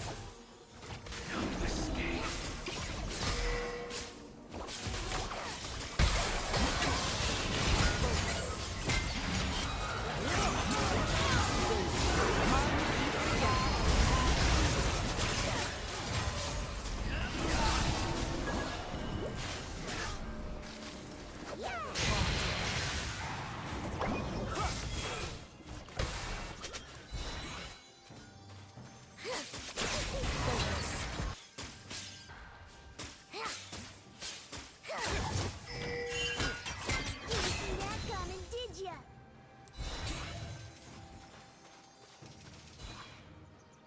I'm a fun guy.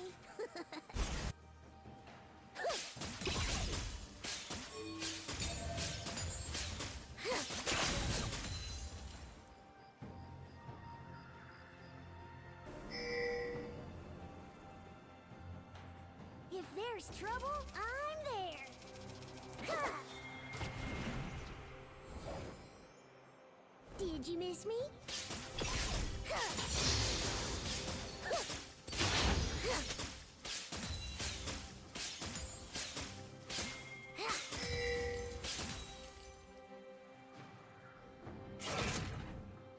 Where did I put my goggles? Oh, wait, they're on my head.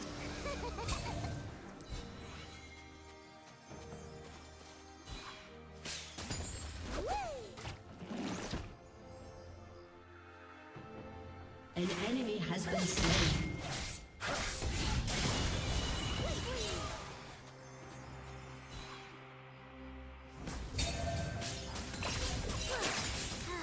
I've got a good feeling about today.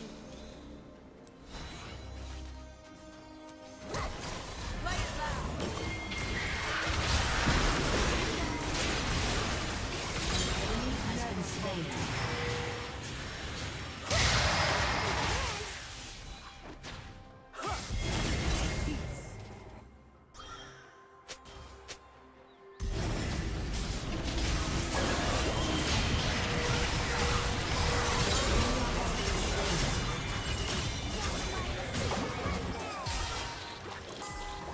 Hear the music.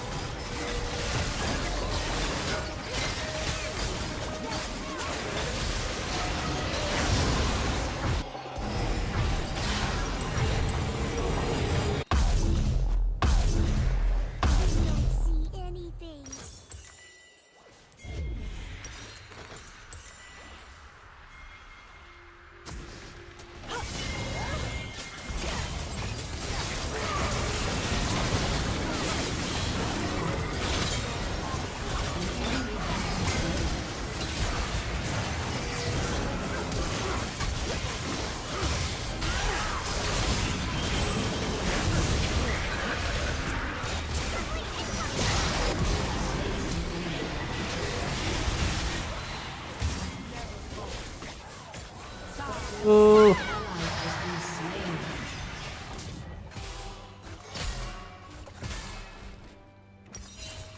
I guess my TP was not good.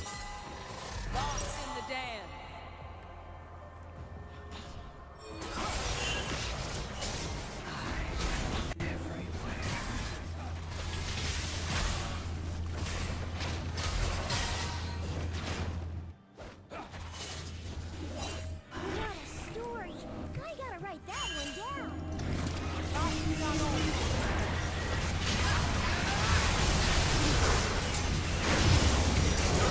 Nice.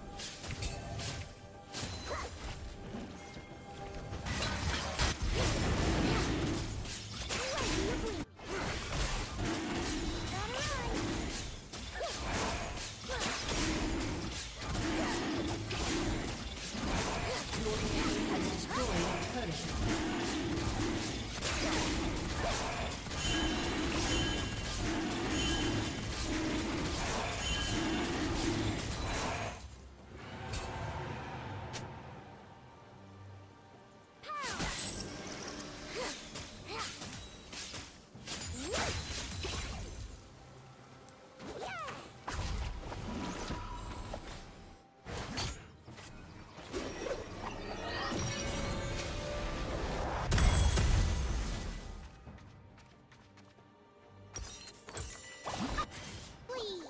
Hello, trees. Hello, rock. Hello, grass.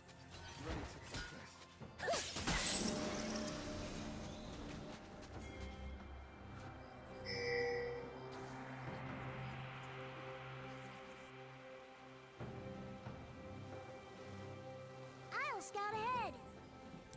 Watch your step. Ha! Gotta run.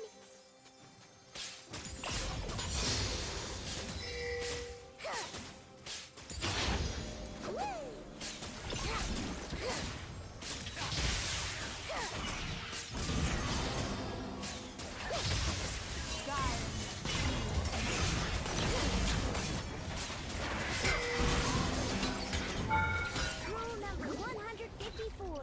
Never fear the unknown.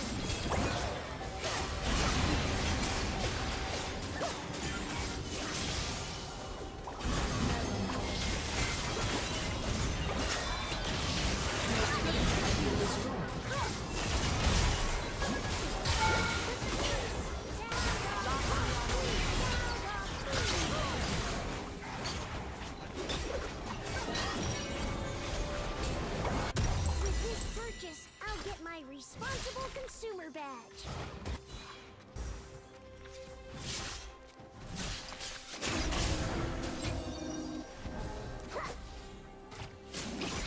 An enemy has been slain.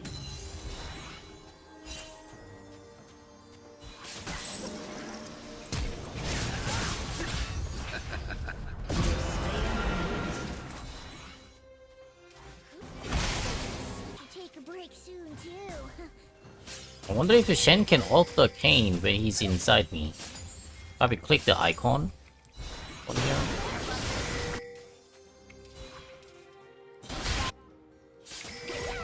Shut down. Your team has destroyed a turret.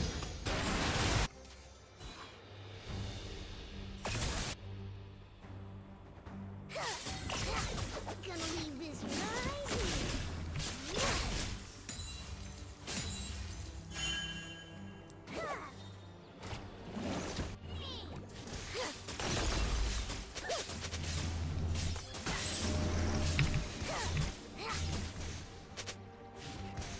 Untargetable? True, but I don't know if it's applied for his own ally too. Like for example, I think Kane still get healed by Soreka ultimate.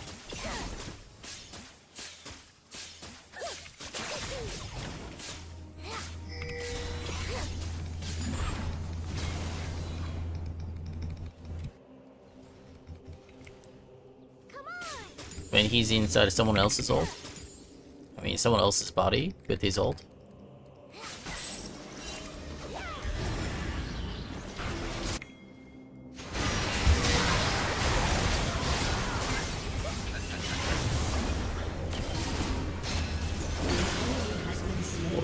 He's got some damage.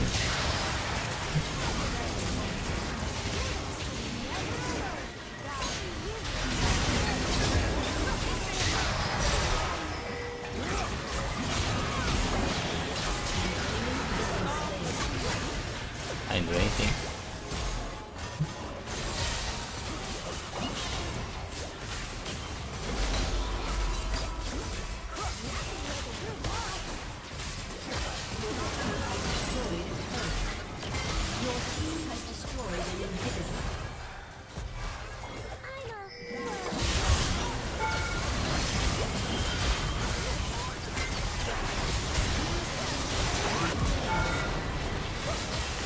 An ally has been slain.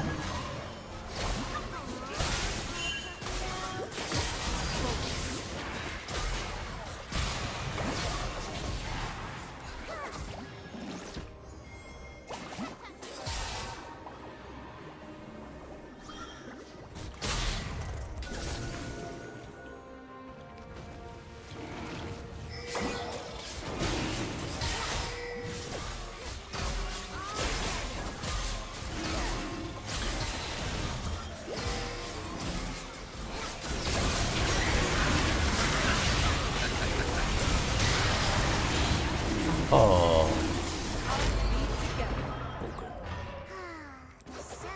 Let's just get the heck out of here.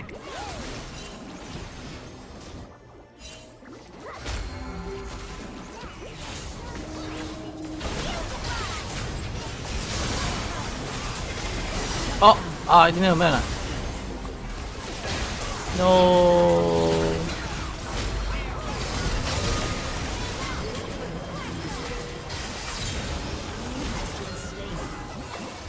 No mana sucks.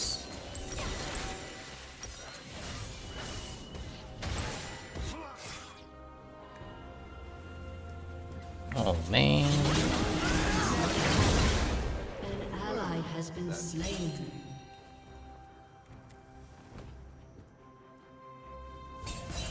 I do have a TP, but there's nowhere I could TP onto. I could.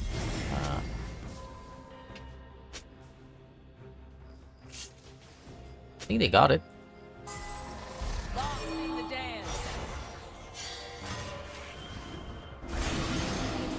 Oh no, they're not even doing it. That was tough, but I'm tough too. I have no idea what this Kenny is doing. Yeah. Here's a mushroom with your name on it.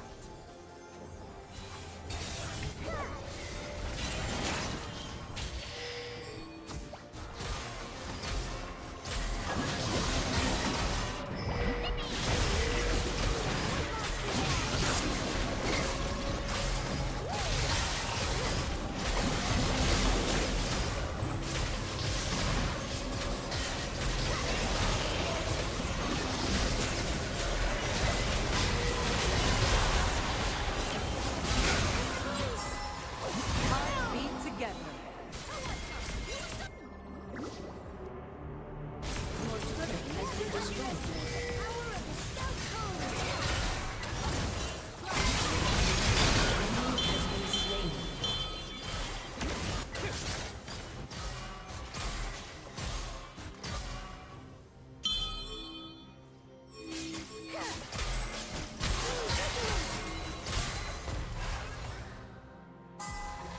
Play it loud.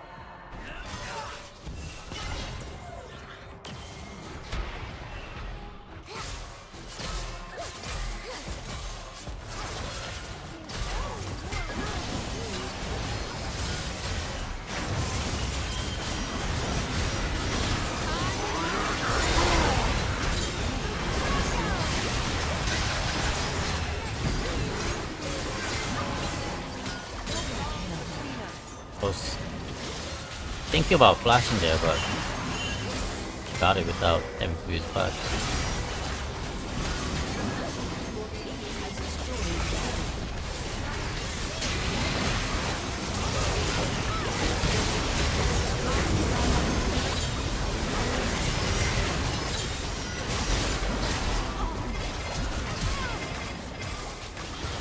Okay. Aced. Victory. Alright, good game then. Good game, good game. Let me see the damage of my items. I don't think Leandri did much.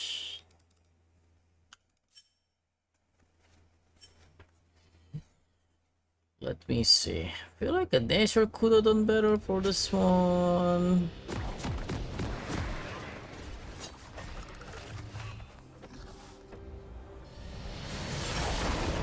$4,000 is not bad. Dudes can do 1,100. Okay.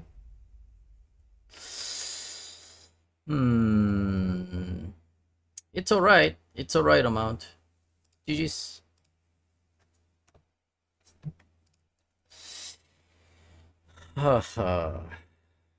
Give me one moment. Be right back.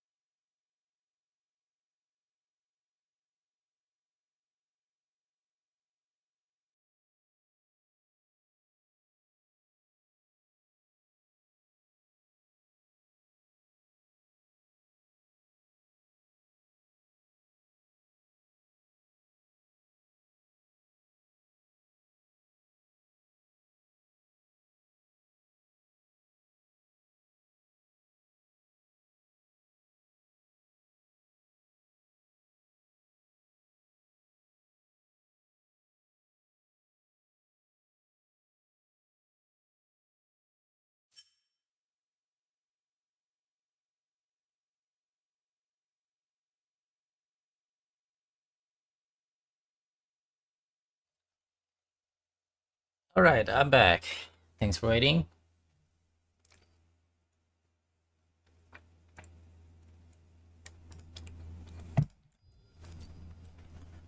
So I think that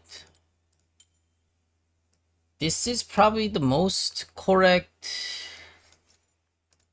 way to play the Teemo right now in current meta. Well, AP Teemo wise. AP Teemo wise.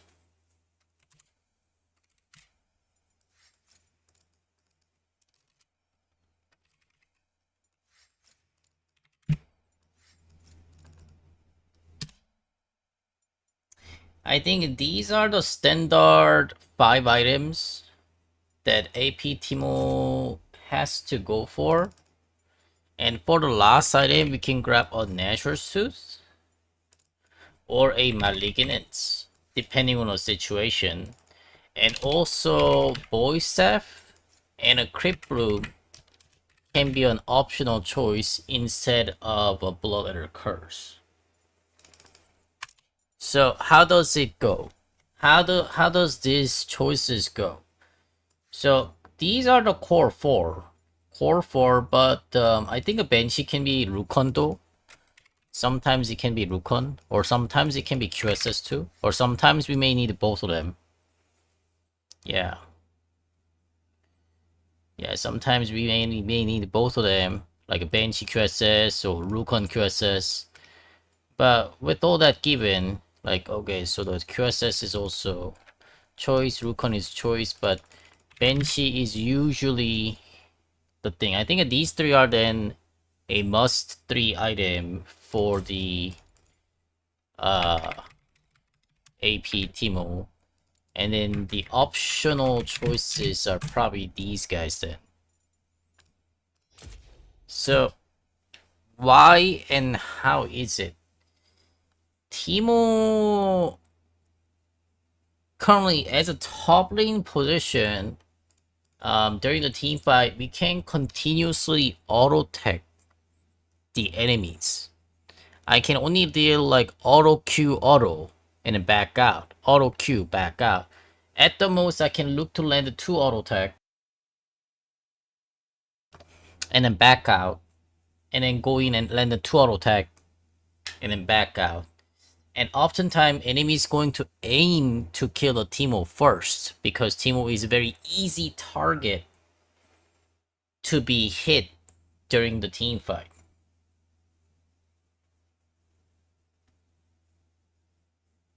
Mana?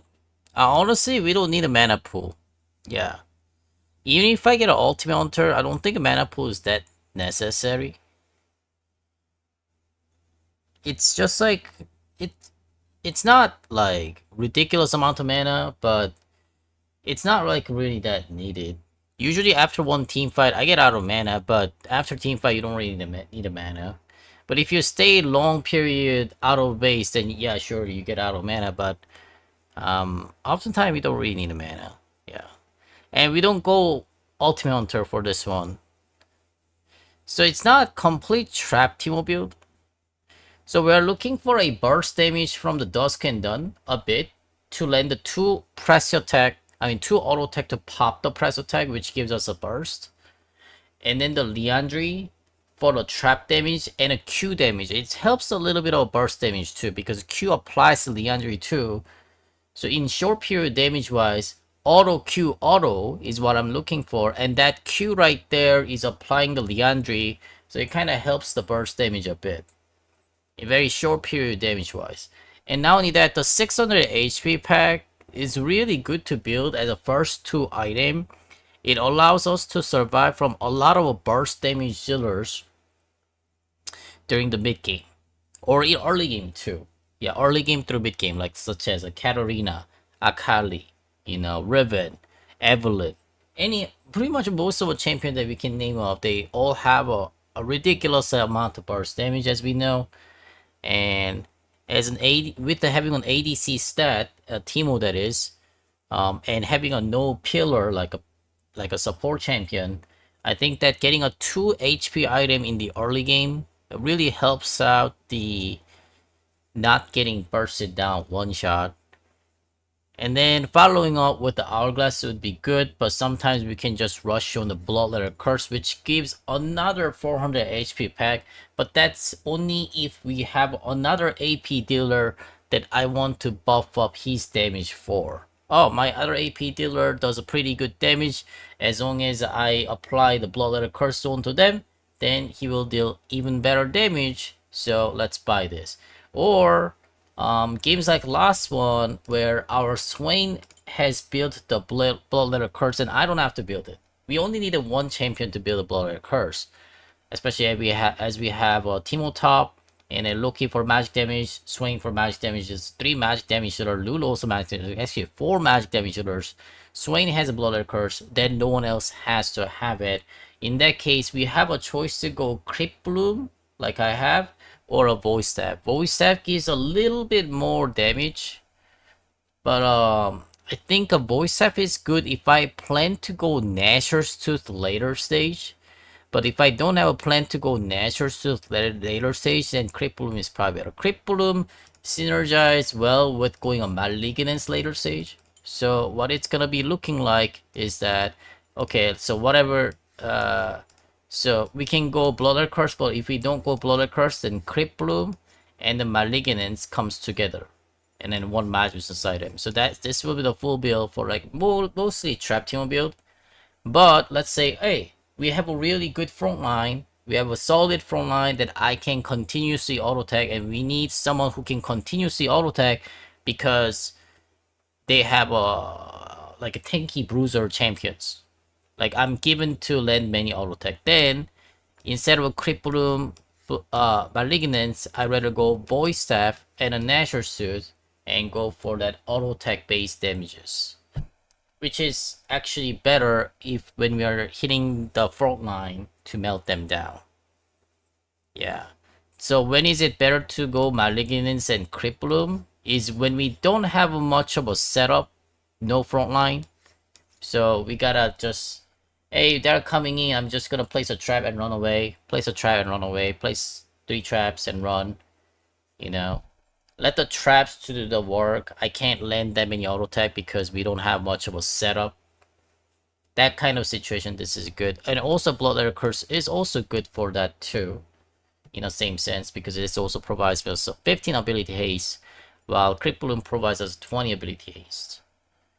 Yeah, so Malignance is kind of good for that. We don't have a front line, we don't have a good setup, then Maligna. If we do have a front line and good setup, then Nasher Voice Staff combo. So that's how it's gonna go. And then Banshee to the Rukon and the QSS stuff. You know, QSS generally like a set matchup, Warwick matchup, those kind of stuffs. And then the Rukon is when they have a really high burst AP damage, like a Fed Katarina or Evelyn. In fact, the other game we built a Rukon, this one, because I have a Rukon with the Leandri Duskindon Bloodletter Curse.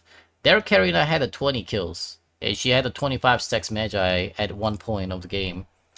So in this kind of case, when enemy AP carry is just super duper fed, then I should build a Rukon. Yeah.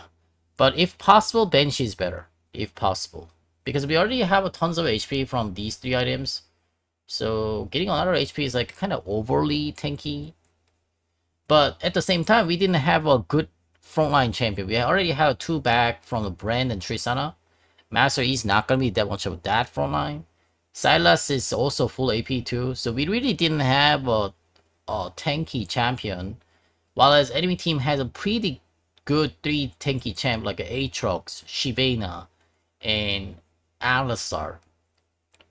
So in this kind of case, getting a Malignance would be a good idea, but I didn't have a room to get that because we needed a Grievous one. Grievous one was necessary against their pretty much everyone. Pretty much everyone had a healing on their team. Yeah. So I guess a Grievous one can also replace that Malignant spot for this kind of case, and this is going for our last 2. Yeah, it was a perfect build. We had a 2 AP dealer from the bot lane, so Bloodletter Curse was also good too. Maybe I think later stage Rukon could have been swapped to the Banshee. That's about it. Yeah, that's the only change that I would make. Everything else was kind of good. Yeah. So I think this is kind of mixed up Trap Teemo and On-Hit Teemo.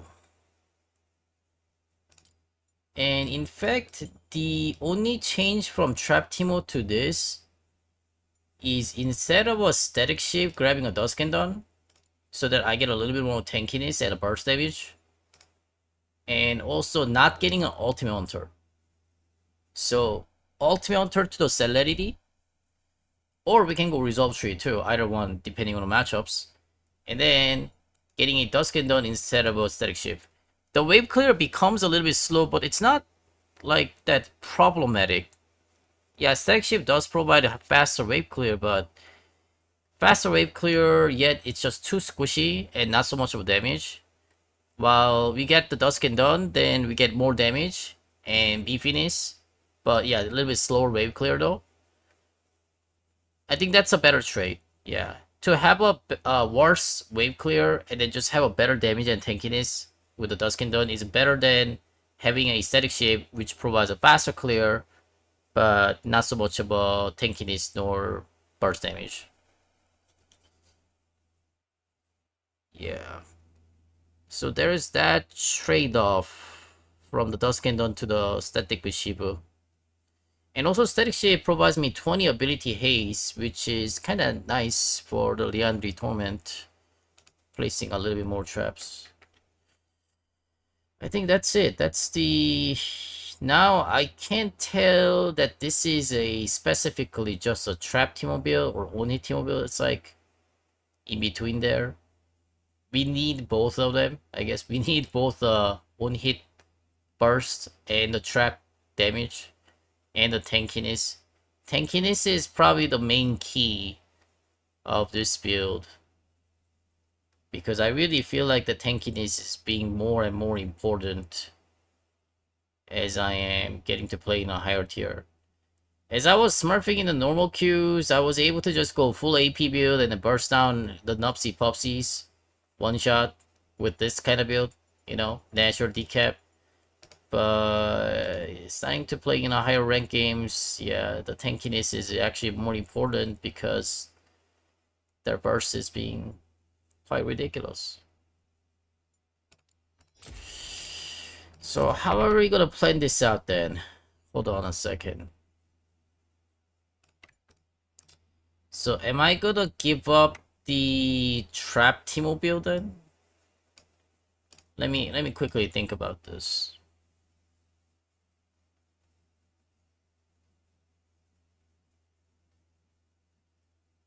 Now I will continue the trap Teemo. I will just continue the trap Teemo as a trap Teemo, which is going Ultimate Hunter and Static Shift and with the Liandry. For now. And I'll just change this AP Teemo into like how should I say? On hit / trap? On hit and trap build? Like mixed up. But honestly, this is better than just a trap build. The problem with the trap build is the starting from the rune page where I get either this one or I have 2 rune pages for a trap build. That's also another problem too. The trying to have a specific rune page for each of the matchup becomes a really problem right now that I find it. Because a lot of top lane champions are able to go to the jungle too. So let's say they picked, the Nasus and Riven. Who's gonna be top? Who's gonna be jungle? I have no idea. Right? They picked the Ambessa and Nasus. Who's gonna be top and who's gonna be jungle? Because I need a press attack against Ambessa, but I need a celerity against Nasus. Right? So if I pick the celerity against Nasus and I end up facing Ambessa, then I'm doomed. And also, if I take the press attack against the Ambessa, but it ended up to be Nasus top, then I'm doomed too. Either case, I'm doomed. You know? So, there's that problem of picking a specific rune page against each of the matchups. We just gotta have one solid rune page that can fit against most of the champions. Which is kind of the way that the TYG does for so many years that I criticize about. But now that he's right, I guess, as Riot has patched that most of a top laner champion can just jungle around. So generally taking a celerity into like Nimbus Claw or Scorch is kind of a safer choice for most of matches. Either that or Resolve Tree. Yeah, it's either this or this.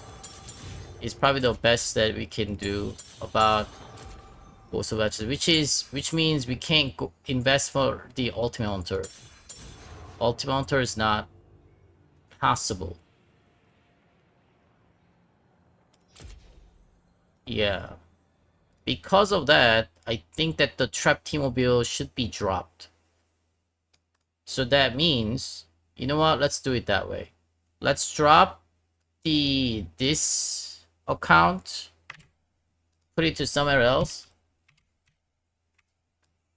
Yeah, because it's an emerald. I'll keep the master account though. And then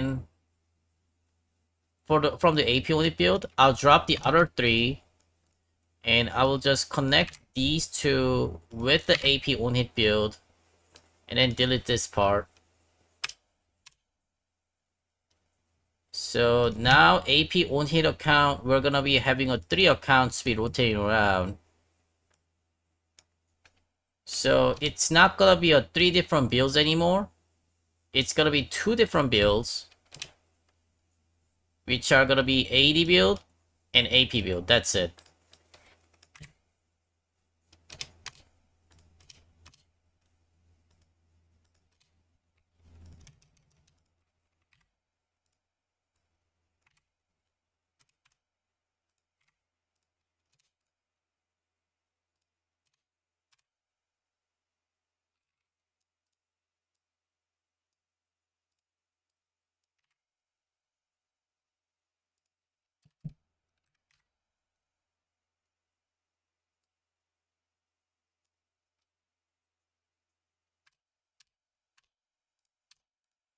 Yeah, that's what it is. So I'm not really using these accounts that much.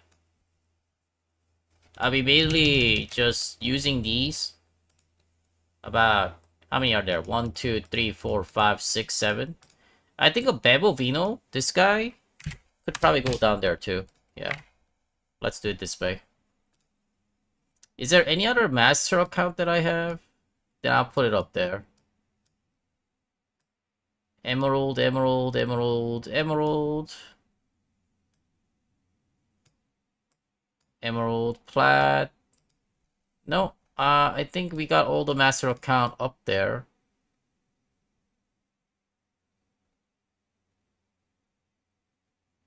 Yeah. Okay. Yeah, so these are all the master tier account or master ranked account right now.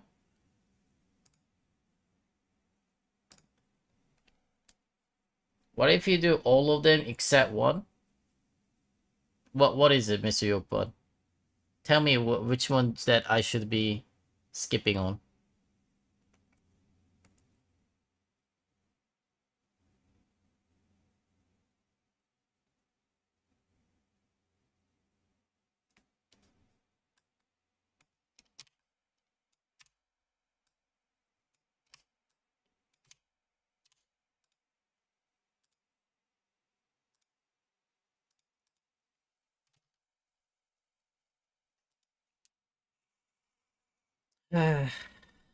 Skip all.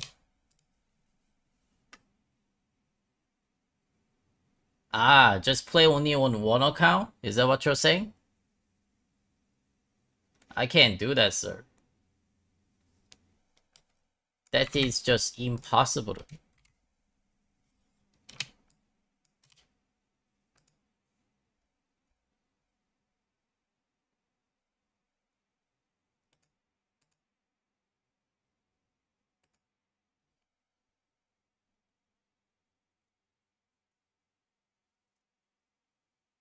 Play on Ivan Pavlov account? I'm not ready to touch my account yet. I need to have at least about 5 different challenger accounts to be able to touch my main account.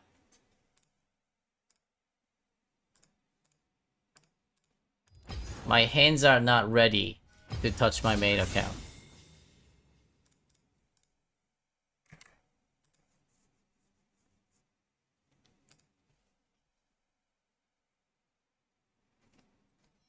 Actually, before getting into the game, let's just set up the builds first too.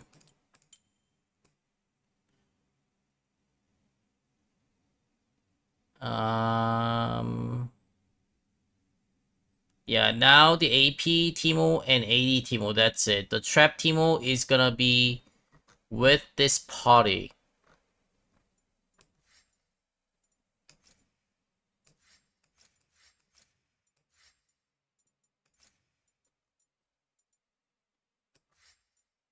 This guy goes in there, that guy goes in there too. No Blackfire Torch. Nasher is already up there. Argos already up there. Morlomic already up there. Blood Curse already up there. Static Shibu. Do we ever gonna use this item? Let me actually think about this a little bit. Static Shibu. I mean, Static Shibu, it's okay for being very supportive Teemo.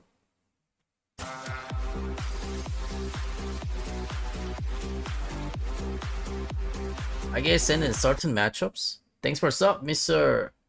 Vality89. Appreciate it. Like a Yorick, Heimerdinger type of matchups. Yeah, mainly Yorick and Heimerdinger static shift is not bad because of the clear against their pets. Let me think about this a bit. And static shift has a nice synergy with the Bloodletter Curse and Moralomicon too.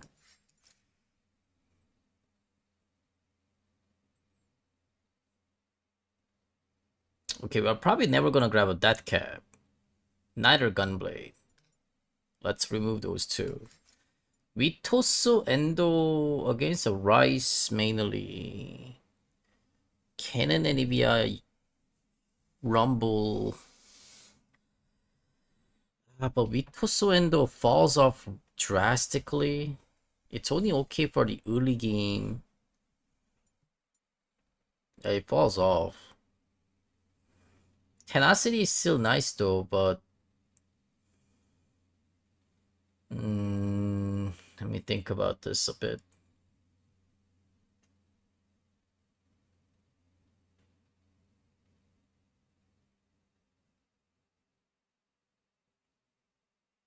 Yeah, I'm not really finding myself being able to win the game with the Vitosen. This item's a little bit tough to use. Let's drop it. Yeah, let's drop it.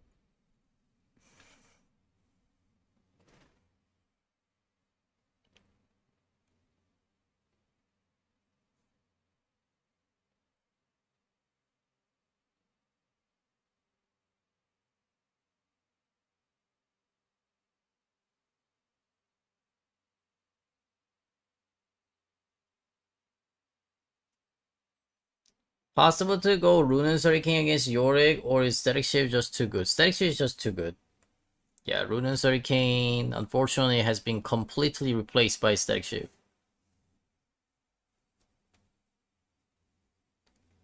Unless if you're thinking about going 80 crit Teemo build, then Runen Hurricane does provide that attack speed and crit.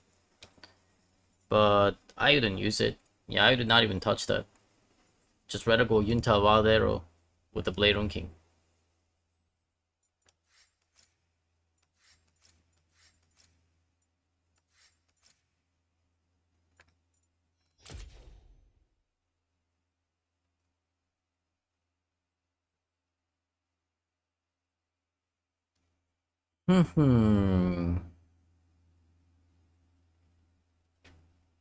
I guess even Duskendon can be replaced by something else too.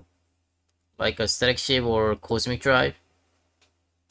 Yeah, we gotta be a little bit more flexible. I guess a Liandry and Hourglass are probably the only two that I will prioritize on building it. And everything else are just being flexy. Yeah, even Dusk can be exchanged. Boysap can be exchanged. So as Banshee, Moralomicon, yeah. So now we have reduced down to two different builds. AP build and AD build, that's it.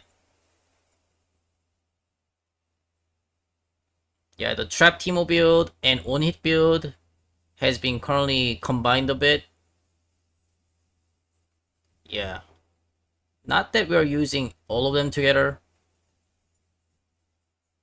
We dropped most of the trap except the Liandry. We dropped most of the on-hit effect except the Dusk and Dud. So. Alright. Let me show you how it works now. Let's export this. July 4th build. Okay.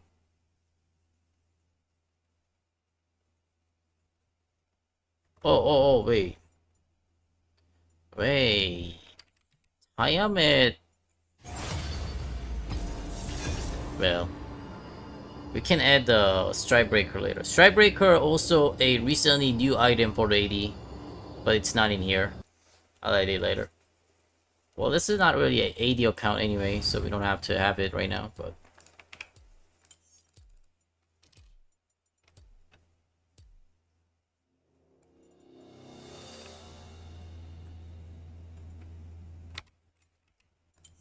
You got something to hide?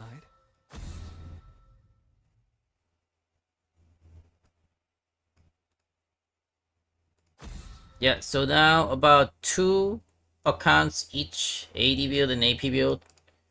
And then lastly, free account. Free account is the... I use both AD and AP. Yeah. Depending on the situation. My current rule about it is that if we have another AP dealer, then I just go AD.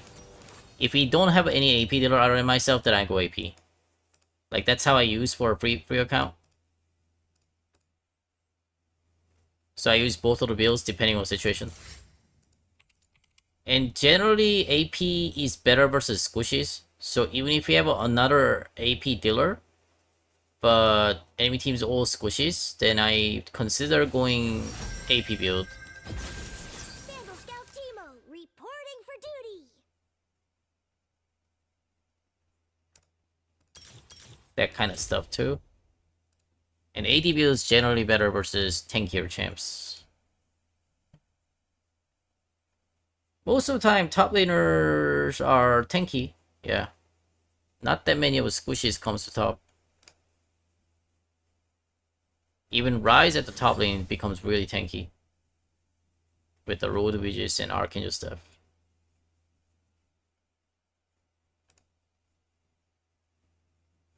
But this account though, we are only going AP build. It's the AP team account.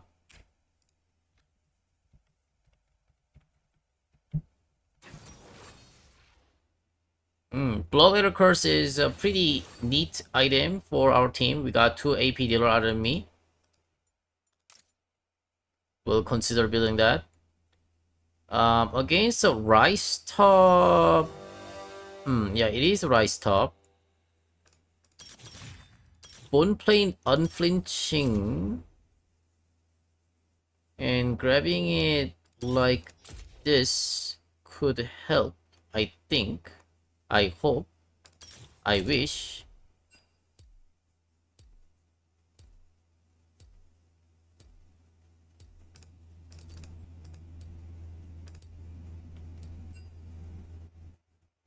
Tank mode still a thing? It's not quite the tank mode, but I do build Teemo a little bit tanky.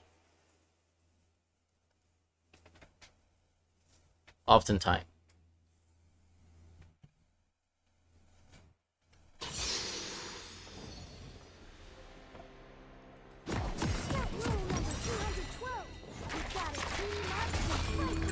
Alright, let's go. Welcome to Non-Toxic Town-Based Time Stream. We're laning versus the Rice top, starting with the bow 2 pot. Grievous one is not that necessary for this game. Only Rice has a bit of a healing.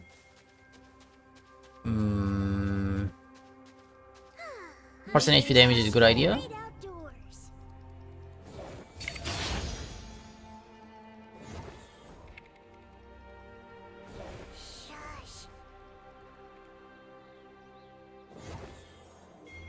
I wonder if they can see me. Probably can't see me, right? This range.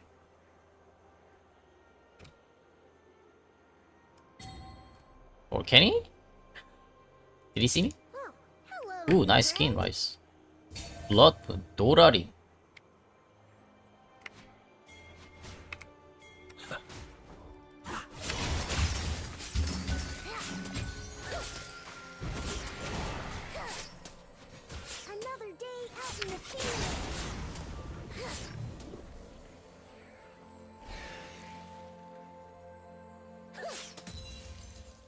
He didn't quite place it inside the bushy.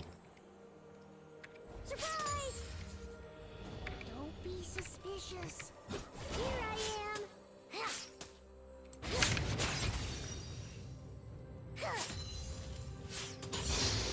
I am. Eh? So? What?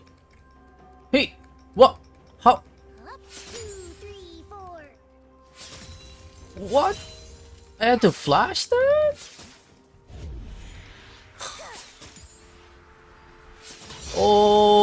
Okay.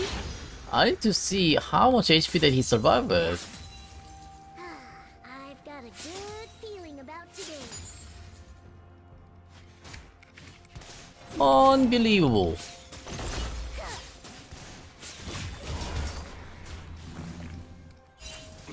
I see Nocturne at the boss side jungle, so.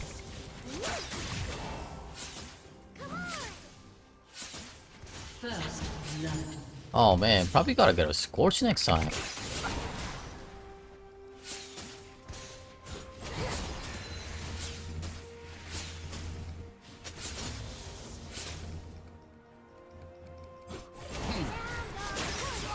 Sound off, 3, 4. Quickly.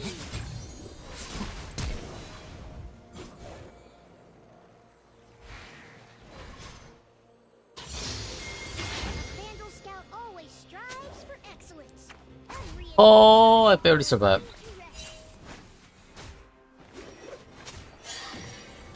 If you can, do it, but I don't think you can do it.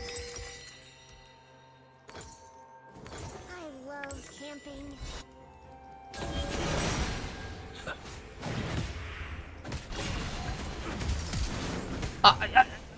Mais! Mais! Woo! Yo, that red buff almost killed him, but There's couldn't quite do it. something to explore. Hey, good try though. Force his flash. Is that a 2 ward? You have to place 2 wards for that? Oh. Take aim and What is this, circus?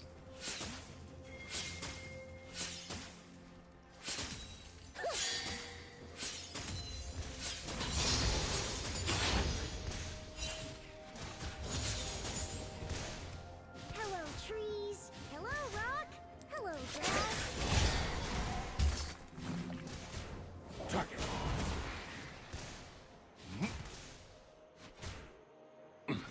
Okay, you can have that wood.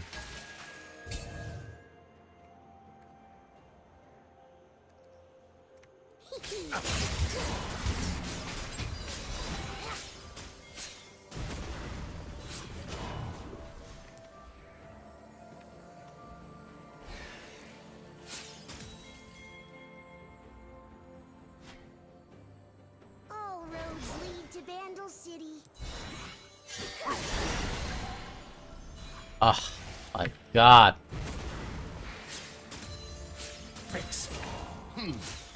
That's why Rise Match is so ridiculous. Should I get a Rap Cannon? You guys want to see Rap Cannon? It's a forbidden tool.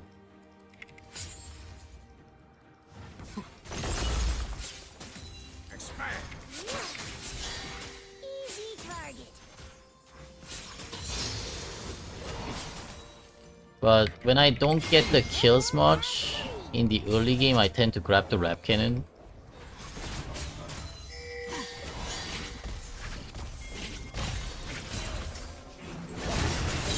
Has been slain. I didn't have to ignite. I didn't see the Lee Sin come. Win for teamwork. Thanks, Seraph and Lee Sin. But I think I need Rap Cannon.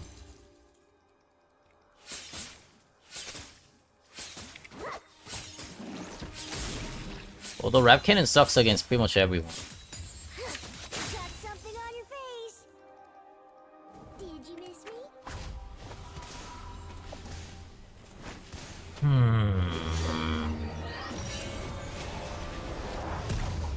I don't see a chance with the Duskin Dune either. I'll get my responsible consumer badge. Yeah, let's go Rap. Let's see how I feel it. Now, what is so special about the Rap is that, so in order for me to deal any kind of damage to Rise, I always end up taking a damage back from him. Because my auto attack range is 500, everything is longer than 500. Especially his snare is a 600 range. But my auto tech can become 650 range when I grab the rapid fire cannon. So what I can do is, as long as I dodge his 1000 range Q spell, and then land the auto tag and back out, then that becomes a one-sided trade. I can deal a damage to him while he cannot deal a damage to me. But once again, I have to dodge his Q during that process, and not being in the range to get hit by those kind of stuff, the bouncy stuffs, and then not being in the range to get hit by E or QW. And the E and W are both about 600 range. Q is 1000 range.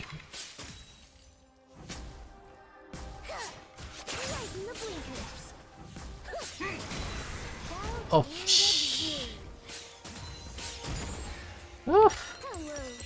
1450. Far away from now.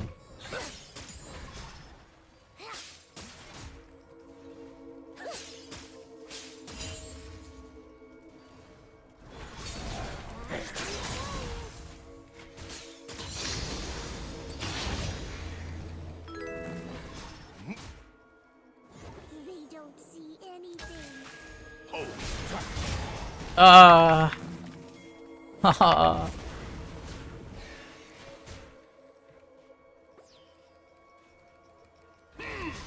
Yeah. This is what I talked about last time. When facing a Rise, if you can't trade it, then he will just deny your CS and XP and everything. So even if you grab a static shift, you can't really solve that out.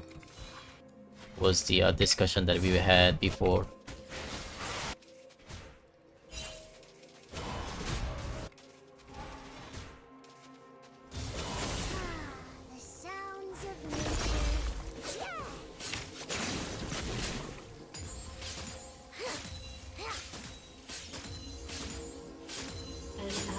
Has been slain. Executed. And then in order to be able to unfreeze that, and that's where the rep cannon comes in. So trading just has to happen in order to freeze or unfreeze those kind of stuff.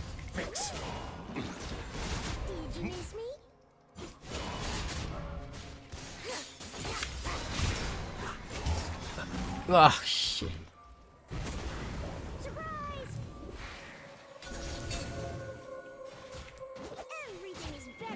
Alright, just a little bit more. 300 more and Rap Cannon can be finished.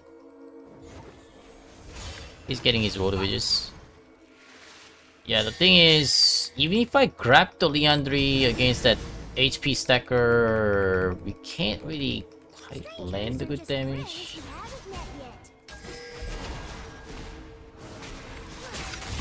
Okay, I'm doomed.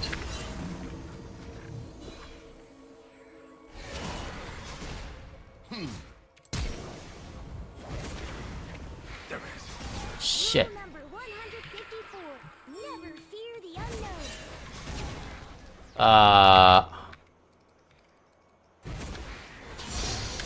Enemy killing spree. Enemy double kill.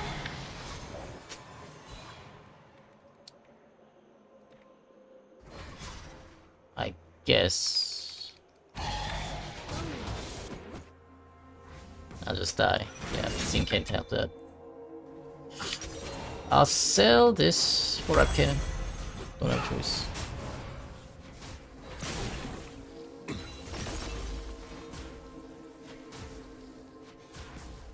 Our team is doomed. Only Lee Sin has kills.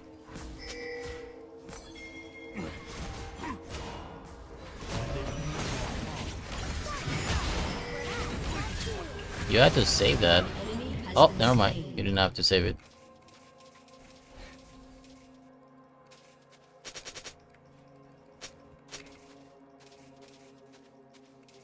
Oh, here goes. Where did I put my goggles? Wait, they're on my head. He loves my item. I'll show you guys how the rep cannon works now.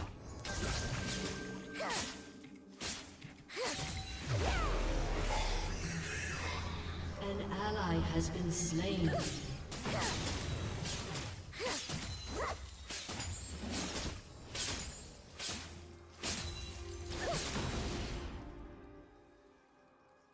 Enemy killing spree. Enemy killing spree. Oh, Enemy double kill. Your turret has been Oh. destroyed. Did you miss me?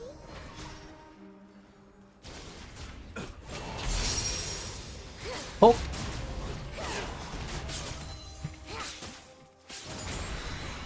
Oh shit. A Vandal Scout is a friend to all. Oh.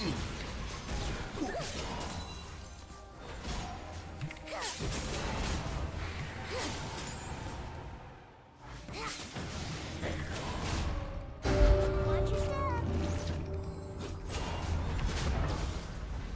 Oh. Man, why am I in range to get hit by that Q? I mean W. Oh.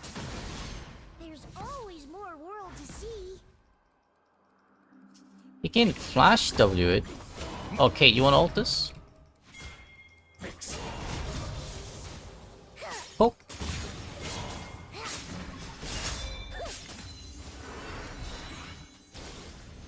Brilliant. In my sights.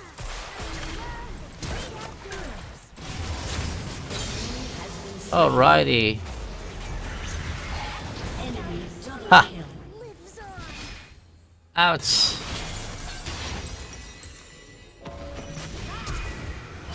Do it, team.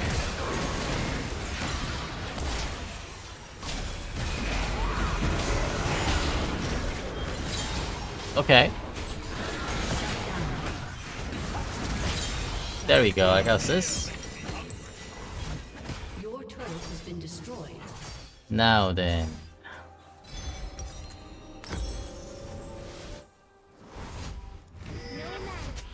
Your M-Tome? turret has been destroyed. Gotta start working on Leandri.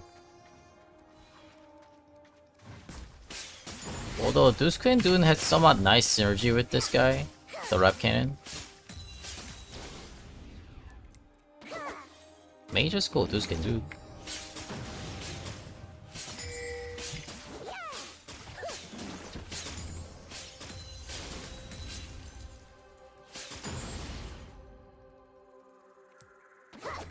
CT's booties. But I can't really survive from both Nocturne, Zed, or even Jinkies. An enemy has The other been side got slain. wrecked pretty hard. Only their rise as a 0-4 score. Unstoppable.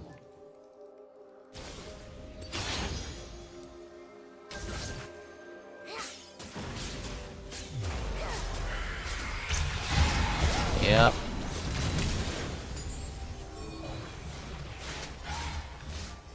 An enemy is unstoppable. Enemy double kill. Shut down. Did anyone else hear that? Nope. Okay. There's a mushroom with your name on it. Your turret has been destroyed.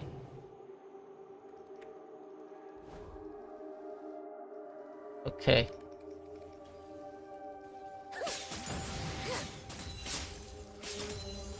Watch your head. Glass might be a better choice too. To get it as first. Let's get an Arm God. And then work on Dusk and Dune. Sometimes it's good to retrace your steps.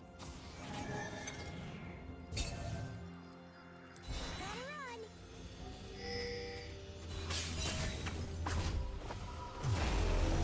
Me?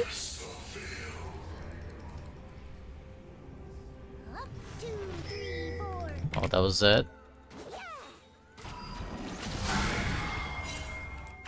What the hell? Oh, was it me? Ha.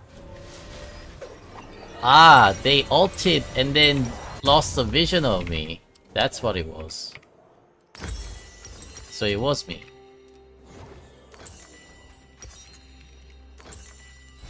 Yikes. I pledge to uphold the Vandal Scout way and serve Yordle kind each and every day.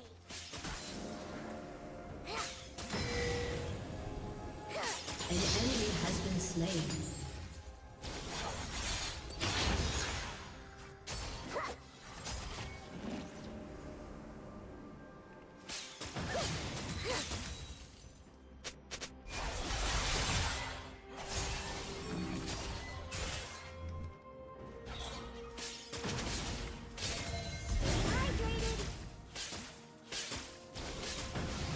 The problem with Rap Cannon is basically this. By the time that we grab this Rap Cannon, lane phase is already over. An ally has been slain. So I don't get to face Rise. I've got a good feeling about today. And Rap Cannon is only good against Rise. Godlike. Enemy double kill. Swiftly! Only if the lane phase gets prolonged, then Rap Cannon is good. Has been slain. Or if Rise follows me as we lane swaps, then it's good too, but...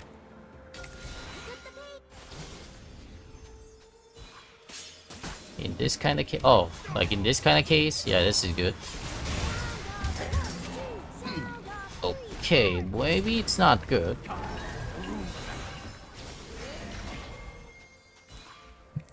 Oh my god. What, do I need a Sweeties boots? Shut down.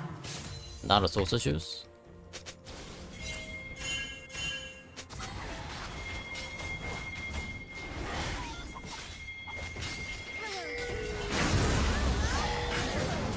Ah! Oh my god. Rice.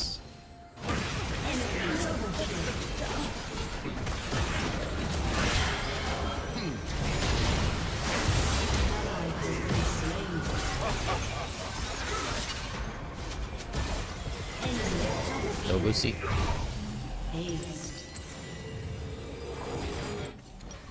GG. Let's grab a Sweeties boots or Mercury chest against Rice next time. I think I need a Mercury chest, so yeah, he can just do a flash EW, and I gotta have some way to get away from that. Just another chance to show the tenacity of the Vandal Scout spirit.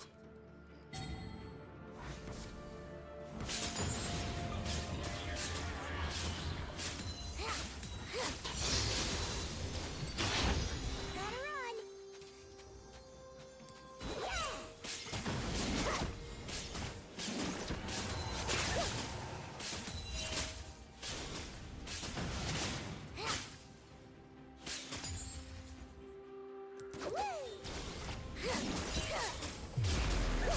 An ally has been slain. An ally has been slain. Enemy double kill. I would say Rapkin in this game was not that useful, because as soon as I got it, lane phase was over.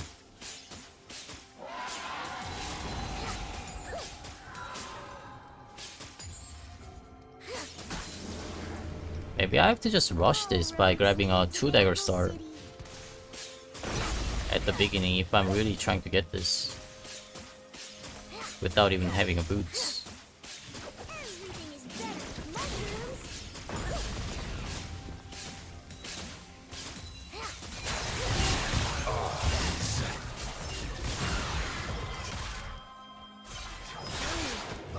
better with mushrooms. Hourglass doesn't protect that either.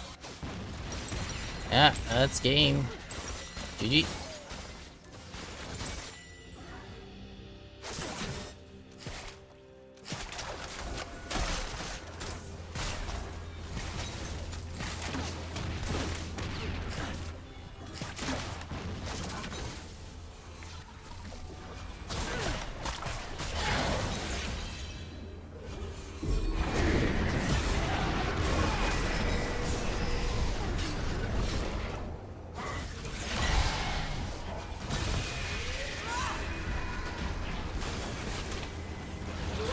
Leandri farsighted him.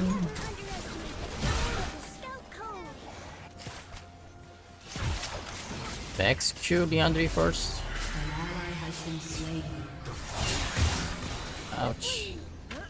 Your turret has been destroyed. Taking aim.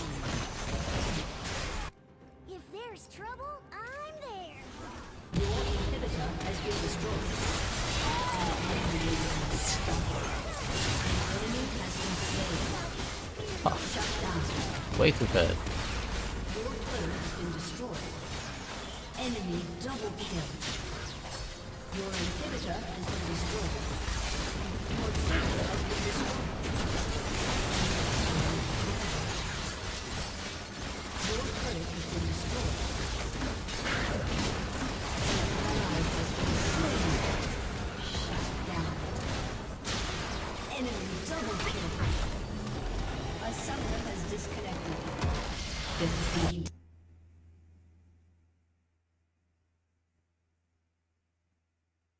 Yeah, I want to try Max Q Leandri first next time against Rice. I don't think Rap Cannon is it. Yeah, it's too bad.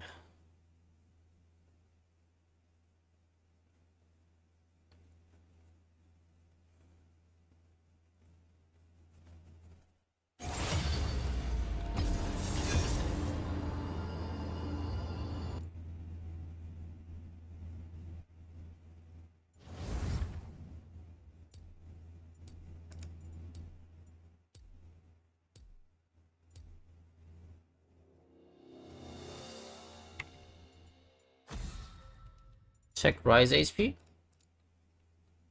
For what?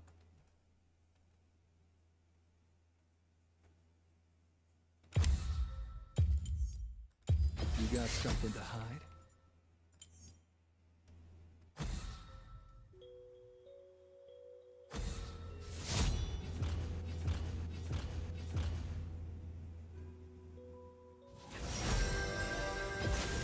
Vandal Scout Timo, reporting for duty.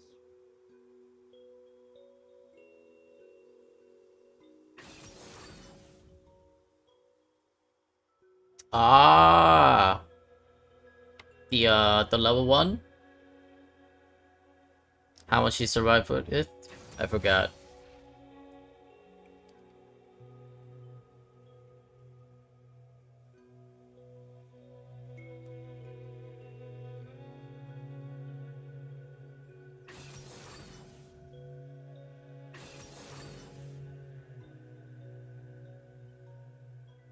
I think I'll just go Scorch with the Celery next time, so I have a little bit more damage with the Scorch.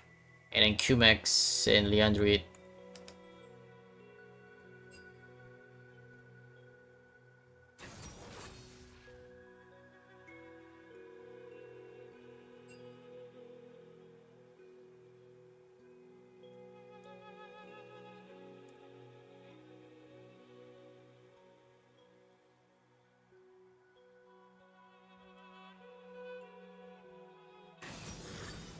And if I'm doing Qmax, I'm gonna need this one.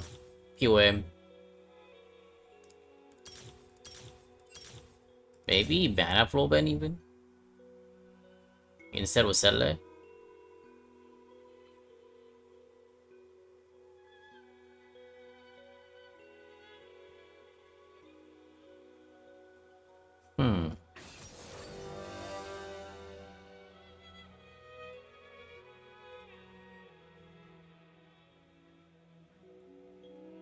Shall we give this one a try right now against a Scion and see how it goes?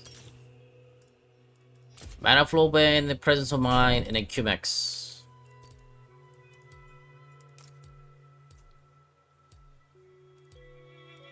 Let's see how it goes.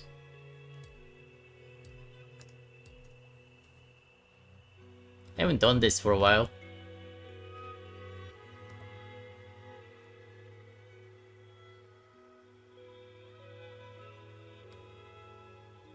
Can I start with the ring for this?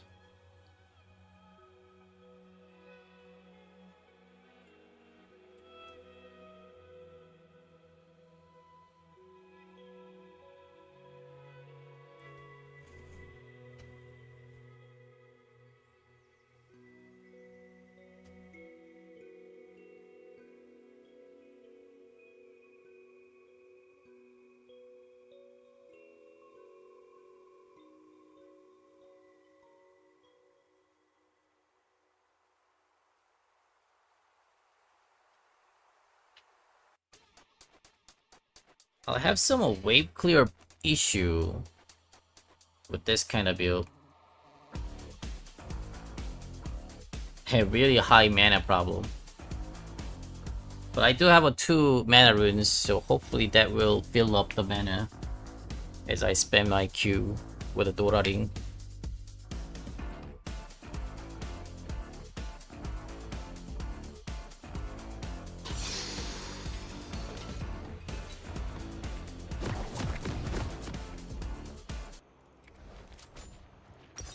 Okay, let's go. Welcome to Non-Toxic Time is Time Stream, starting with the Ring 2 part, laning versus Sion on top. To fight for what's right. Welcome to We'll try the Summer's QMax and see how it goes. Maybe QMax might be the answer. Not too sure. Because nowadays so many champions have a really long distance to poke the Teemo. Q is longer than auto attack, by the way. Yeah, 680 range on Q, auto attack 500 range. Teemo. This one doesn't provide a range. Yes. A Vandal Scout always strives for excellence. Sylas support. Screwing up our Nadali jungle. You look like you could use some help. Sorry, I can't help that situation.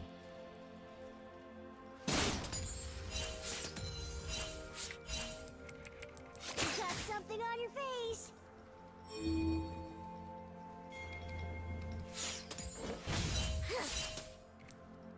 Take aim and...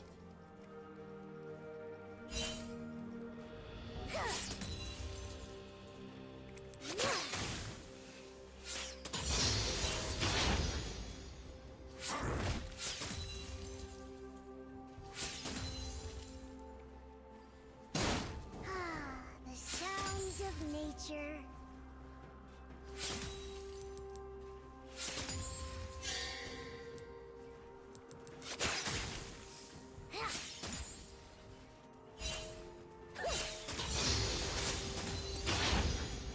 Nothing like a good walk. Ah, my cannon.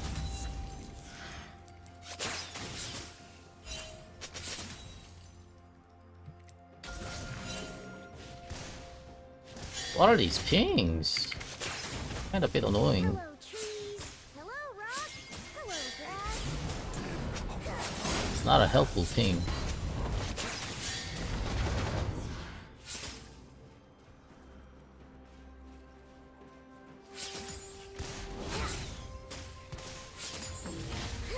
If there's trouble, I'm there.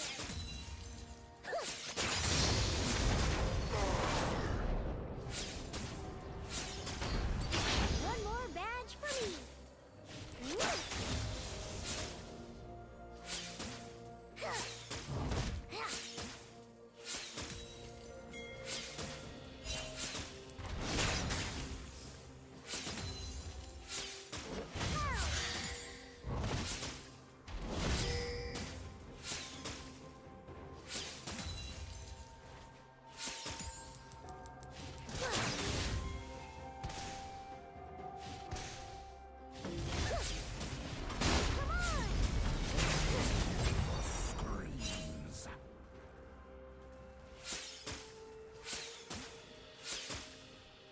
First blood.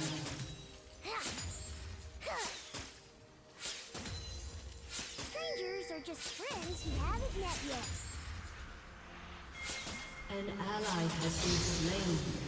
An enemy has been slain. Gotta go consult the handbook.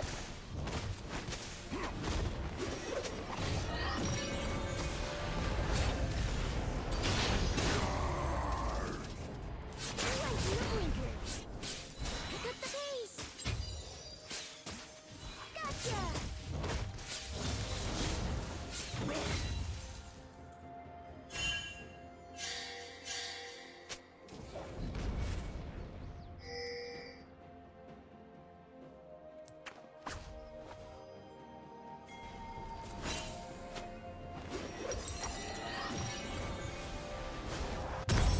An enemy has been slain. An An ally has So been far, it's slain. going alright. This lane phase. Not really crushing or anything, but just going alright. A Vandal Scout is always prepared.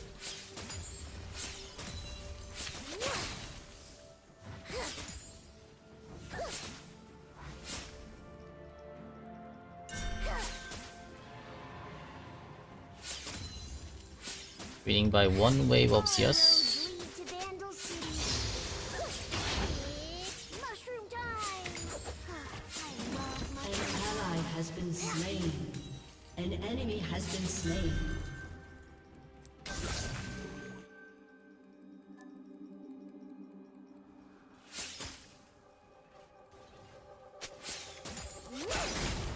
Stay hydrated.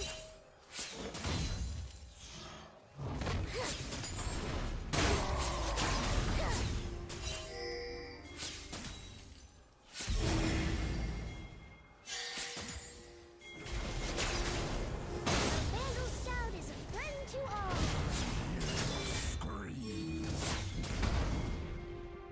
An enemy has been slain.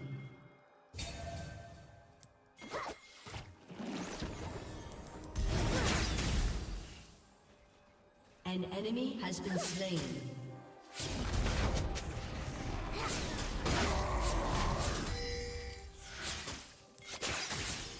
Up, 2, 3, 4.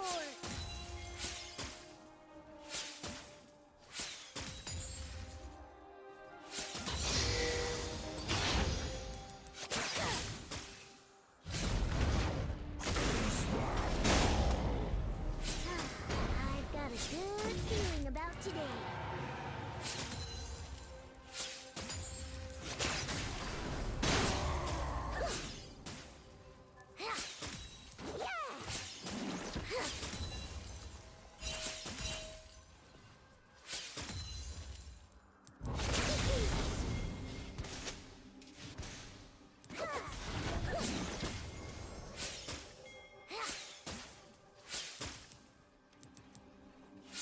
An enemy has been slain. An enemy has been slain. You look like my pet Fluffy. Please hold it out in the storm. Whoops. Man. Could have just ran this way and then flashed it. Mystic. Yordles are never alone. Every river is our friend. Every pebble our bestest buddy. Leandry first. Quickly!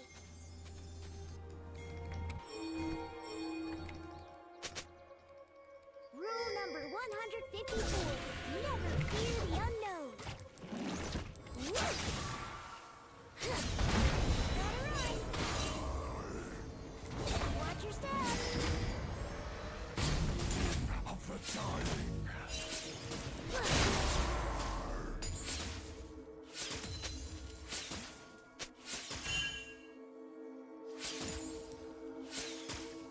Where did I put my goggles? Oh, wait, they're on my head.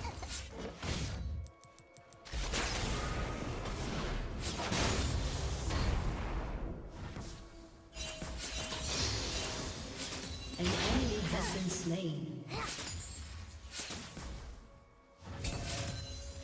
Direct hit.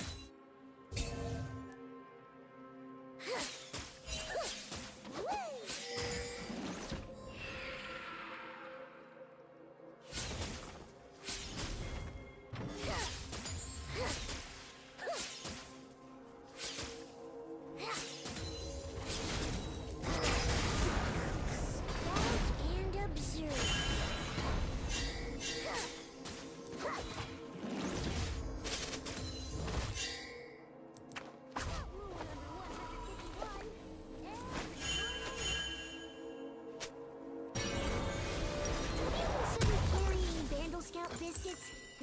over 100 flavors.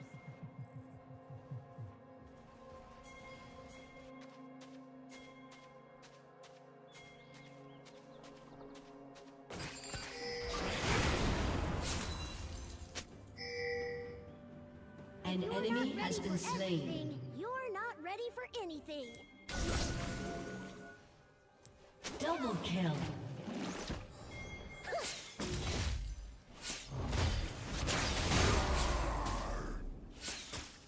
Shut down. An enemy has been slain. Another day out in the field.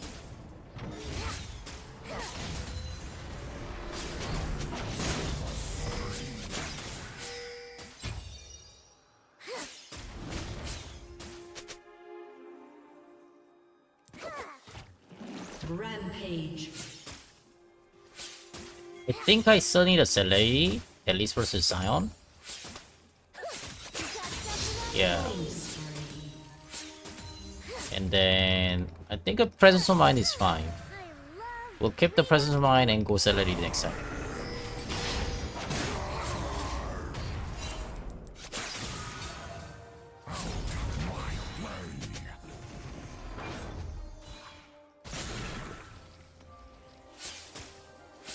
Sound off 1, 2, sound off 3, 4.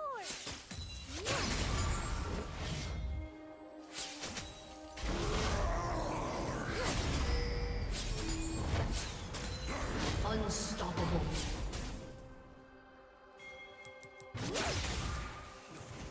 I'm a fun guy. That's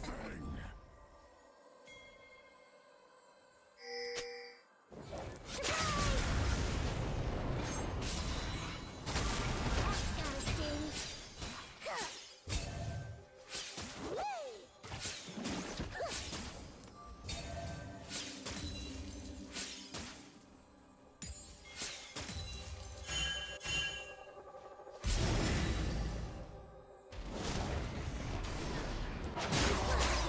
Always more world to see.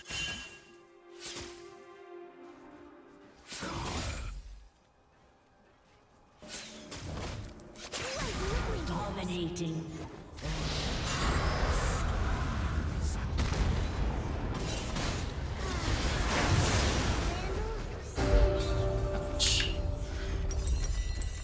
Maybe should I just use a bush?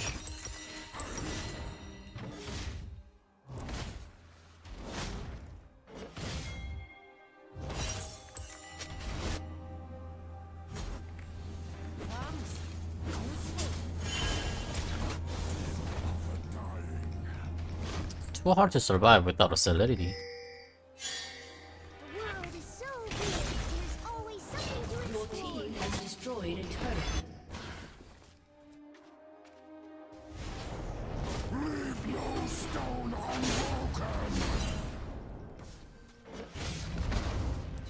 Quickly. Watch your head.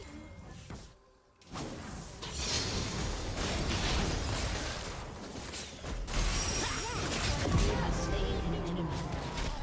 An enemy has been slain. Are you okay?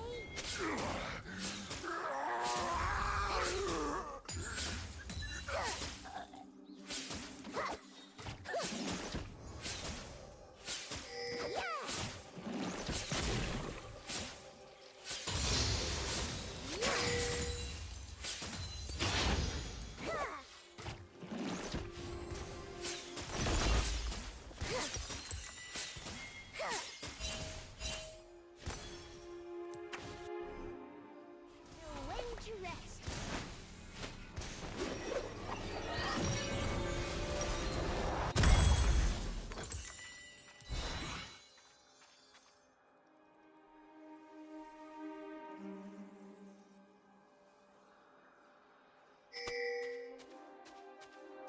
I pledge to uphold the Bandle Scout way and serve mortal kind each and every day.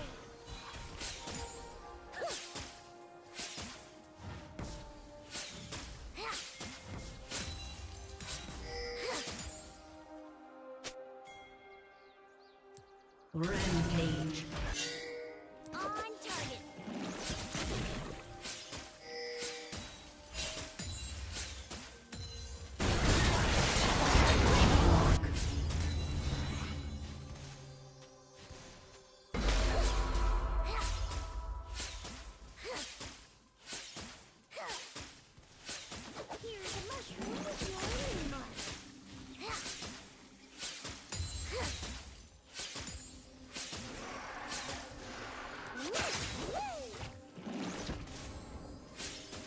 GG. A summoner has disconnected. A summoner has disconnected.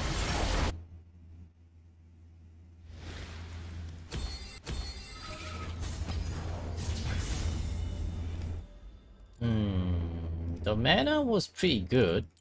I didn't have any issue with the mana, but had an issue with the move speed. Keep the POM, no mana flow then. And then, I don't know, the damage is not that great. I couldn't really pressure that much with my poke. Maybe I should gotta go to cut down for that.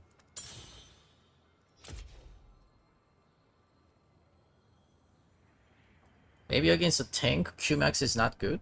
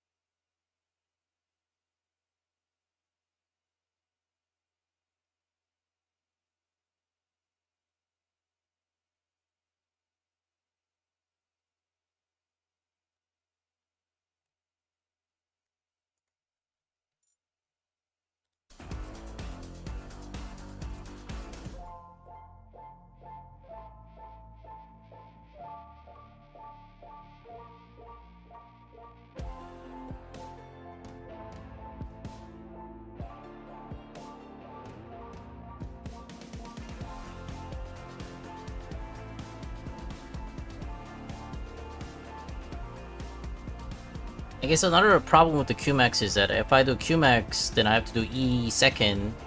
That means W has to be lost. That's another problem, I guess. W has to be coming in second. Yeah.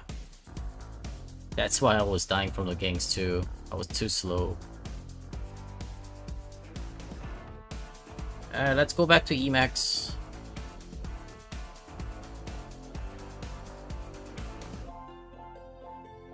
Then problem comes into how do I win lane against Rise? I have no clue. Just rush a Dusk and Dawn, I guess. Which I don't think it's gonna be good enough. You got something to hide.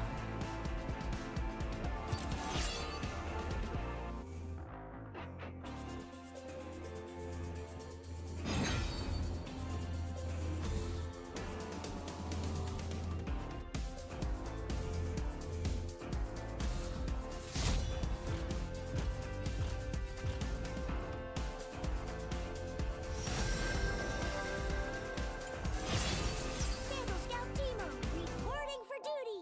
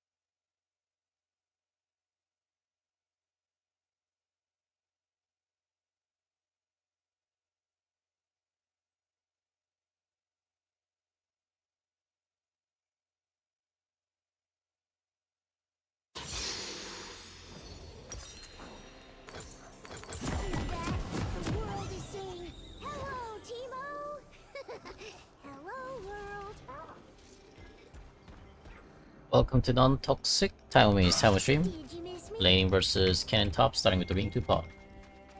Welcome to Summoner's Rift.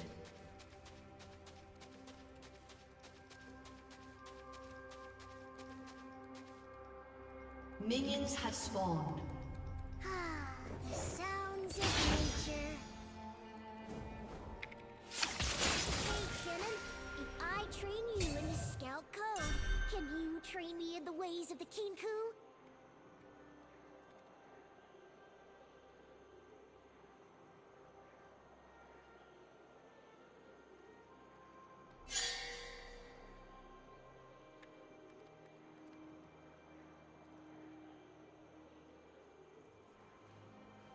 Rule number 154. Never fear the unknown.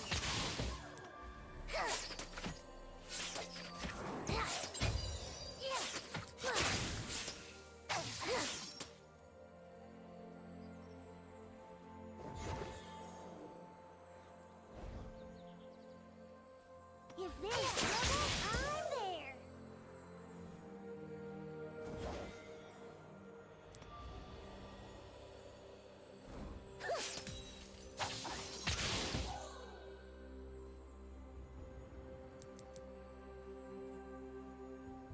Stand and observe.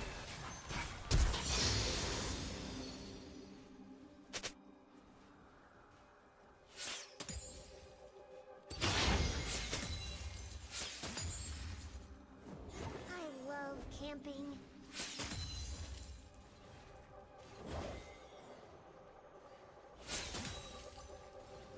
They don't see anything. Gotta stay quiet.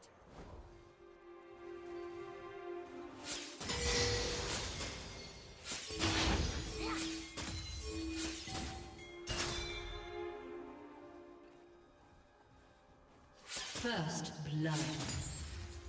Stay hydrated. An ally has been slain. An enemy has been slain. I'll scout ahead. Quickly. An enemy has been slain.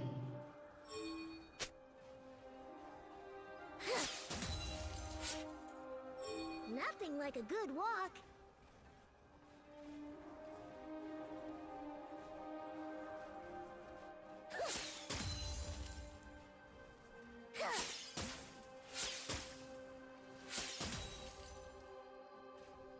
Pow! A Vandal Scout always strives for excellence.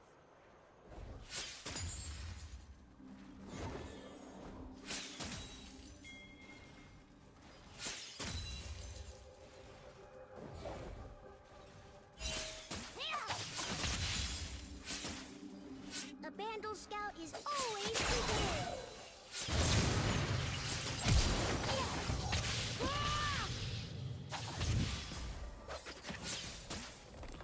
Oh my god. He almost had me.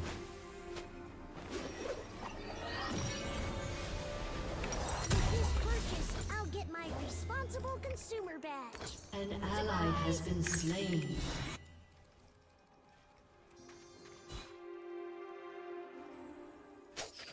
Three CS's Kinney. Was it level 4? It's level 2, right? The world is so big. There's I lost level 2, Kenny is level 4. Yikes.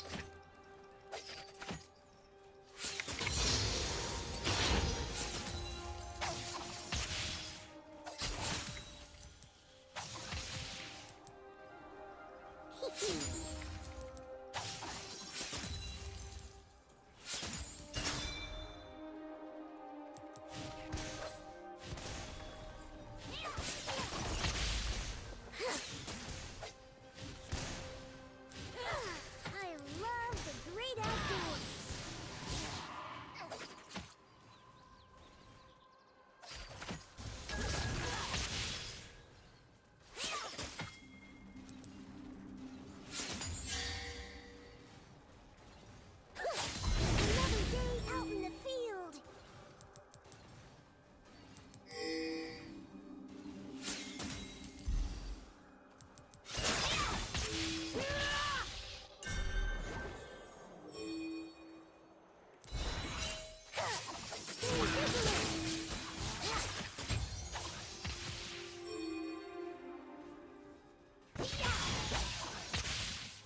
Ow. An ally has been slain. More bags for me.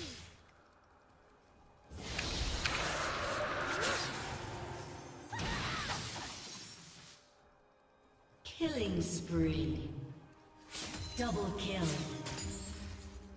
An enemy has been slain.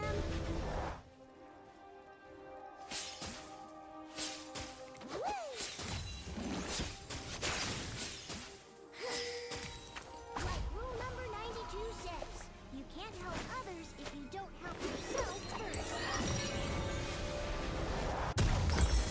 Hello, shopkeep. What's the latest?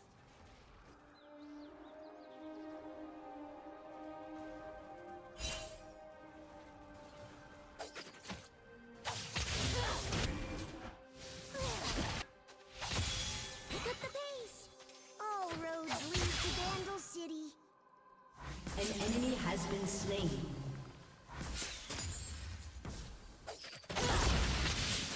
Double kill.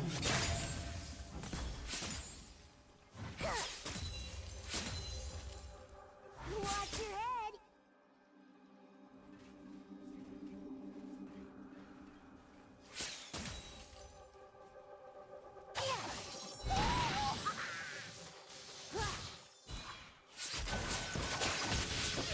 Didn't see that coming, did ya?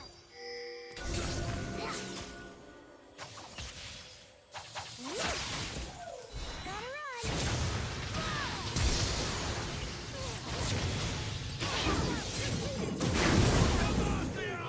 Lives on. My god.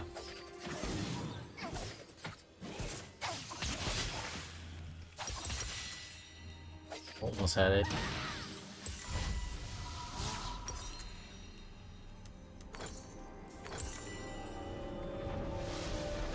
I pledge to uphold the Bandle Scout way and serve Yordle kind.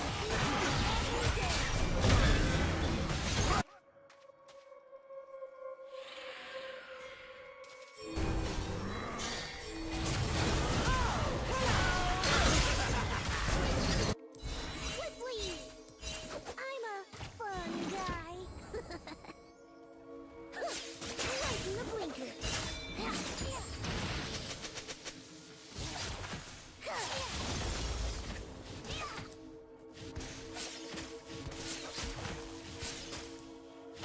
Where did I put my goggles?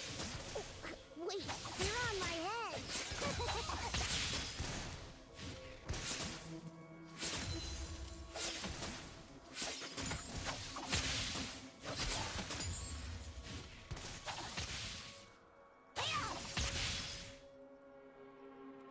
Yeah!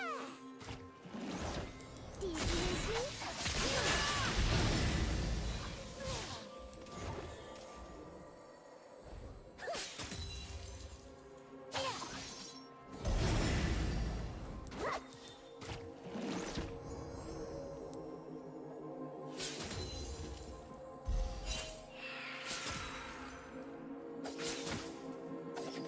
Shut down. Hup.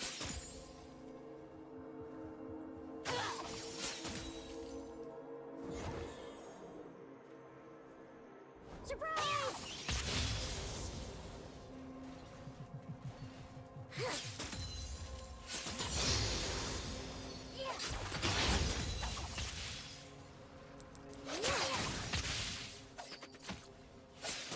Up, 2, 3, 4. Enemy killing spree.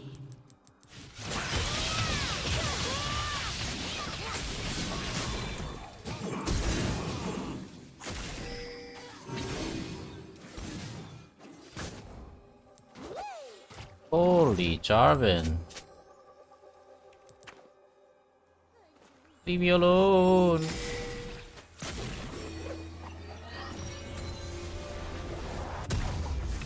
you considered carrying Bandle Scout biscuits? We have over 100 flavors.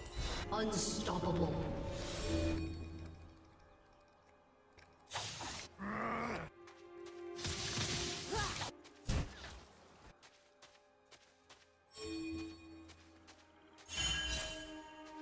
Strangers are just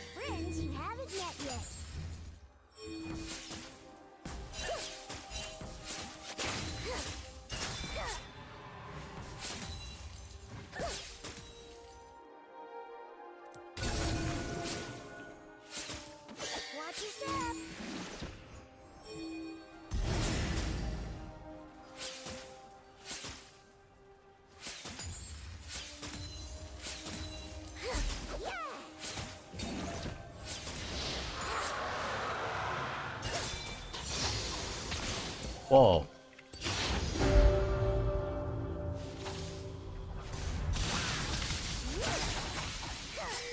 Again? Always more world to see. What the f-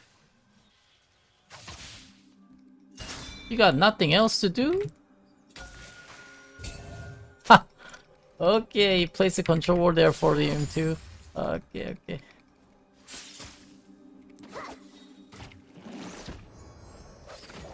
An enemy has been slain. I guess I'm just gonna get excited. That's why scouts stay vigilant. Unreal!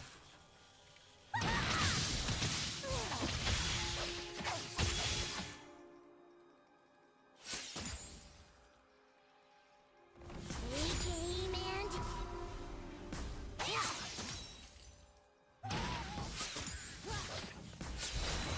I can't even go for that. The Jarvan's holding it. Don't be suspicious. Man, this sucks.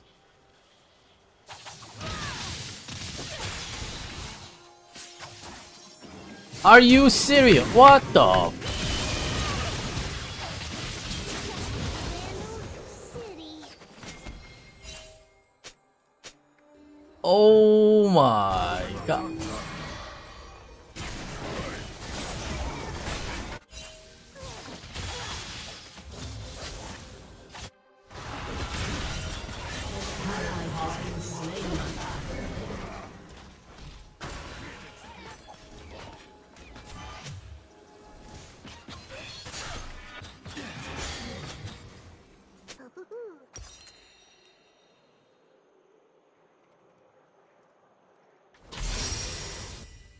Ace.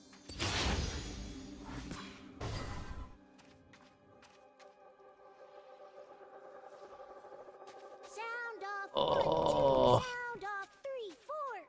I can't. Gotta run.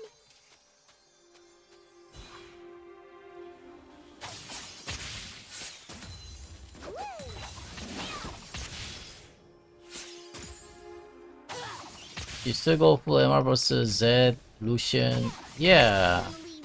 I mean, the main dealer that I'm facing right now is a cannon. I can build the armor later, but I'm not gonna build the armor right now against them.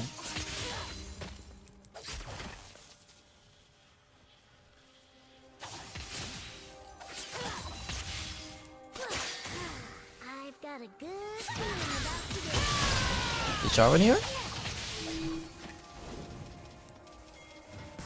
Will he be here?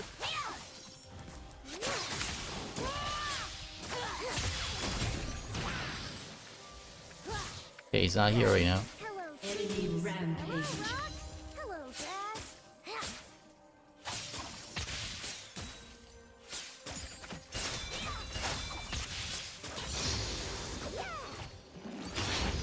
An ally has been slain.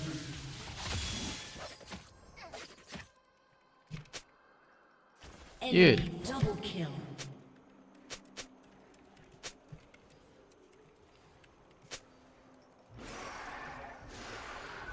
A Vandal Scout is a friend to all.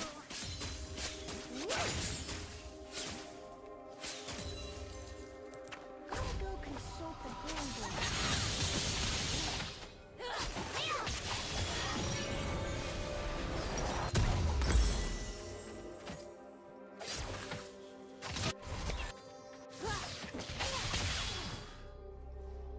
Yordles are never alone. Every river is our friend. Every pebble our bestest buddy.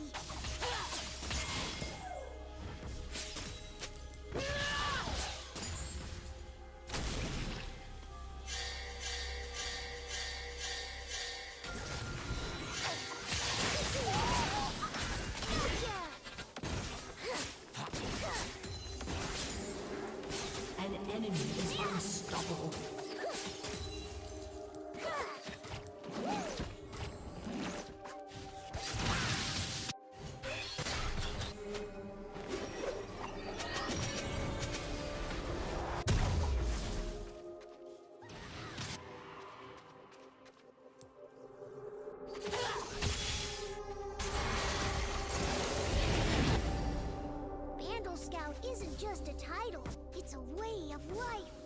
Yeah, I'm starting to losing right now. I can't trade against King. It's one item over me.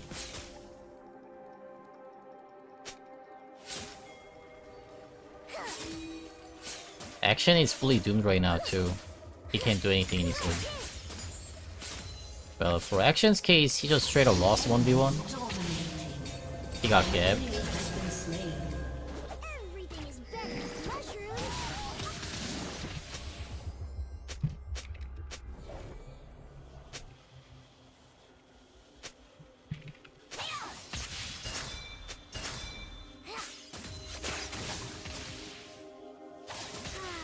The sounds of nature. Enemy rampage.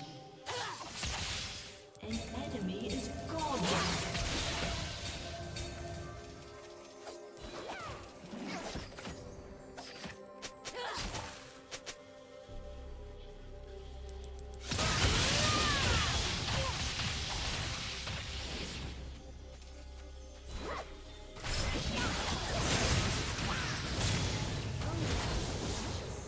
Yeah.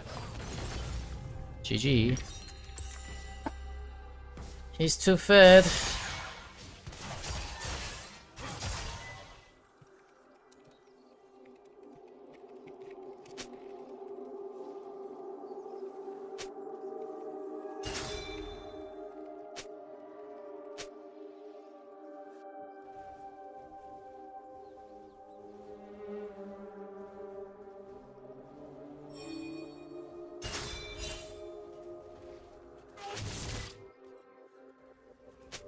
If you're not ready for everything, you're not ready for anything.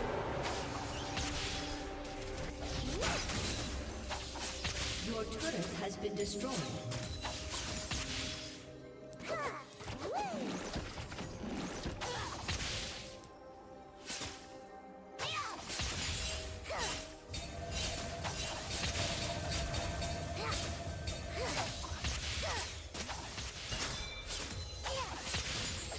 Rule number 154. Never Your fear team the other. has destroyed a turret. An enemy has been slain. Double kill. Sure are special. Shut down. An enemy is unstoppable. Holy shit.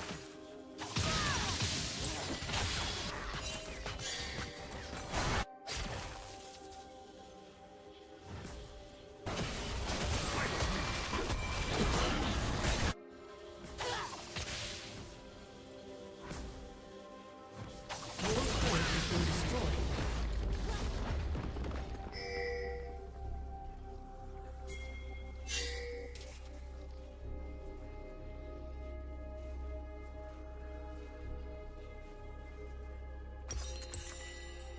What a story.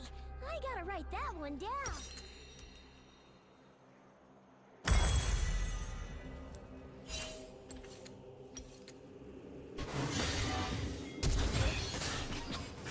An ally has been slain.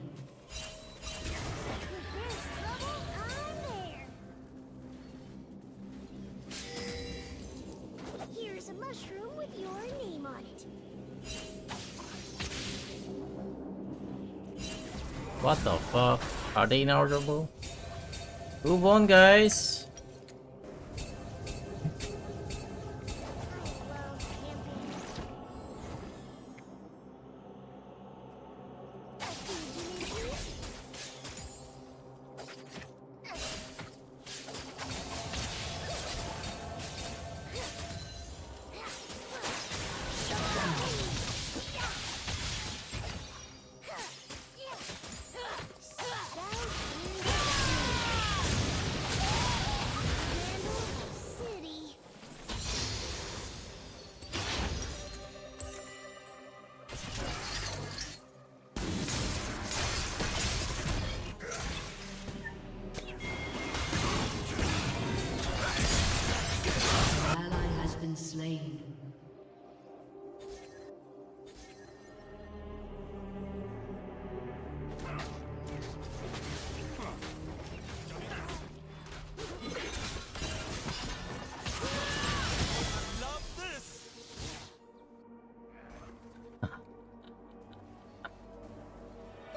Ah. But I'm tough too.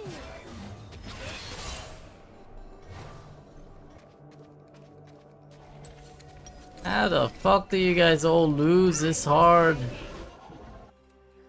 Only Udyr is farming and winning, but it doesn't matter. Udyr is Udyr, he's not gonna carry it.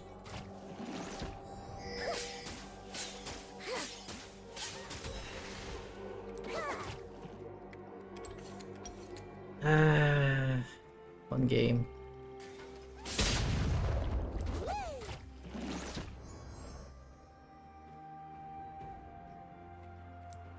Watch your step.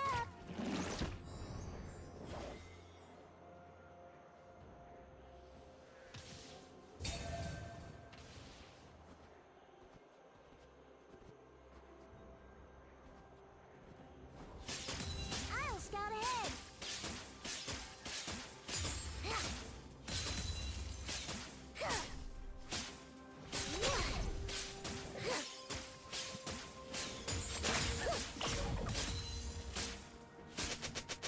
Easy target.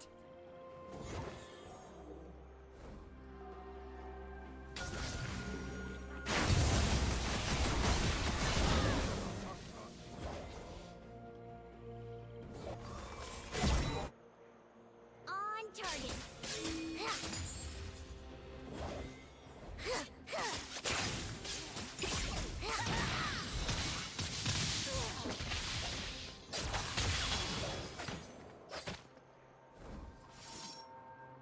Nothing like a good walk. Your turret has been destroyed. An ally has been slain. An ally has been slain.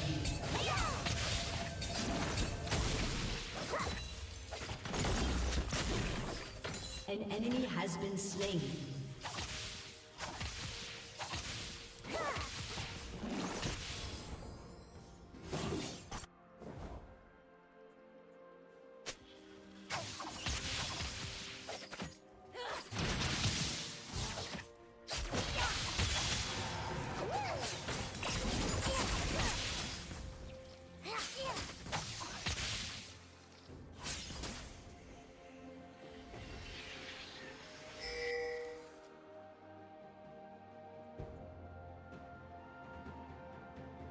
A Bandle Scout is always prepared.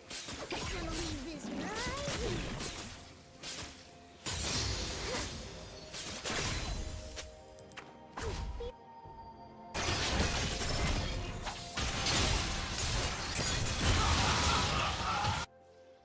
Oh, you almost had it? Shut down.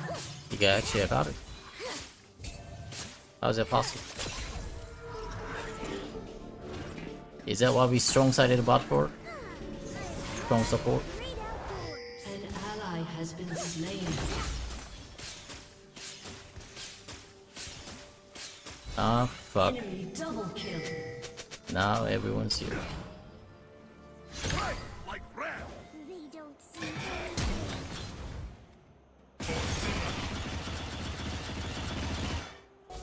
Came to kill some ghouls. Guess you dinner.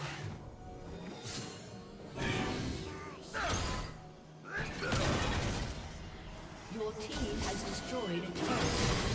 Your team has destroyed a turret. Ouch.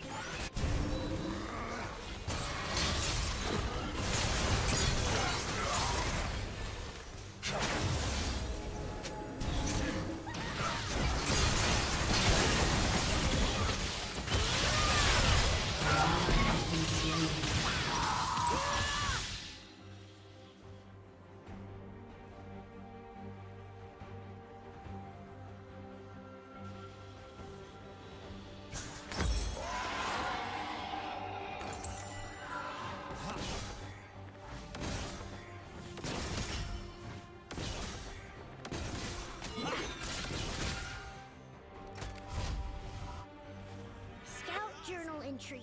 Had a mushroom-related incident. Returning to the field now. Yeah! It's as fun as it looks.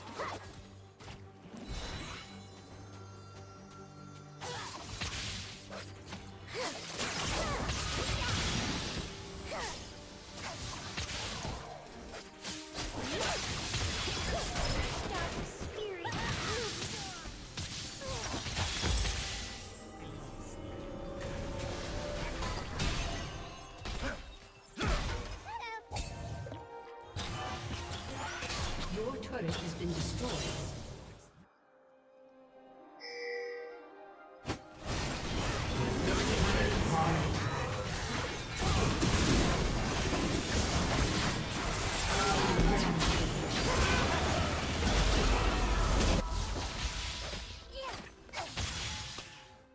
Your turret has been destroyed.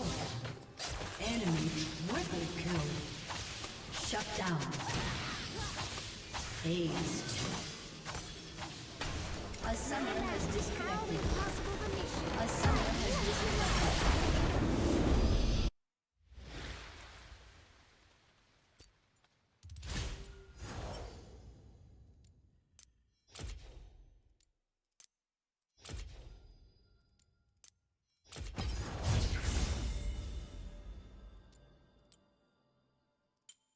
Is it for fun pick?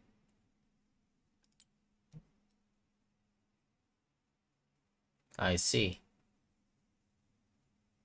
He's been playing ARAM Mayhem for his entire life. He first time decided to play a one rank game, getting in my team playing action. Alright, cool. That's cool, man. That's cool.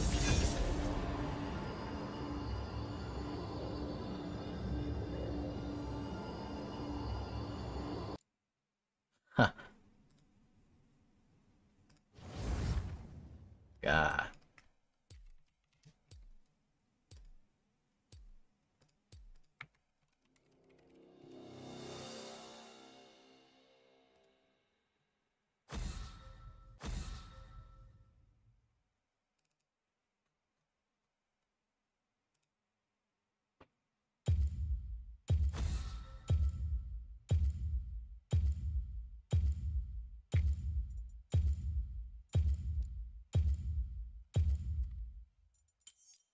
You got something to hide? Team win.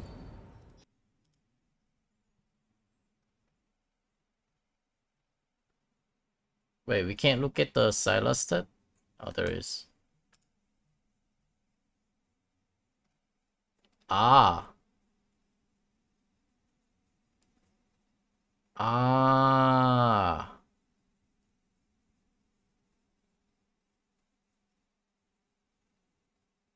Ah. 46% in the Silas. Aha. Yeah. Grandmaster? How did he even hit the Grandmaster? Oh. I mean, Riot just wants me to lose this game, right? What is this guy then? Does he play action? Oh, he is actually action player. But the last time he played a ranked game was freaking 2 weeks ago. It's his first game after 2 weeks.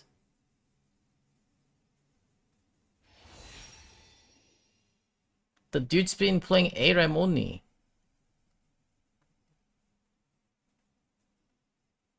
So, first ranked game after 2 weeks of break. And this Silas in my team. And I believe Twitch is not even an ADC main either. Or is he? Oh, never mind. He's an ADC main. Because I've seen his Hackroom jungles. I see, I see. So Twitch is an ADC main. So Udyr, Teemo, and Twitch just has to lose because of the first time action after 2 weeks break and this Silas.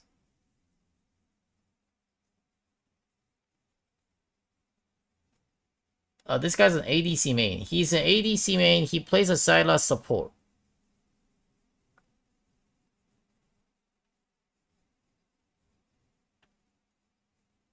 Oh, he just lost against me too. I was actually against him before this game. And he loses a game with me too. Ah. Consistency. I like it.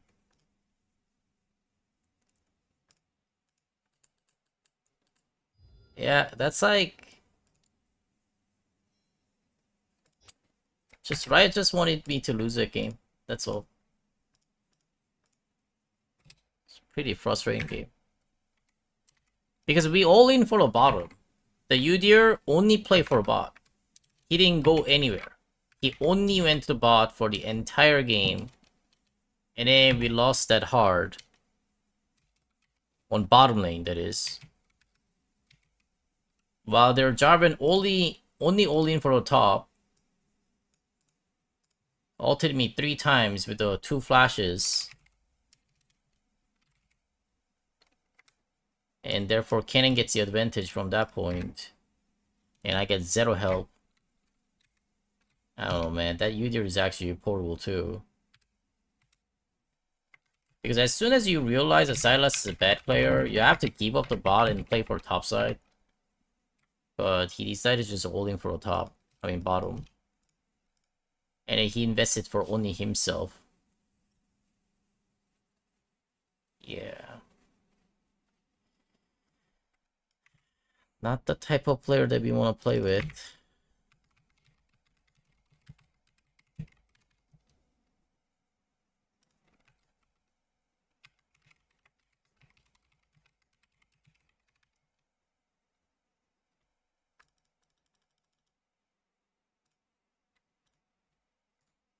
It happens when the junglers don't understand how the lane pace works.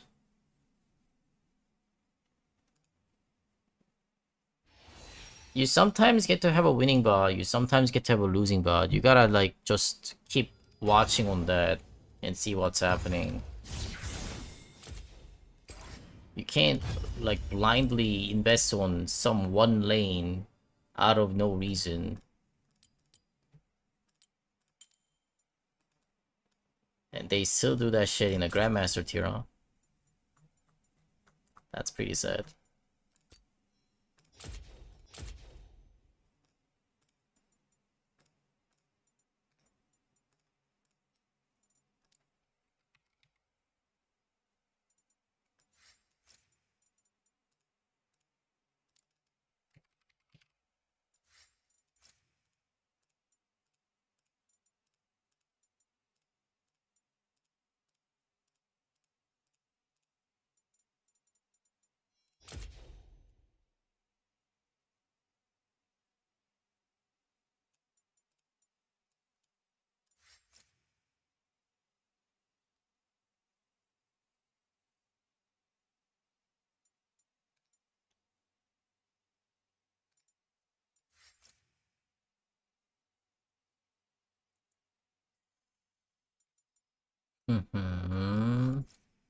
Force of Nature.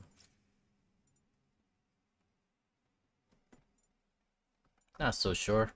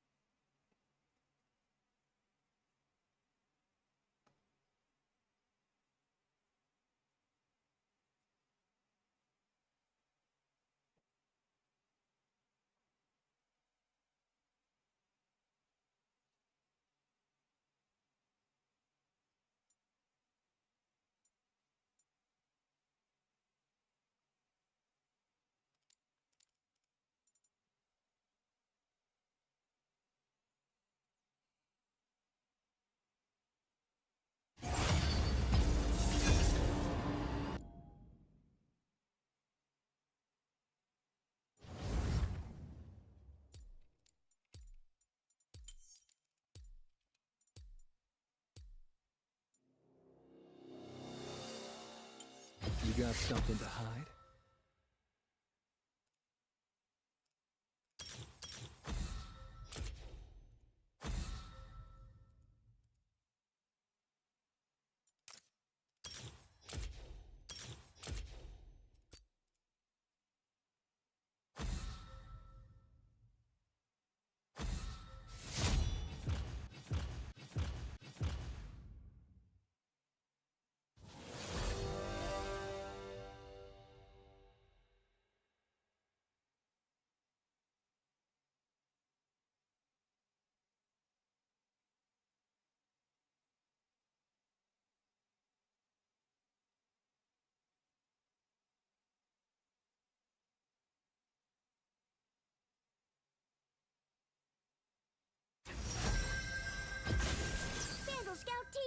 Reporting for duty!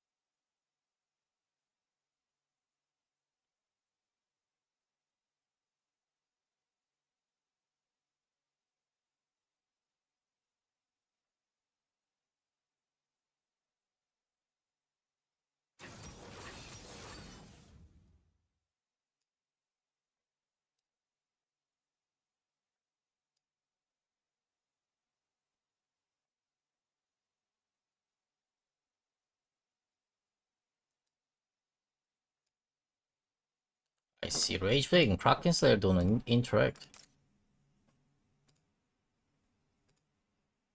I did not know that.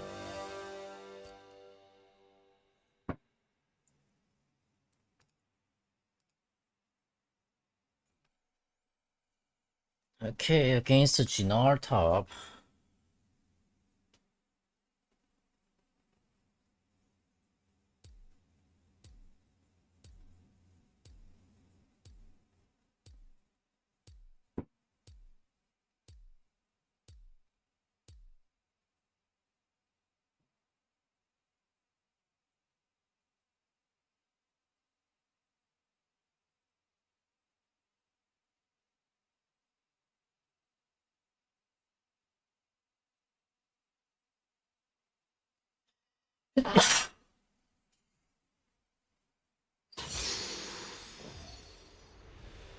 Excuse me. Let's go. And these fireworks are pretty annoying. Okay, armed and ready! Laning versus Gnar top, starting with the ring 2 pot.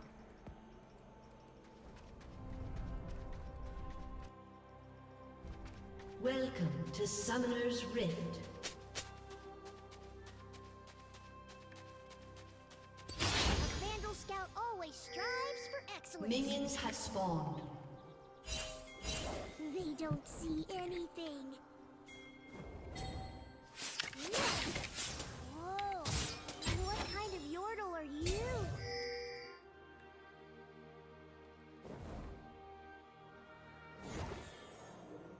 What kind of Yoda are you? He started with a jump? What kind of a troll are you starting with a jump? Direct hit!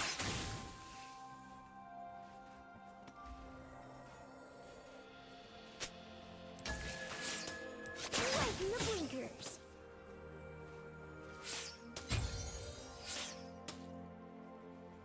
Up, 2, 3, 4. See, for that.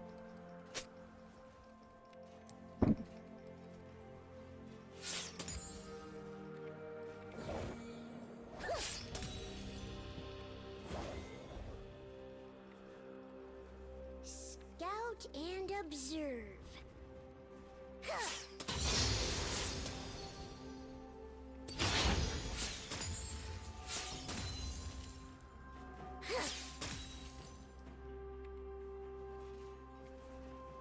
Gotta stay quiet.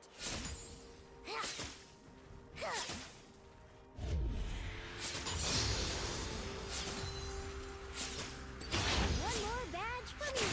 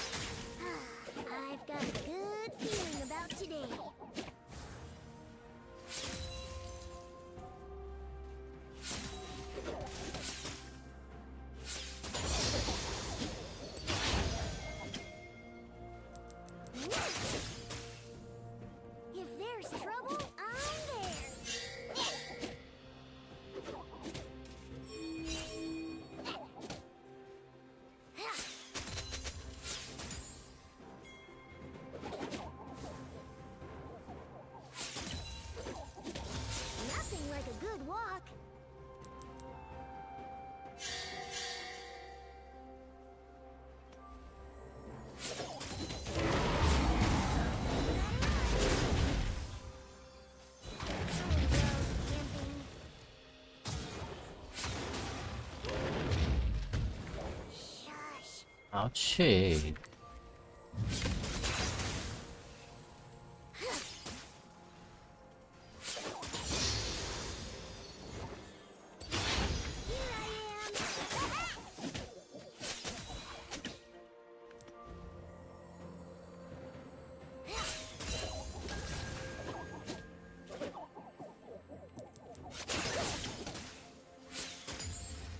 A Bandle Scout is always prepared. Did you miss me?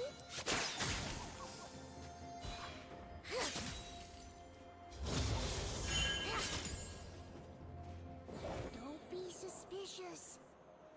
First blood. An ally has been slain.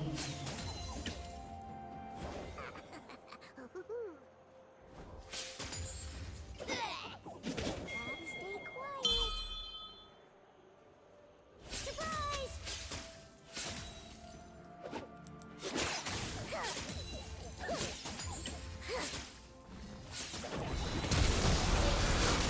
Enemy has been slain. Friend badge. Surely if the flash was necessary. It's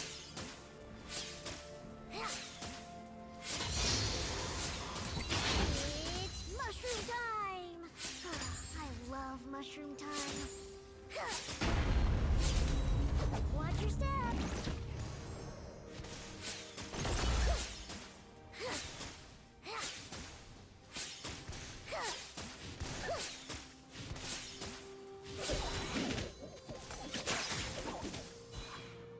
Sound off 1, 2, sound off 3, 4. Good.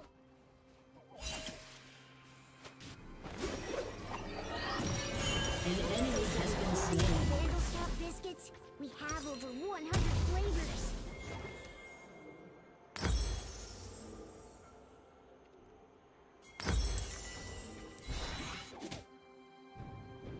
An enemy has been slain.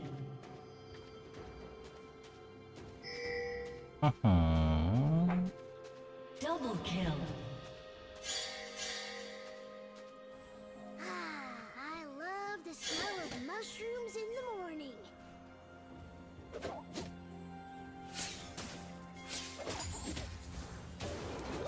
Rampage. I love camping. They don't see anything.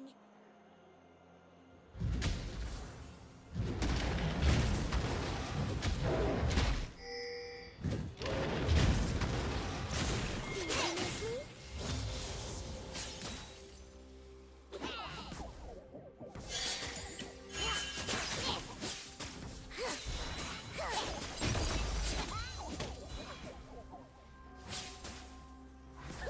A Bandle Scout is a friend to all.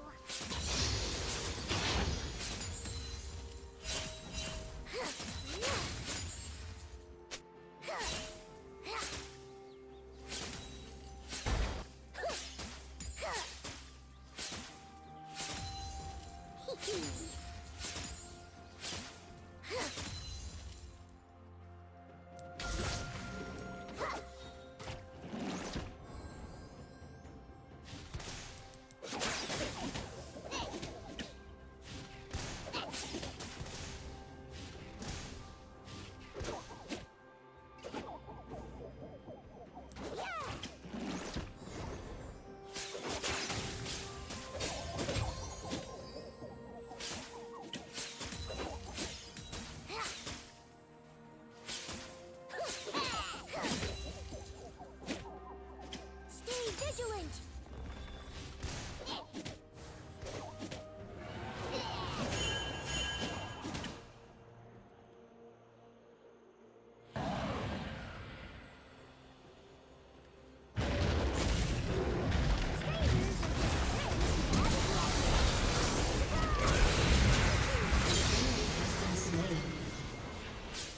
Always happy to lend a hand. Oh. That was close.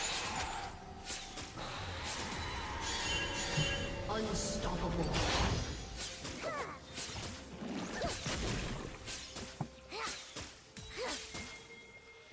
An enemy has been slain.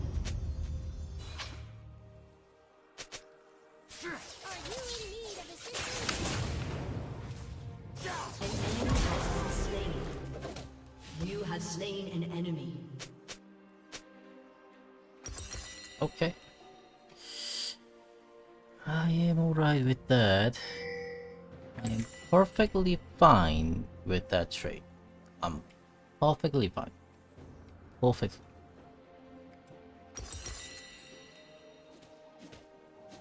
What a story! I gotta write that one down.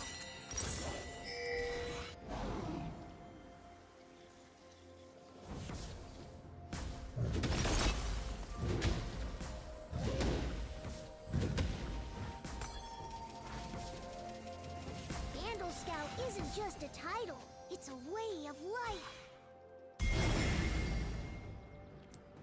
I'm a fun guy.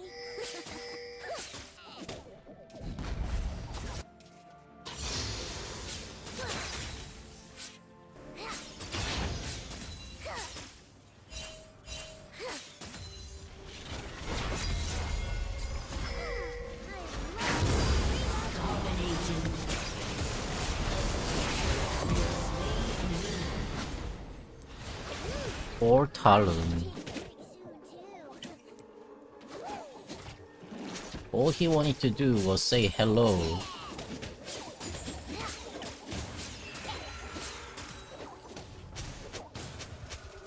Shut down. Don't be suspicious.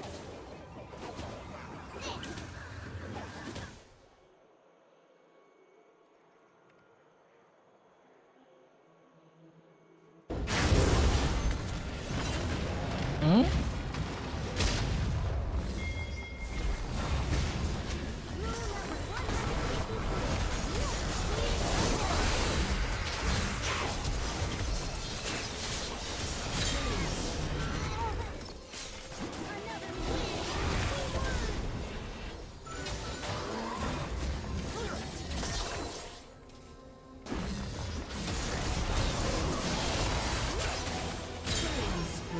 Pony? Sounds of nature. But Talon's having a lot of fun. Rampage. As much fun as Nari's getting. Probably even more fun. All roads lead to Vandal City.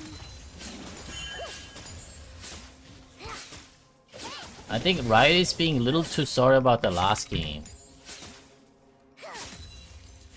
Yeah, now they're giving me the free wins because of it. Shut down. An Well, enemy Timo, has last been game, I think we kinda did too much to you. So here's a free win.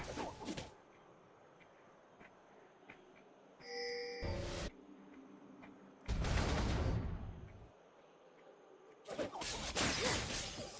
up the pace. Easy target.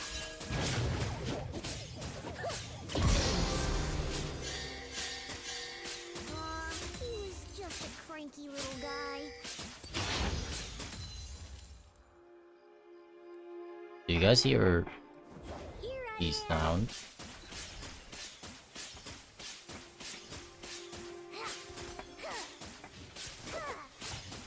An enemy has been slain.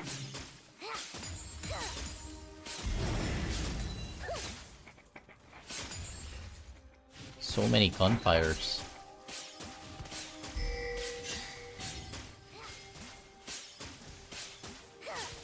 Hello, trees. Hello, rock. Hello, grass.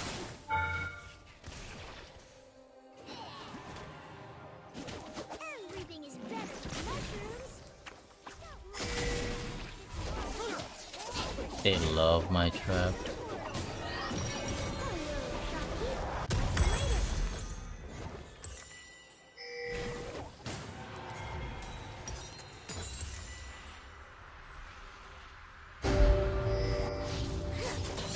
I can't tell if it's yours or mine. Oh yeah.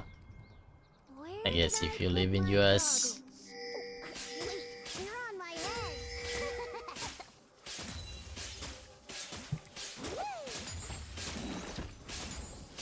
An enemy has been slain. But isn't it gotta be prohibited to do the firework around your house?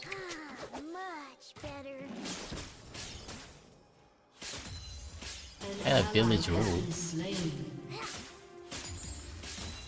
An ally has been slain.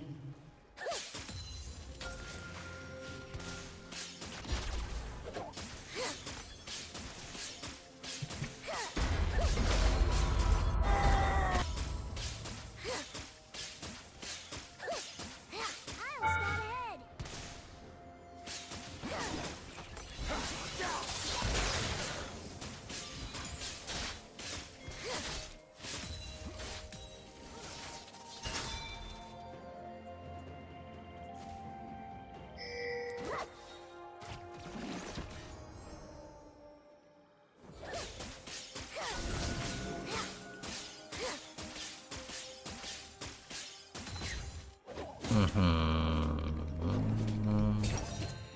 Another day out in the field.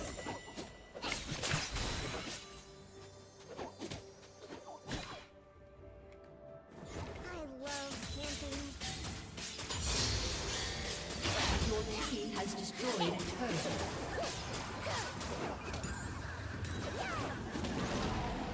With this purchase, 2,250. I'll get my respectable consumer badge. I'll just go AP team. Haven't done this kind of build for a while, and we won the lane, so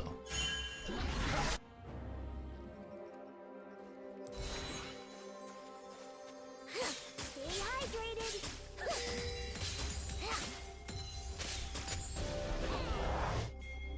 the smart preview.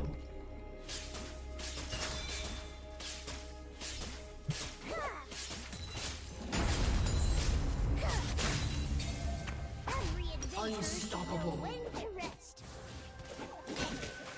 Here's a mushroom with your name on it.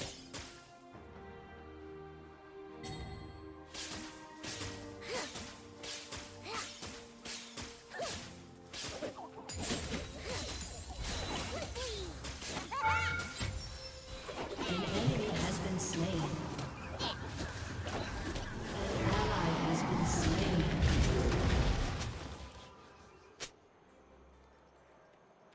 Your team has destroyed a turret. 2, 3, 4.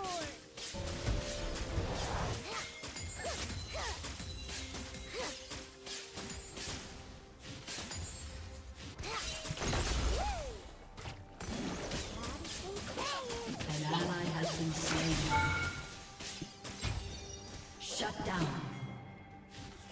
Dominating.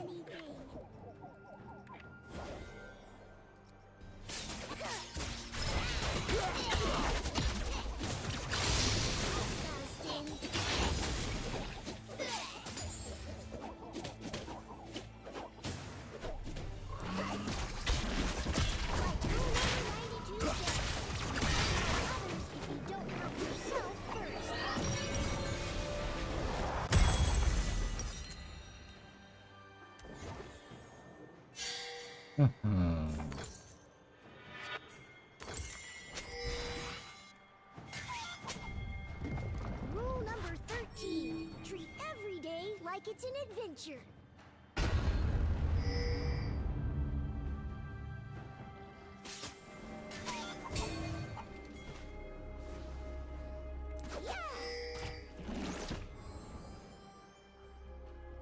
An enemy has been slain.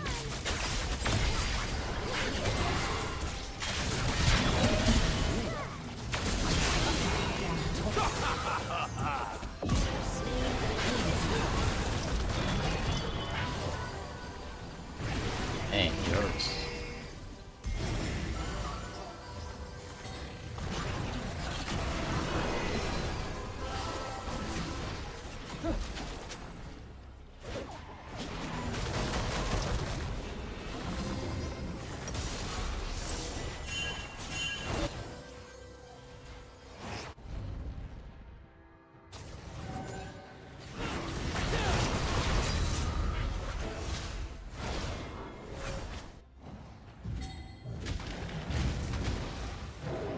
Scout journal entry. Had a mushroom-related incident. An enemy has been slain.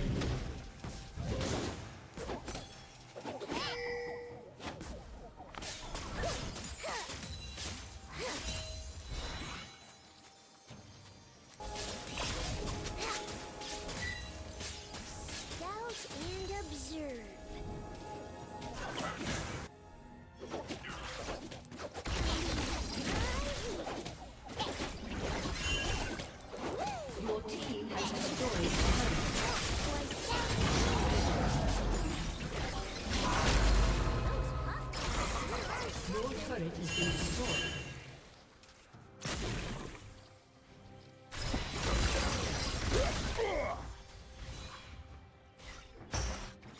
What the hell?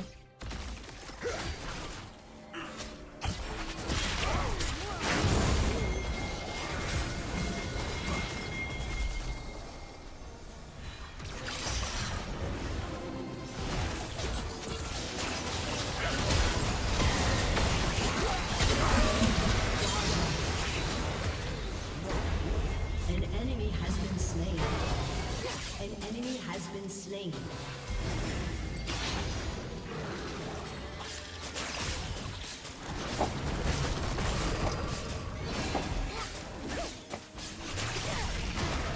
Oh, Good feeling about why did you take it?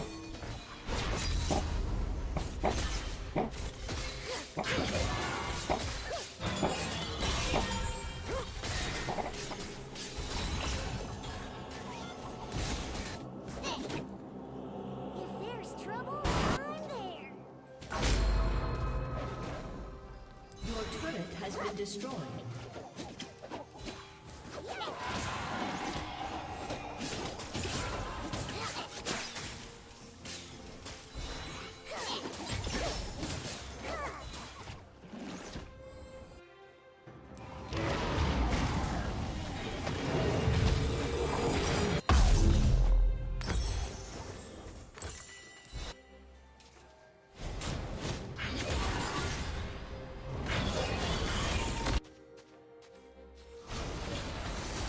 Nothing like a good walk.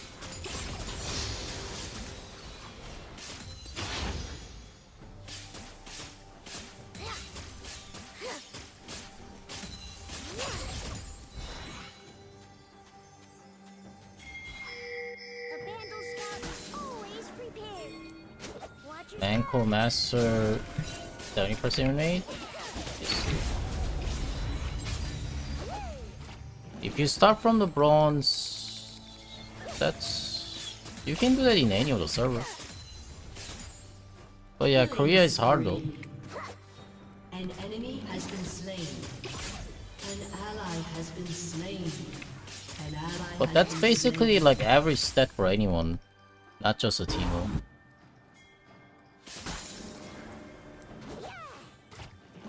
Shut down.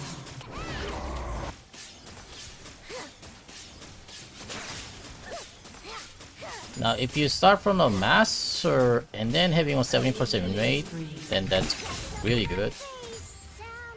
But if you start from a bronze and have a 70% rate up to the master, then that's just a normal thing. Team has destroyed a turret. Oh my god. I'll clean that up later.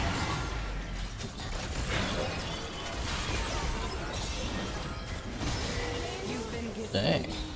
So fast.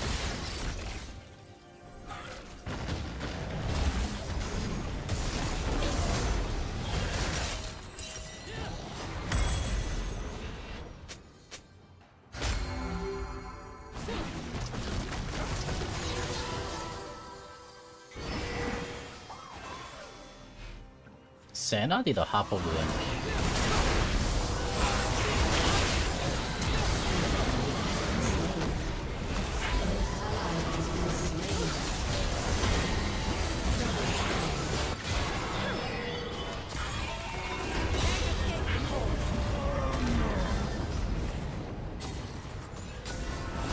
But why is he starting from the bronze though?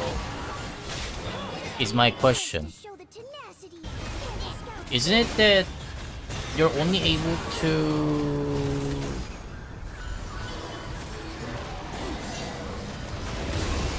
play on Riot account?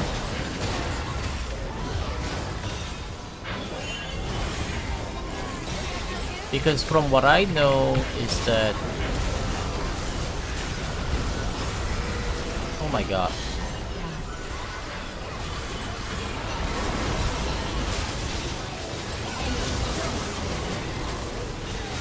He doesn't receive any damage.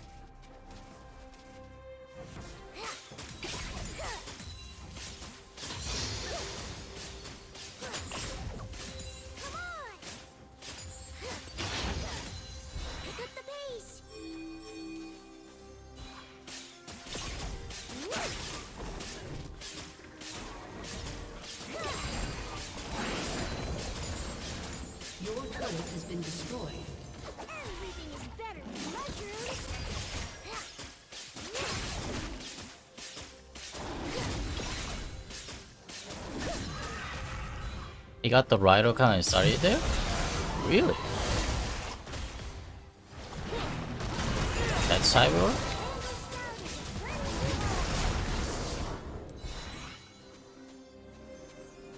I didn't know. I thought that rider counts usually give you the matchmaking rating the same as what you are belong to not F up the low tier players.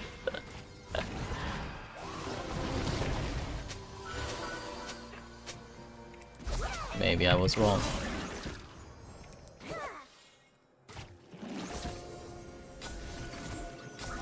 Gonna leave this right here.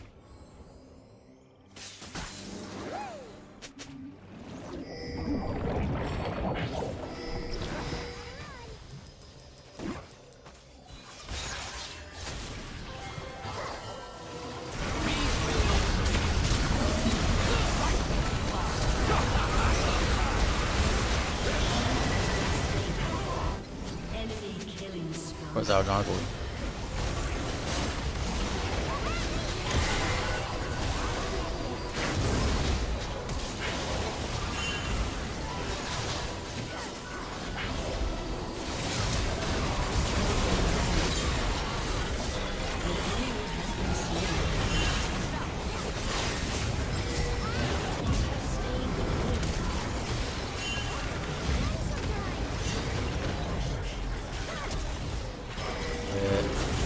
Can't really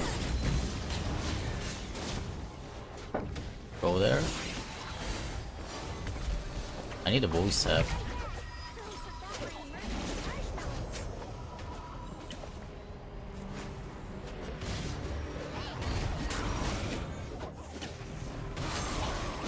Your team has destroyed a turret.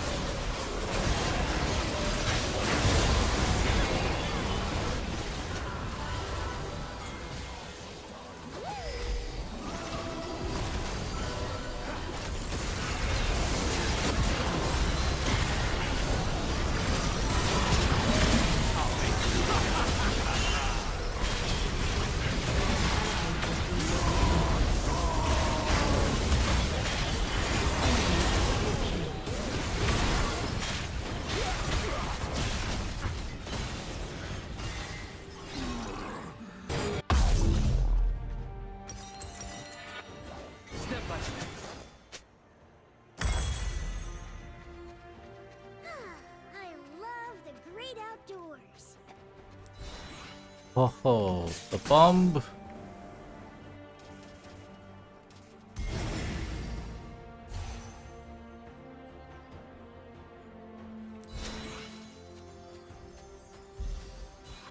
If you're not ready for everything, you're not ready for anything.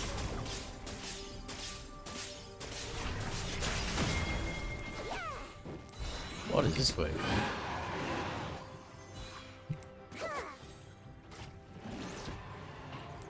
Watch your step.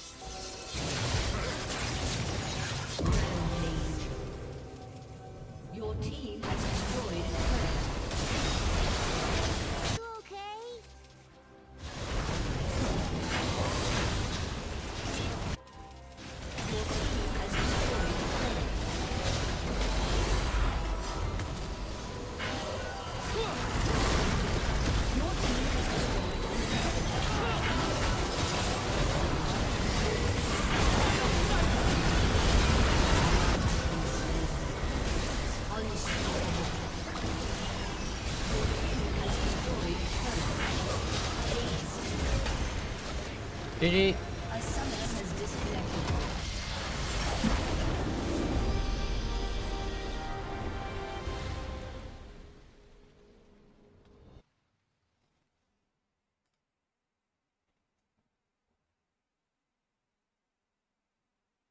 Good job, Rek'Sai. Double LP. Nice. 64 LP. Let's report the way. Good game.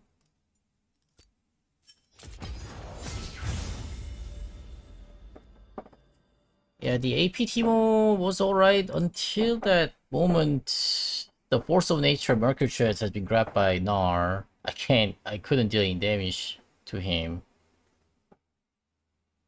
Banshee Hourglass from Silas. But damage was okay against the Talon though, still.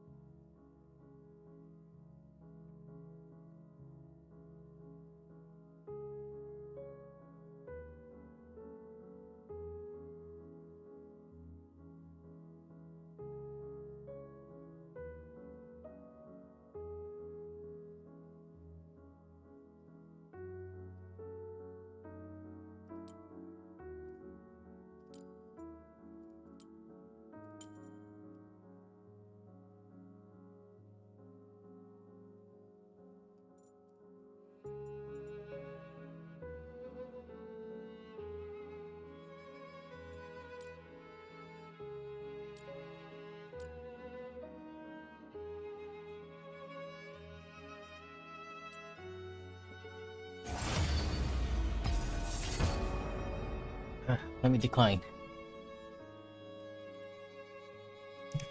Kinda tired to play more.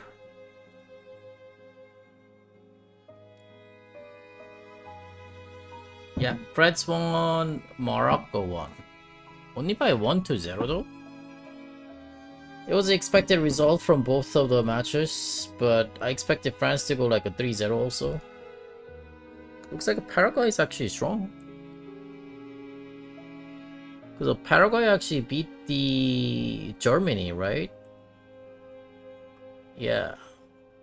So that means if France is only winning by 1-0, that means Paraguay is actually strong.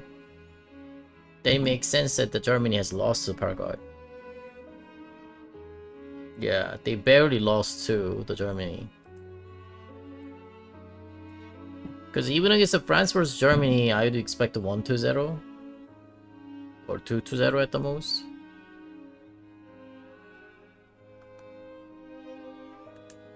Tomorrow, Brazil versus Norway. This will be fun to watch. Mexico versus England would be nice too.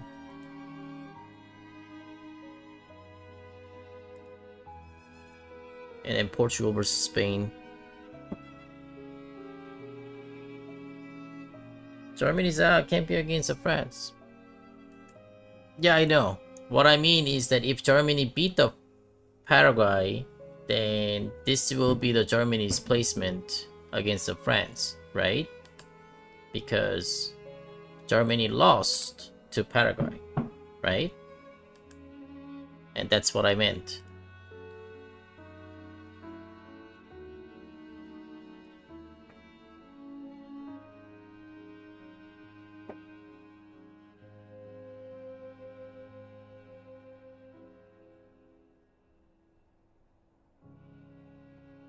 I expect the France versus Spain. Yeah, I believe that's what most people are thinking of the same way too. Either Spain or Argentina. One or the other. I think France, Spain, and Argentina is top 3. People are saying England is strong too, but I haven't seen it yet. So I guess for now, France, England, Portugal, Spain, Argentina. 1, 2, 3, 4, 5. 5 countries that are being pretty strong. Unfortunately, Brazil isn't that strong this year. They're good, but not at their notch.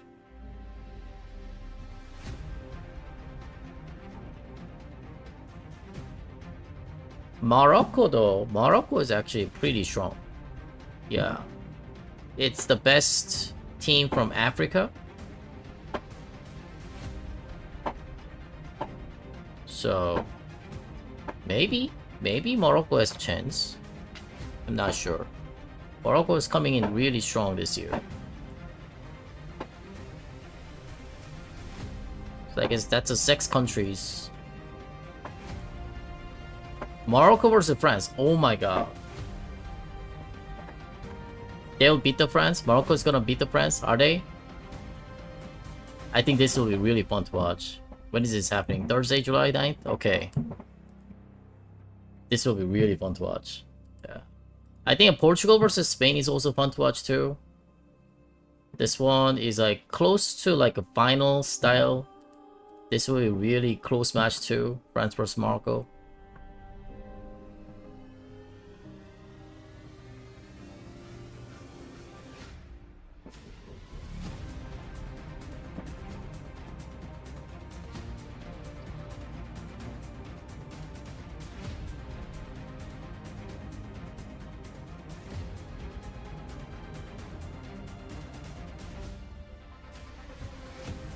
Morocco is getting a final this time? Are they? Yeah, Morocco seems like the strongest moment out of all their careers. Argentina is like the same. France has been the same. France has always been strong. Argentina always has been around this strong too, even last year and the other years. USA surprisingly kind of strong this year. Yeah, pretty strong. USA seems to be like strongest out of all their seasons. I've never seen USA being this strong this year, but not like being able to compete Spain or France stuff, but like, you know, in their own league, maybe they can compete the Belgium and possibly Brazil at the most. Mexico, yeah, Mexico always has been strong. So Mexico is like not different. They're about the same. Norway, it's been like, they say it's 28 years. It's been 28 years that they haven't gotten into the World Cup. So it's almost like a new face, Norway. Mainly from that Holland. Last World Cup, France beat the Morocco 2-0. Is it? But France looks even stronger than last year, isn't it? I mean, last year they were strong too, but this year even stronger. Why are they keep getting stronger? I don't think Argentina got stronger. Argentina seems to be about the same, or probably a little bit weaker than last year, but France looks even stronger this year.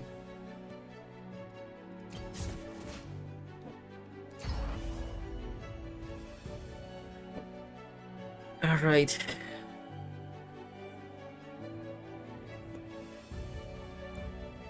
I think the thing about the France is that probably like younger generations are replacing the old generation pretty quickly. Yeah. While as like the other countries have like kind of old players, ages over 30s, but France seems to like kind of filled up with all the 20s. Maybe that could be what it is too. Youngblood.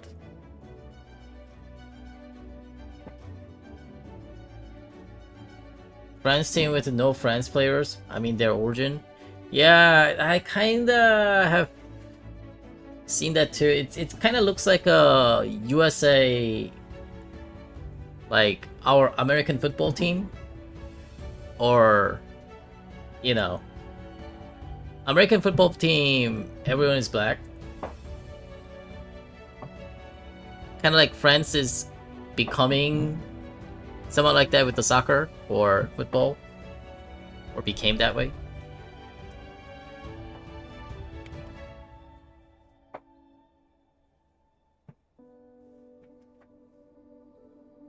Yeah.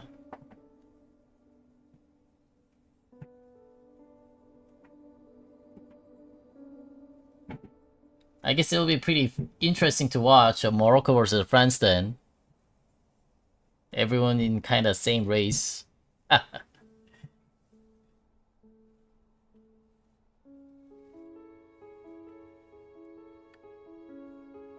Alright, done for now.